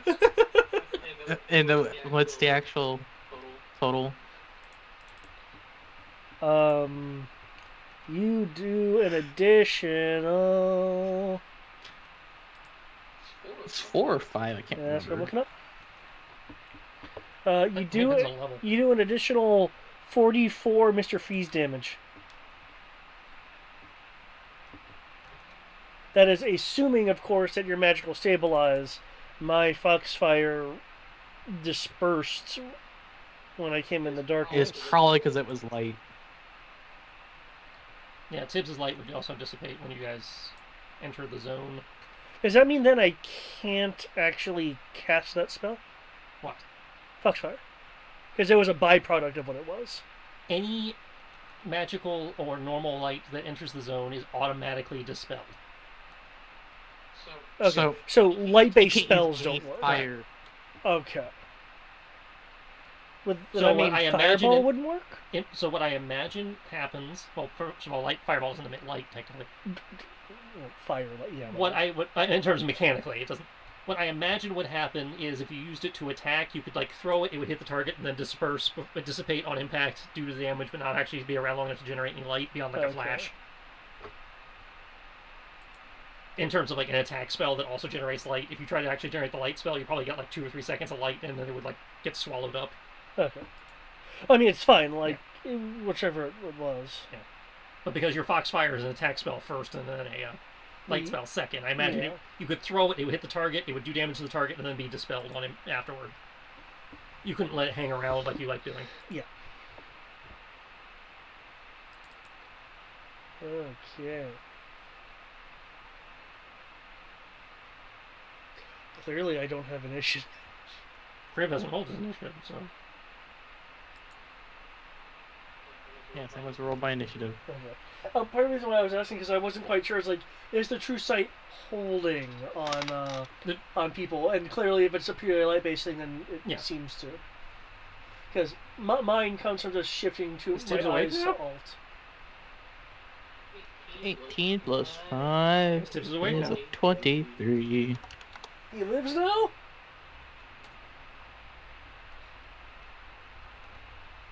I have a...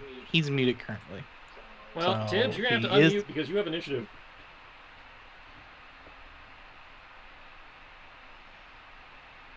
Oh, nice. Brian! I'm working on it. Okay. There it is. Fucking hell. I muted you because you're snoring. Like, what the fuck? I was like, can I fucking unmute? Jesus fucking Christ. There we go. We even know where this guy is. Now that you have true sight, you can see what you can see on the map. So Kodo was able to tell you there's at least some skeletons around the corner. Yeah. Spooky, scary skeletons. Yes, David S. Pumpkins is waiting for you in the crypt. You inform us as to what's going on, or? Yeah, I was describing things as I was going on. Yeah, he told you as far as around the bend he saw a group of skeletons. That's all he knows, because then he backed up. Looks like what? 6 to a dozen? You saw 3 from where you stood, since you didn't go all the way in.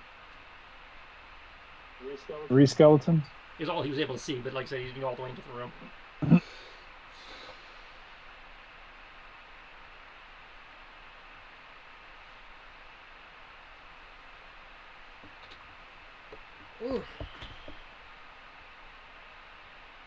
Right.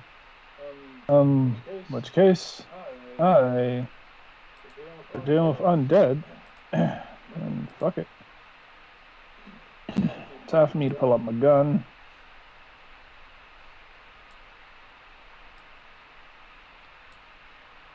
Send them back to their, send them back to their, to their best end. I am going to pull out my gun. I am also going to cast Holy Weapon.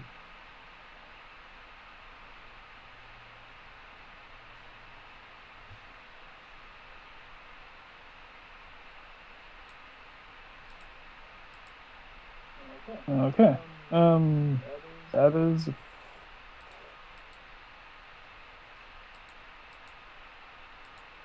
Let's see, what else?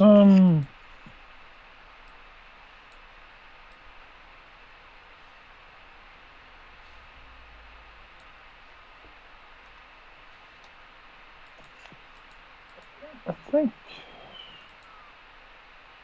there's no point in wasting that. Alright, yeah. That's about it.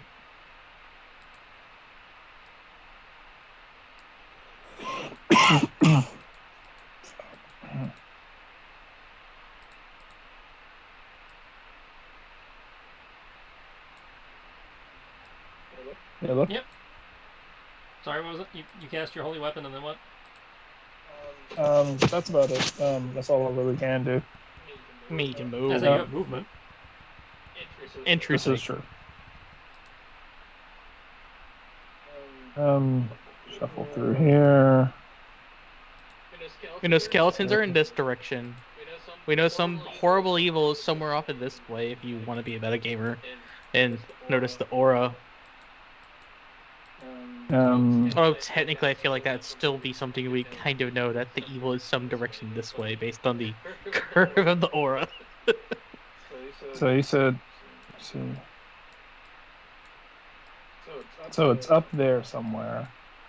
It is. Do we know that? Somewhere or that way. Do the players know that, or do we know that?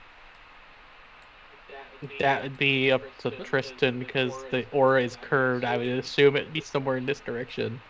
You see what? Besides, you see a wall of darkness. You can't tell. The players can see the map, or the characters. With the true sight, you can see that the darkness does seem to peter out within your line of sight in certain areas. So again, if you're within the black radius, it doesn't affect you because of true sight, but you are aware you're still in the darkness. Gotcha. So we can see that it peters out over here, and then there's where we came from. Oh, okay. We know skeletons are for the room in front of us, and something is over here. Or at least something is somewhere in this darkness, causing this darkness.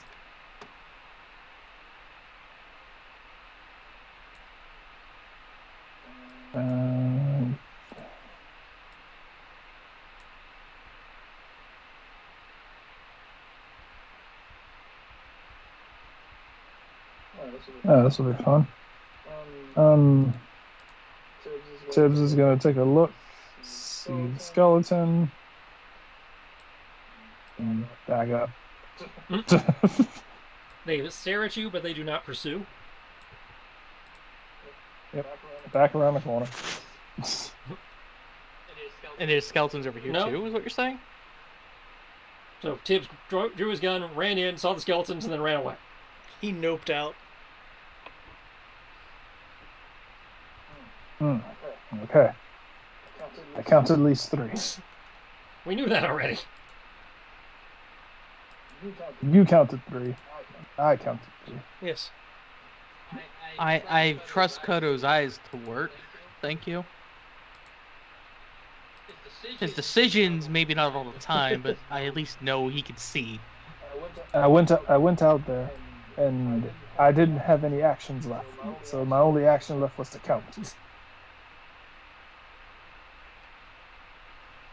As a player, you only use your move in the bonus section. No, I must say I cast a spell, which is an action. No, your spiritual weapon is a bonus action. It's a bonus. Not spiritual, holy weapon. Oh, you cast holy weapon after. Yeah. Okay. No, holy weapon's a bonus too. No, holy weapon is. I don't think. Yeah, it is. Call using it. It's definitely a bonus. You can use it. In a different game. Okay, I was about to say. I was like, what the hell? I'm like fucking monks. 5th level invocation. Holy weapon is a bonus action. Yeah. Well then. Well, I'll say the only other thing I can do would be cast another. So taking your guns out of the bag of holding would have been an action. Yeah. So that's true. Use your action on something else. Yeah, that's what I was like. I'm pretty sure like pulling out my gun, casting that spell, pretty much it. So the skeletons are just sitting there chilling. You want to find out what the else is in here before we deal with the skeletons? Fucking hell. It's up to you guys. But technically, I think your turn's now over, Tibbs. Yes, Tibbs is done. Yeah, done. Unless you want to move there, because I don't think you used all your move yet. I'm pretty good. This is about where I wanted to be anyway. If I still actually have something left to do besides stand in front of him with a gun in my hand, yeah. Okay, well.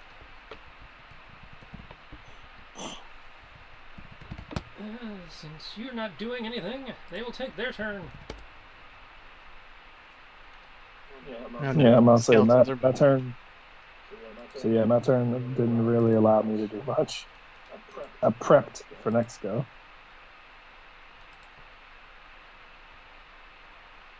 I am so glad I'm around the corner on that. You say that. There's a wall in the way.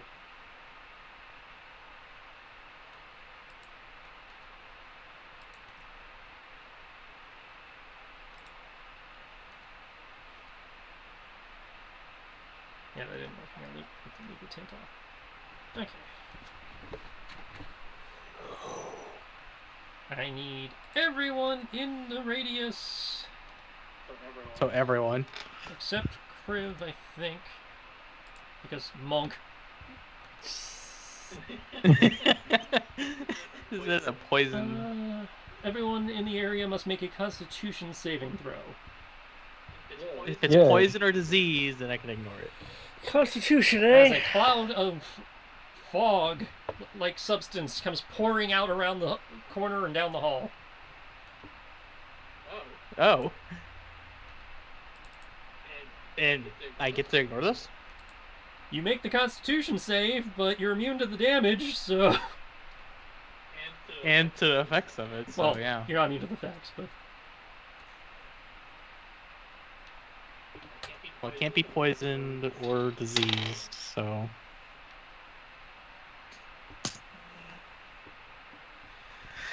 At least I won't get injured too horribly from it. 14 plus 3 plus 1d12.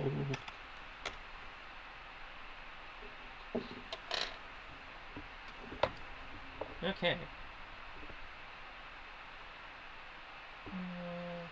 The area within that fog is now heavily obscured.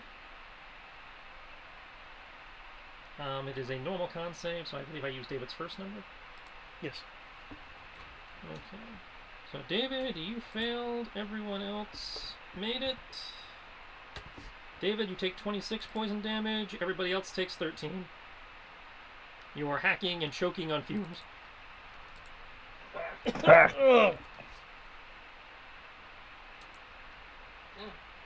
Poison.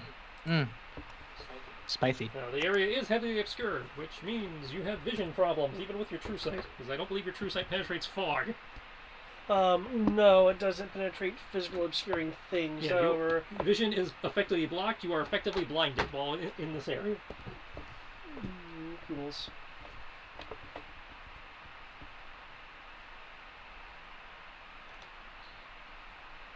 Yeah, you can be able to drop it there.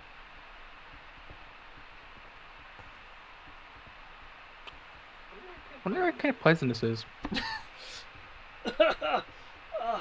Good for you. It tastes spicy. Tastes kind of mustardy. Kriv, you're still hacking and coughing like the rest of them. It's just not doing damage.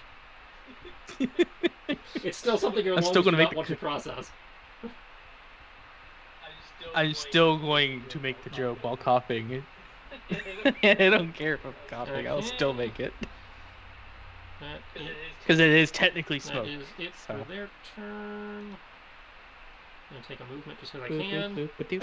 Big spell. As I take a movement, you'll notice the darkness creeps as well. Kriv.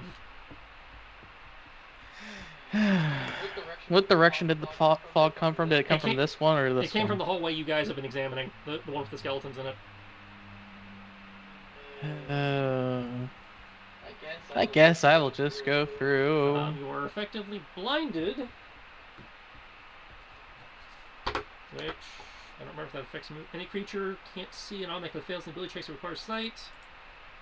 Okay, so due to trying to navigate the area in the dark effectively, make me a dex check just to make sure you don't dex save, just make sure you don't faceplant. Oh Jesus! Fuck! I finished my movement. I'm just like. That dex save. Yeah, I'm doing that.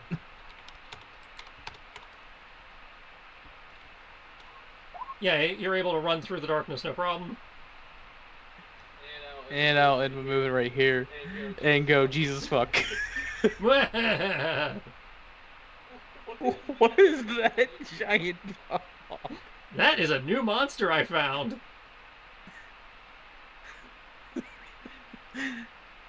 You want to at least describe it then? I will happily describe it. I'm just taking a minute to, look through Kenshi's turn. I thought it was basking for a second. I've only moved. I was basking as well. Let me see if I have a description for it, or whether I just have to. Okay, I got the monster manual description. It's not much, but as you run around the corner, you see 6 skeletons standing at attention, watching you as you come charging out of the fog. Standing in the back behind several caskets, it's a 3-headed skeleton who has its finger raised as if to cast at you. And in the corner, moving its way towards you, is an inky black cloud that exudes a terrible chill and seems to tear at your very soul, inducing a feeling of despondency and loneliness, unlike anything you have felt before.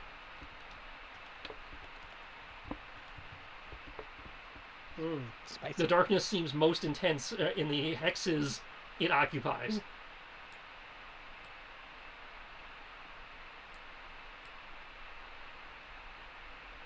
Hey Tibbs, it's undead. You know what to do. I'm aware. It's like, Are you done? no, I just That's moved. why I was asking.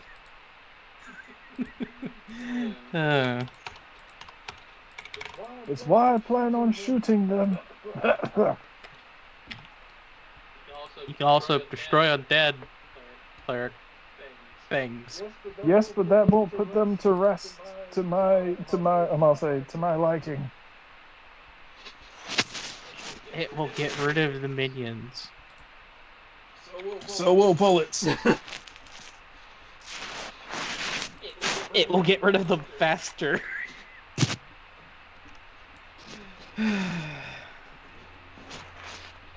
The good Lord thus saith, vengeance is mine, but I'll help. Efficiency. And you get to use Channel Divinity. But you won't do it. Sometimes God demands that we do. Sometimes God demands that we do the dirty work. Blessed be he who busts a cap in the name of God. I love what you're doing, Boondock Brian. Saints. I just have to say that efficient use of your class would be nice. There are not that many enemies back there. Yeah, there is. I count Yeah, there is. 8 right now. And two Yeah, we'll of be them. fine. So it's either like 4 rounds of us fighting, or 1 round of casting improved haste on Kenshi and just throwing him in the room. Yeah, well, right now they're faster than Kenshi, so Kenshi's DPS is way down. Yeah. How the? That's so. I rolled weird. 8 on my. It's I rolled a natural 8 on my initiative. But... Yeah, we can take that. And And considering I balanced this for the current level 20 party, I'm not sure Kenshi could do it by himself. Flanking's a bitch.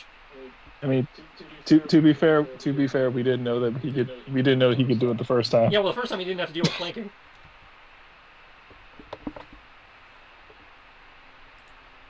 there you go. No, attacking the group of skeletons in front of me. Okay. So the kick it and 2 knocking Those are slashes. those. All 3 of those hit. I believe they are magical. What is the Yes, split they are. damage? The split damage is the 44 is cold. Okay. The cold is not as effective as you would have expected. Huh. Cool. I will tell people not to use ice magic. It is resistant. Well, they're undead. I wouldn't expect cold to hurt on them that much. Magic's magic. Plus, Well, magic is magic, but damage type is also magic, and that damage type is what matters. True. Okay, one of the...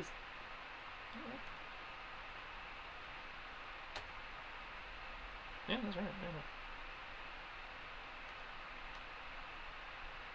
Also, there's a cloud of darkness that gives me the heebie-jeebies. You don't understand. I don't get the heebie-jeebies very often. One of the trio in that pack is looking really rough. God, they have a lot of health. That's Do they have any fancy shit I can do as a reaction to fuck you? I can That is my turn. riposte! They come at you in a trio attack. God damn it. wow. Roll me a dodge as 3 skeletons pull a phalanx and try to stab at you. That is hilarious.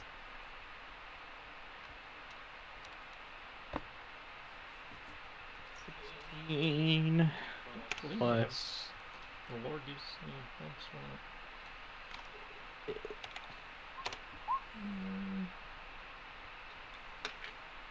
Okay, you successfully parry their attack.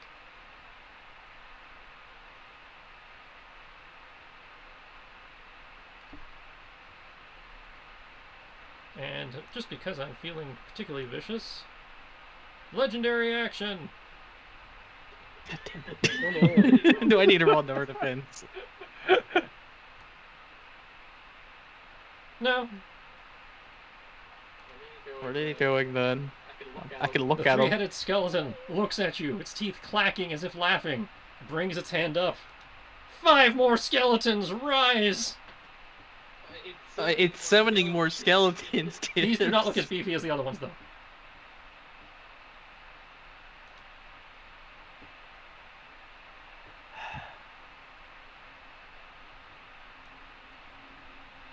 Okay, Kenshi is a... What is with a skeleton lord being here, anyways? I had to find skeletons that were actually challenging for you fuckers at level 20?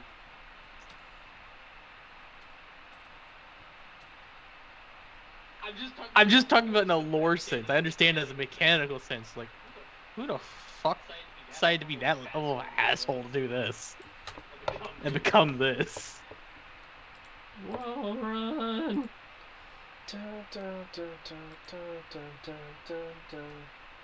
Oh, no, I don't need one more trip.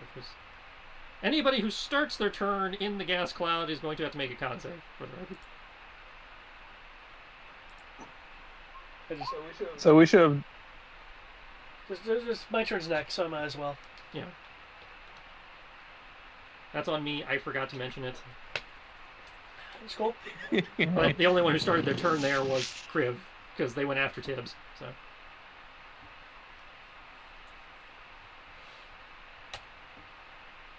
Right. Cool. We can go ahead and do this. That is like the lowest I have seen. I have been rolled 20. That's what. You definitely have been roll 20. Wow. Bonus action. Rah!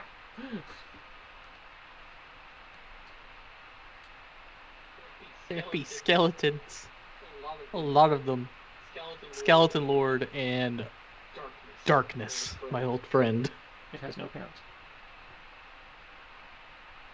But lots of money, which kind of makes it better.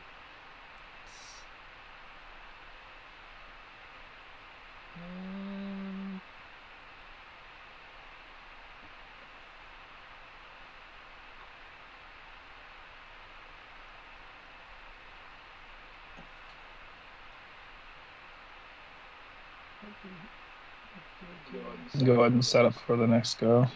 Well, I'm only doing the one round tonight. Oh, okay.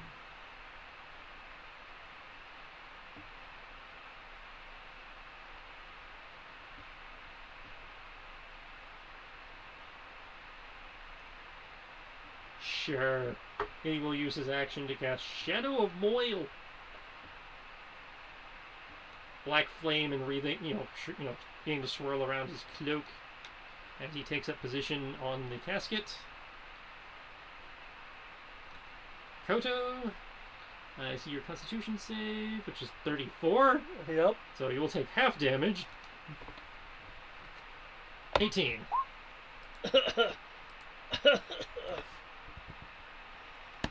Okay. I will.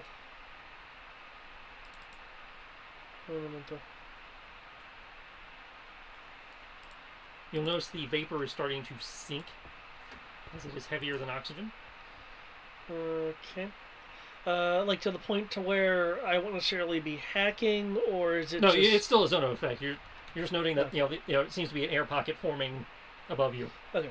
In which case, I will activate.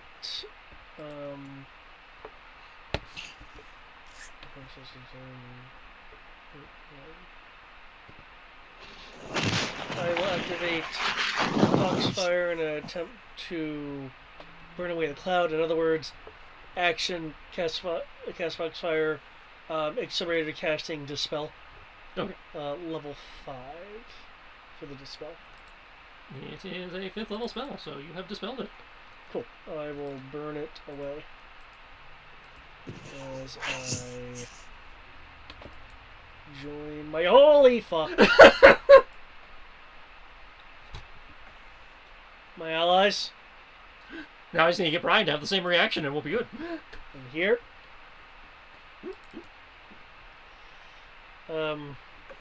in living color.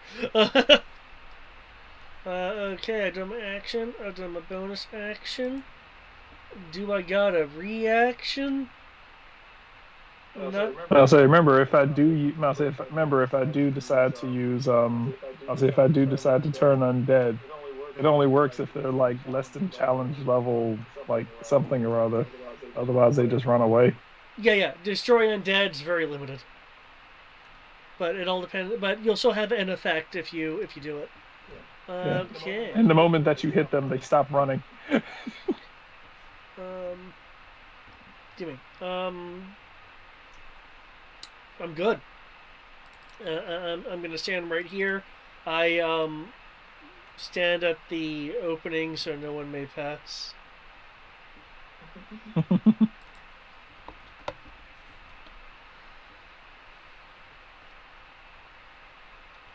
Okay. And as our heroes come charging into the darkness, seeing the threat left behind, waiting for them, we roll credits as they contemplate their fates and what may actually be going on in the city of Corvus. Find out in 2 weeks.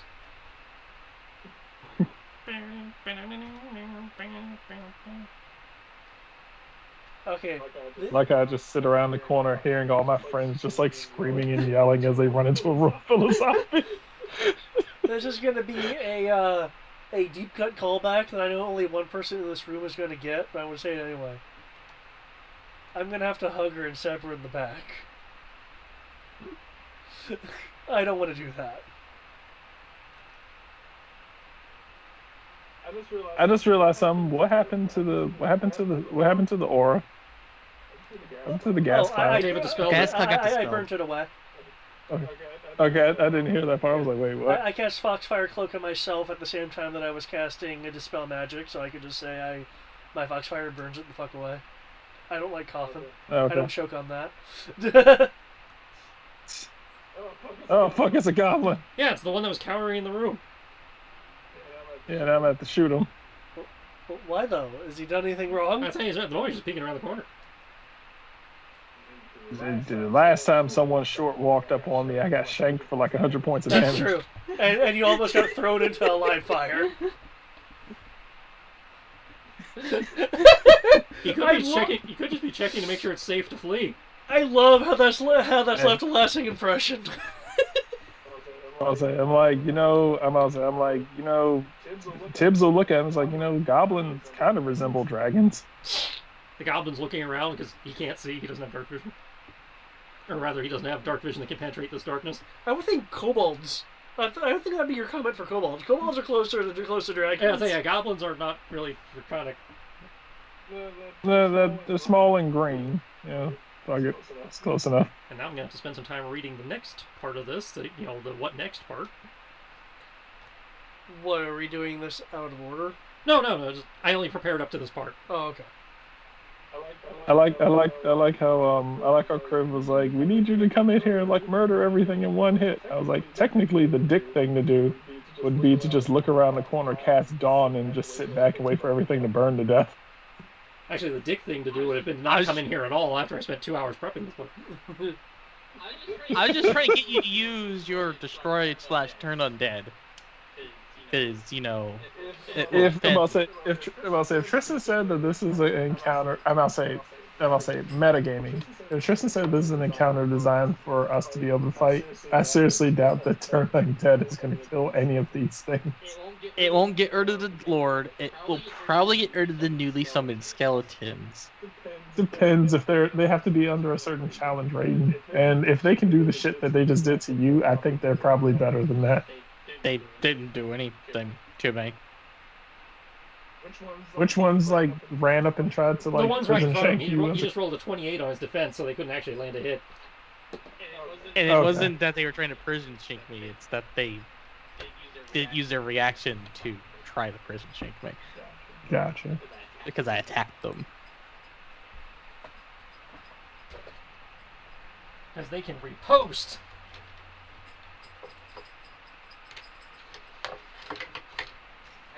I just know that next turn I'm going to cast haste. Okay.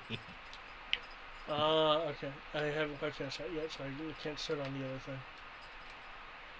I'm at day 81 of 97. What are you trying to do? The gift I was making for Cortana before Cortana decided to take a sabbatical. Ah. But, the character would be all like, eventually our paths will cross again. So I might as well finish this. And then I'm going to be working on, because I have a tattooer's kit, I'm going to be working on a barrier tattoo.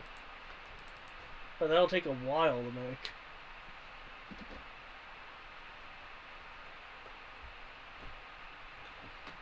Who wants a constant magical barrier around them? For protection? Nobody, because I think everybody's AC is better than what the barrier tattoo can do. 18. So, plus 8 defense. Yeah. Okay, I have I'll a make plus it for 10 me. slash plus 12. What, you don't have a high something better than a plus 8? Unless I'm going to cast a spell and something I need to recast and such, my AC is 15.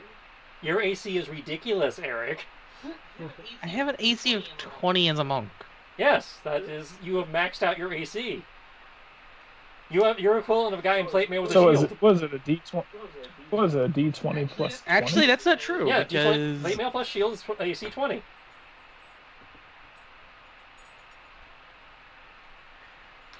No, a war cleric can get war cleric can get up to like 21.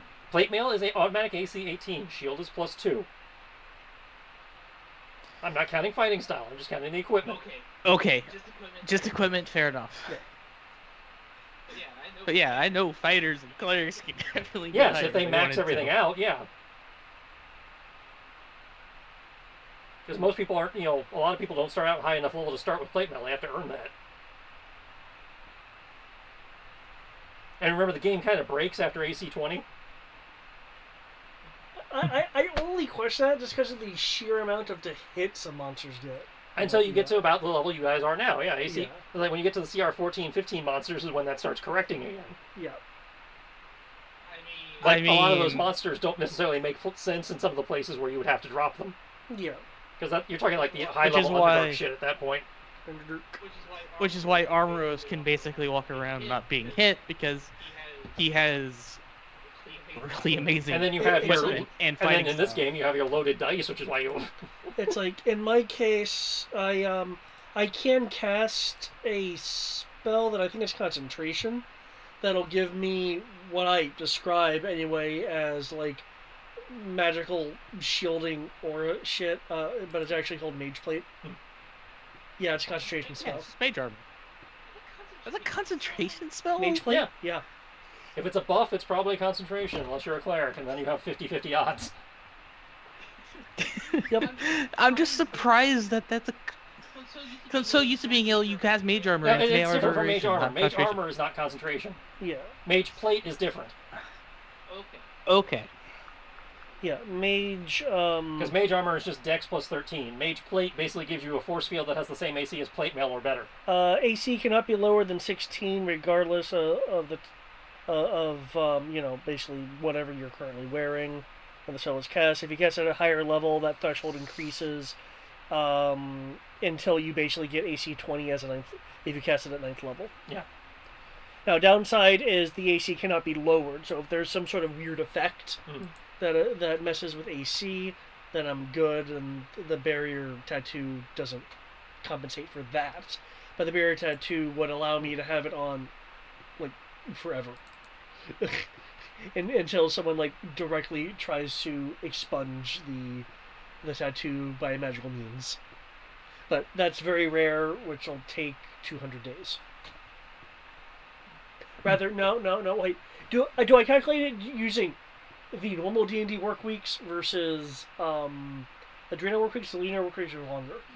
Because I believe it assumes 7 day. To my understanding, because I'm using the same calendar Faye Run does. Oh, okay. My understanding is you have the work week, and then they don't count the weekend, basically. So your 7-day work week is 7 days of actual work. Oh, okay. I need to redo the math then. So when they tell you a work week is this, it is what's printed. because I'm using the same calendar Faerun does. Okay, because my assumption was kind of like, well, I mean, a work week, you probably don't get weekends off because you're not freaking modern, so... I mean, there's nothing saying you can't work those days. Is there?